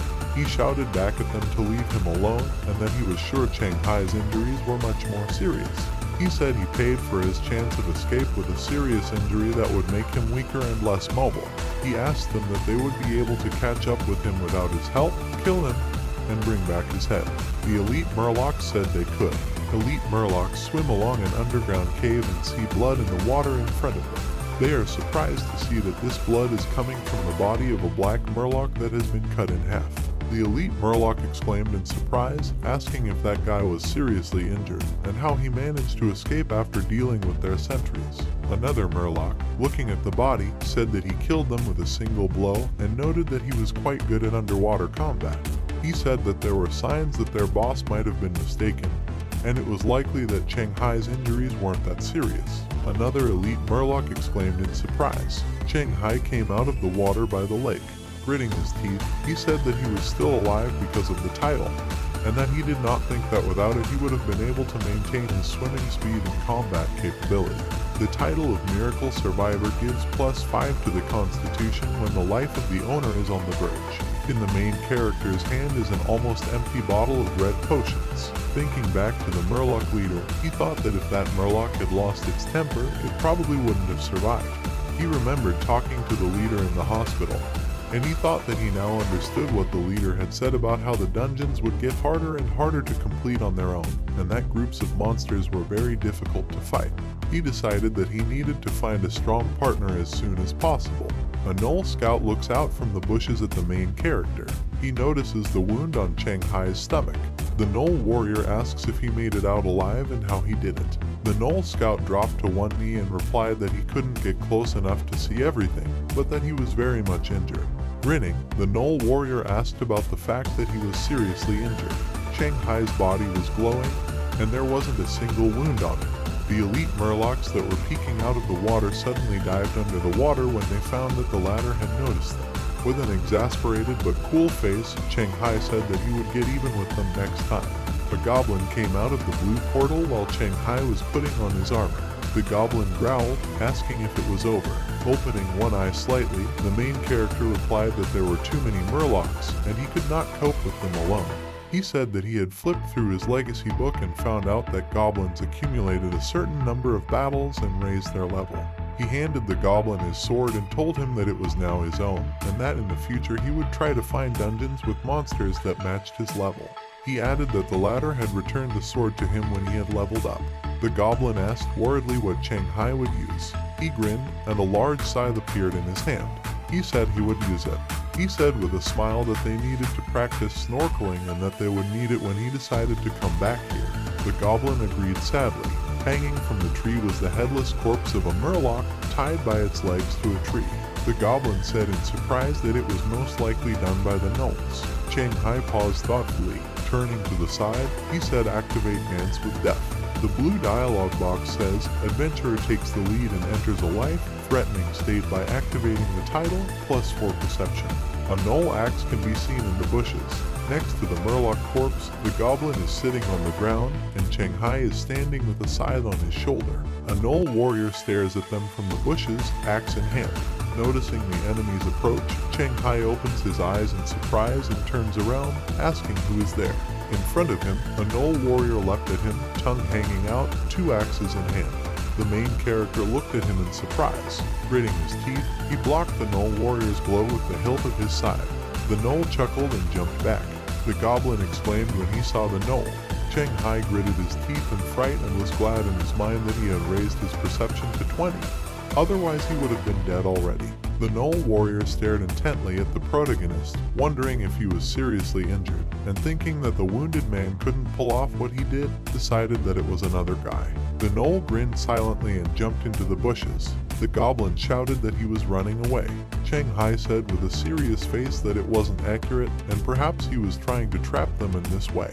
The goblin turned to Cheng Hai, pointing his finger at the bushes, and asked if they would follow him. The main character imagined a situation in which they find themselves surrounded by Gnolls. He says that they will not pursue him, and that they will come back and settle scores with him when they find a strong teammate. Cheng Hai returned to his home through the purple portal. As he took off his helmet, he said that he didn't think level 6-10 dungeons would be so much harder than level 5 dungeons. Looking seriously ahead, He said that it wasn't surprising that from level 6, adventurers were divided into a scouting group and a strategy group because without enough information, the dungeon was simply impossible to pass. He noticed that a blue dialogue box appeared, stating that the task of finding a Murloc spawn site had been found, and the task of making friends with a gnoll had failed. Chang Hai noticed that the mission was completed. The dialogue box reported that a calculation was underway, and the protagonist said that all the last calculations were S-ranked, and that even though he didn't manage to pass the dungeon this time, he had killed a lot of Murlocs and survived the gnoll attack, and he definitely should get something. The dialogue box announced that the calculation was completed. It says that they all know perfectly well that for him, the fact that he managed to get out of the dungeon is a real miracle. His reward is wood and 1 bag of animal feed. After being silent for a while, Chang Hai shouted angrily, asking how they knew about the allergy. He shouted that he was a human and didn't need animal feed. He decided to try it and soon spat it out, saying that it was disgusting. Shang Lai's house. Zhu Chang asks why the association gave such an order, and why Shang Lai then even assured her that Chang Hai was dead.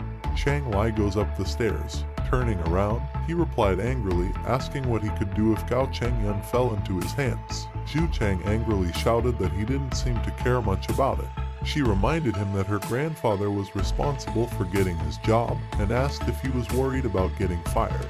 Shang Lai pursed his lips, taking out a red phone. She said that she had underestimated him, and that if she had known earlier, she would not have given up the resources that her grandfather left behind. Shang Lai asked her what she was doing while she was making a phone call.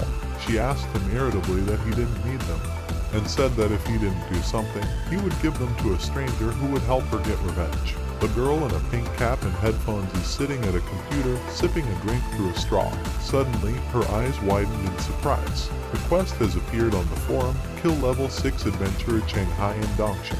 The performer will receive an epic resource from legendary adventurer Zhu Jianming. Overnight, Jim, coach and counts while doing push-ups on his fingers while a red-haired girl sits on top of him, looking at her phone.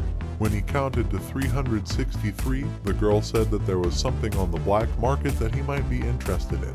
While doing one-handed push-ups, he told her to talk. Flipping through the forum, she said that someone was offering a relic of a legendary adventurer as a reward for a mission to Dongshan. Coach and paused for a moment. Turning around, he asked who Zhu Mao had offended again. The girl replied with a smile that it wasn't Zhu Mao, but it was also an acquaintance of theirs. The phone rang. A sleepy Chang Hai picks up the phone, wiping his eyes with his hand. The nurse shouts at him worriedly that he has become a target. Yawning, the protagonist asked if he had told her about it, and said that he had already settled everything. He shouted that this time was different, and someone offered a high price for his life on the black market. Chang Hai's eyes opened wide in surprise. The nurse said it was really serious and the price was exorbitant. She added that even her brother said that if he hadn't saved her then, he would have done it himself. Leaning on his knees, he asked me to tell him exactly what had happened. A forum post says, kill a level 6 adventurer Chang Hai in Dongshan. The performer will receive an epic resource from legendary adventurer Zhu Jianming. Goal information, pass the 4th level dungeon Banshee Forest and the 5th level dungeon Graveyard. Got rid of the rank criminal who was killing other adventurers. Lives on 10 High Road, Block 5, Apartment 404.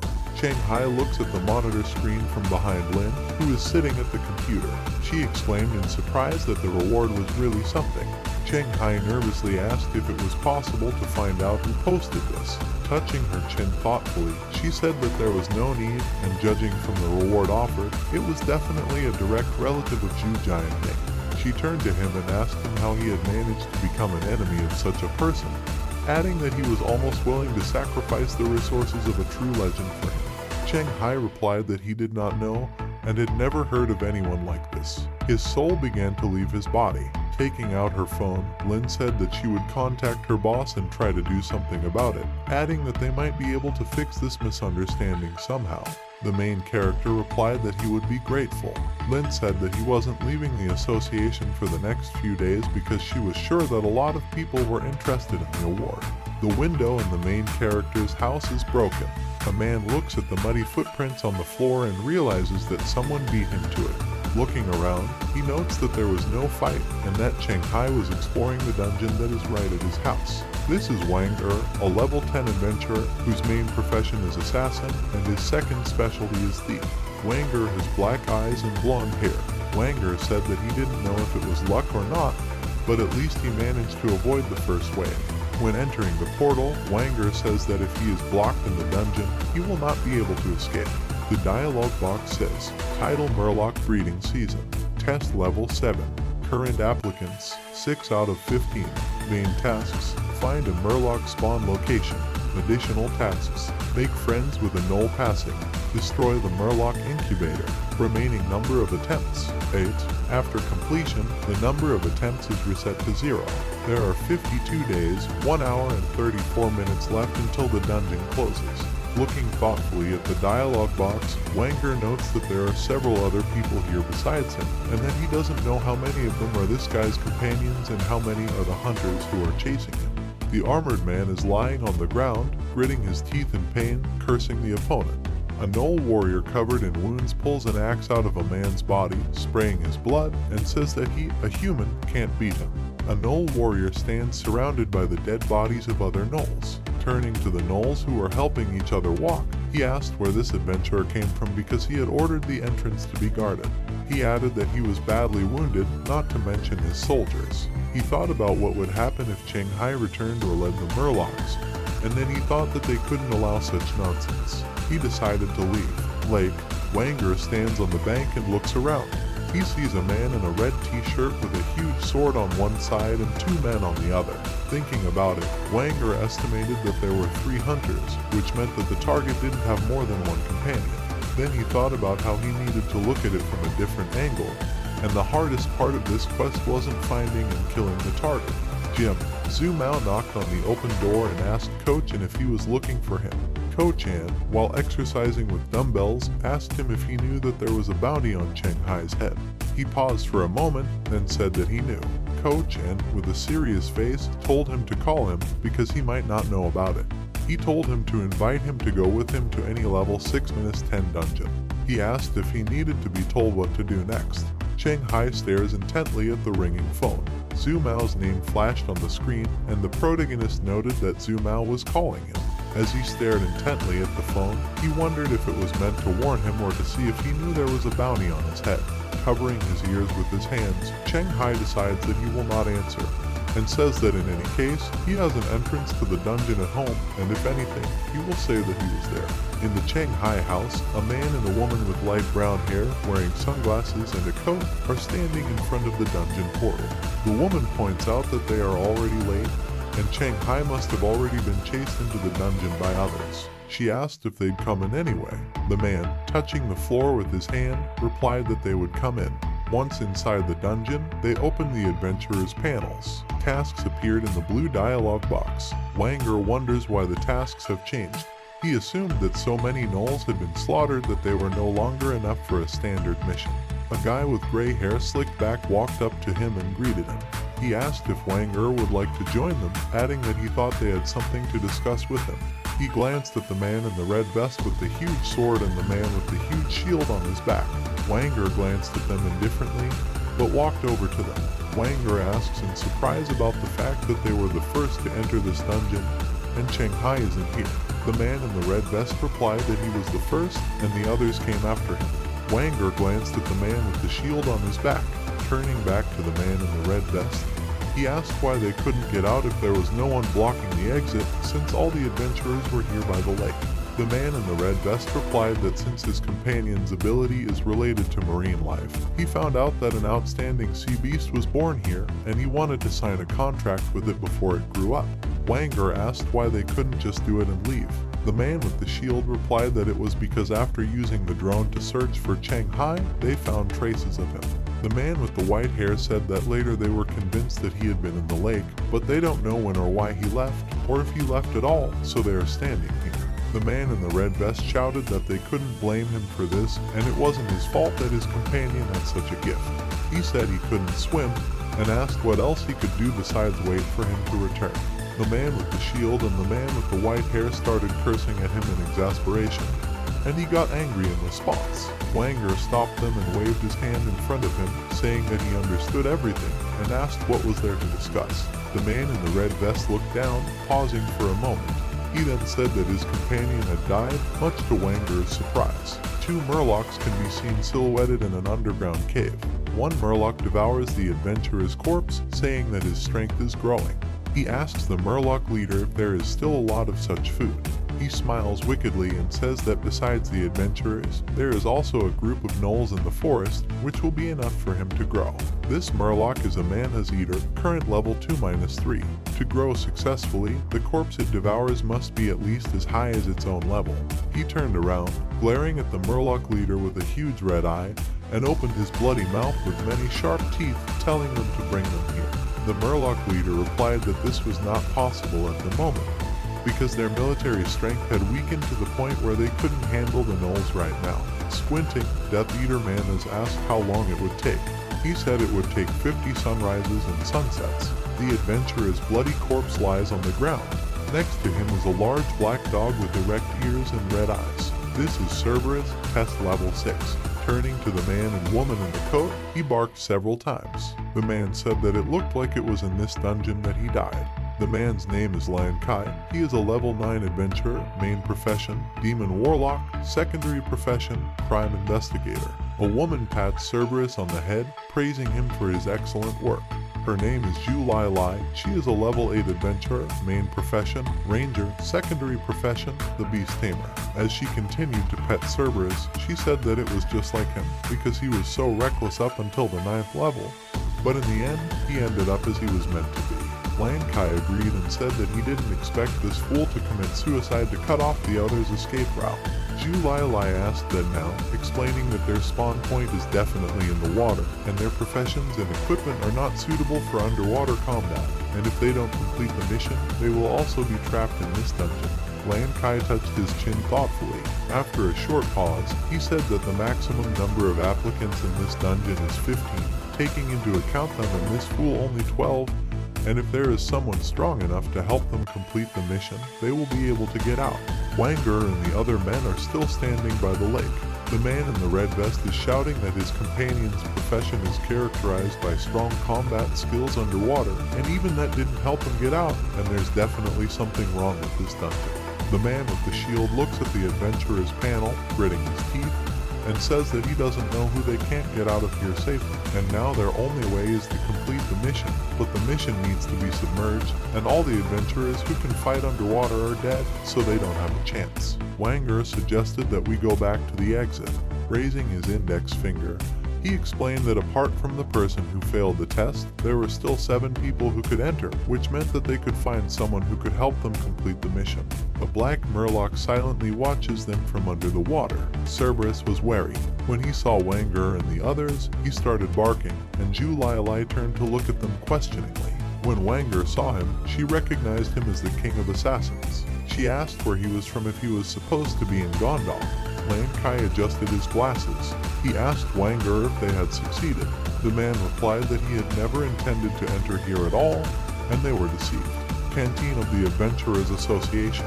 Lan Jiakun raises his fist and shouts gleefully to the protagonist that this is the first time he's ever heard of epic items being offered for the head of a level 6 adventurer. As he chewed on the food and held a bowl and chopsticks in his hands, he replied that it wasn't something to be proud of. Frowning, he said that no matter how you look at it, it's strange that the reward is exactly like this, and it's also public. He asked me how the ad came to be in the first place. Lan Jiakun frowned and pressed his index finger on his forehead, saying that Cheng Hai was right, and it was strange even if the laws for adventurers and ordinary people were different. But this was the first time he had ever seen a reward offered for an official member of the association.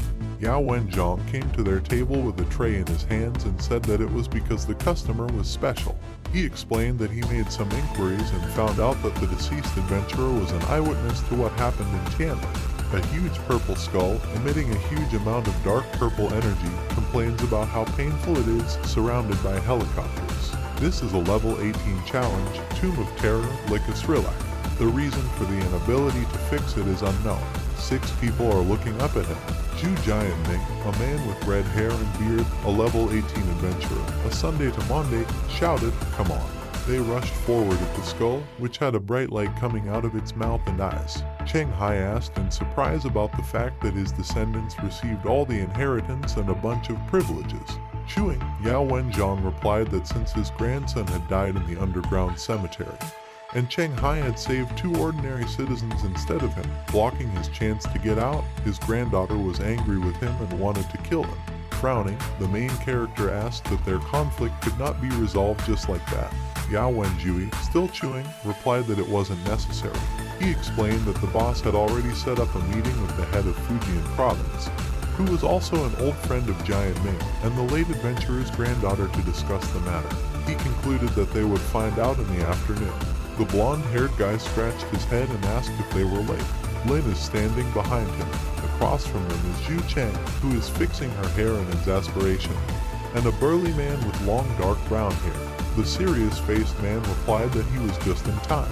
His name is Wang Chuan, and he is the person in charge of dungeons in Fujian province, a level 18 adventurer, a mage slayer. The blonde-haired guy's name is Jiang Renjun, and he's the entrance manager of the Dongshan City Adventurers Association, a level 14 adventurer, a legendary candidate. Jiang Renjun chuckled confidently, removing his hand from the back of his head. The main character's house. A guy in a green jacket, falling to the floor in front of the dungeon entrance, shouts about why he can't enter. He irritably asks why they entered without problems, and when it was his turn, the problem started. Adventurers are standing near the exit of the dungeon and discussing something. Straight yellow hair guy, Zhang Jiazing, level 8 adventurer, main profession. The magic archer shouts, asking that there is no Cheng Hai in the dungeon, and that you will have to dive to complete the mission. The man with the shield told him that it wasn't necessary to do this in the first place, but Shenmue had messed up everything, and as a result, the mission wouldn't be over without this dive, and they wouldn't be able to get out. Adjusting his glasses, Lane Kai said that the supplies in the forest would definitely not last for long. A voice in the crowd shouted, asking what they should do and whether they would have to fight for supplies. Another asked if anyone had water and food in their inventory, adding that they would pay. The plump man stood silently by the tree, adjusting his mustache with a smug grin. His name is Kaio Mo. He is a level 8 adventurer, and his main profession is a werewolf. It can take the form of a 6th level fishman.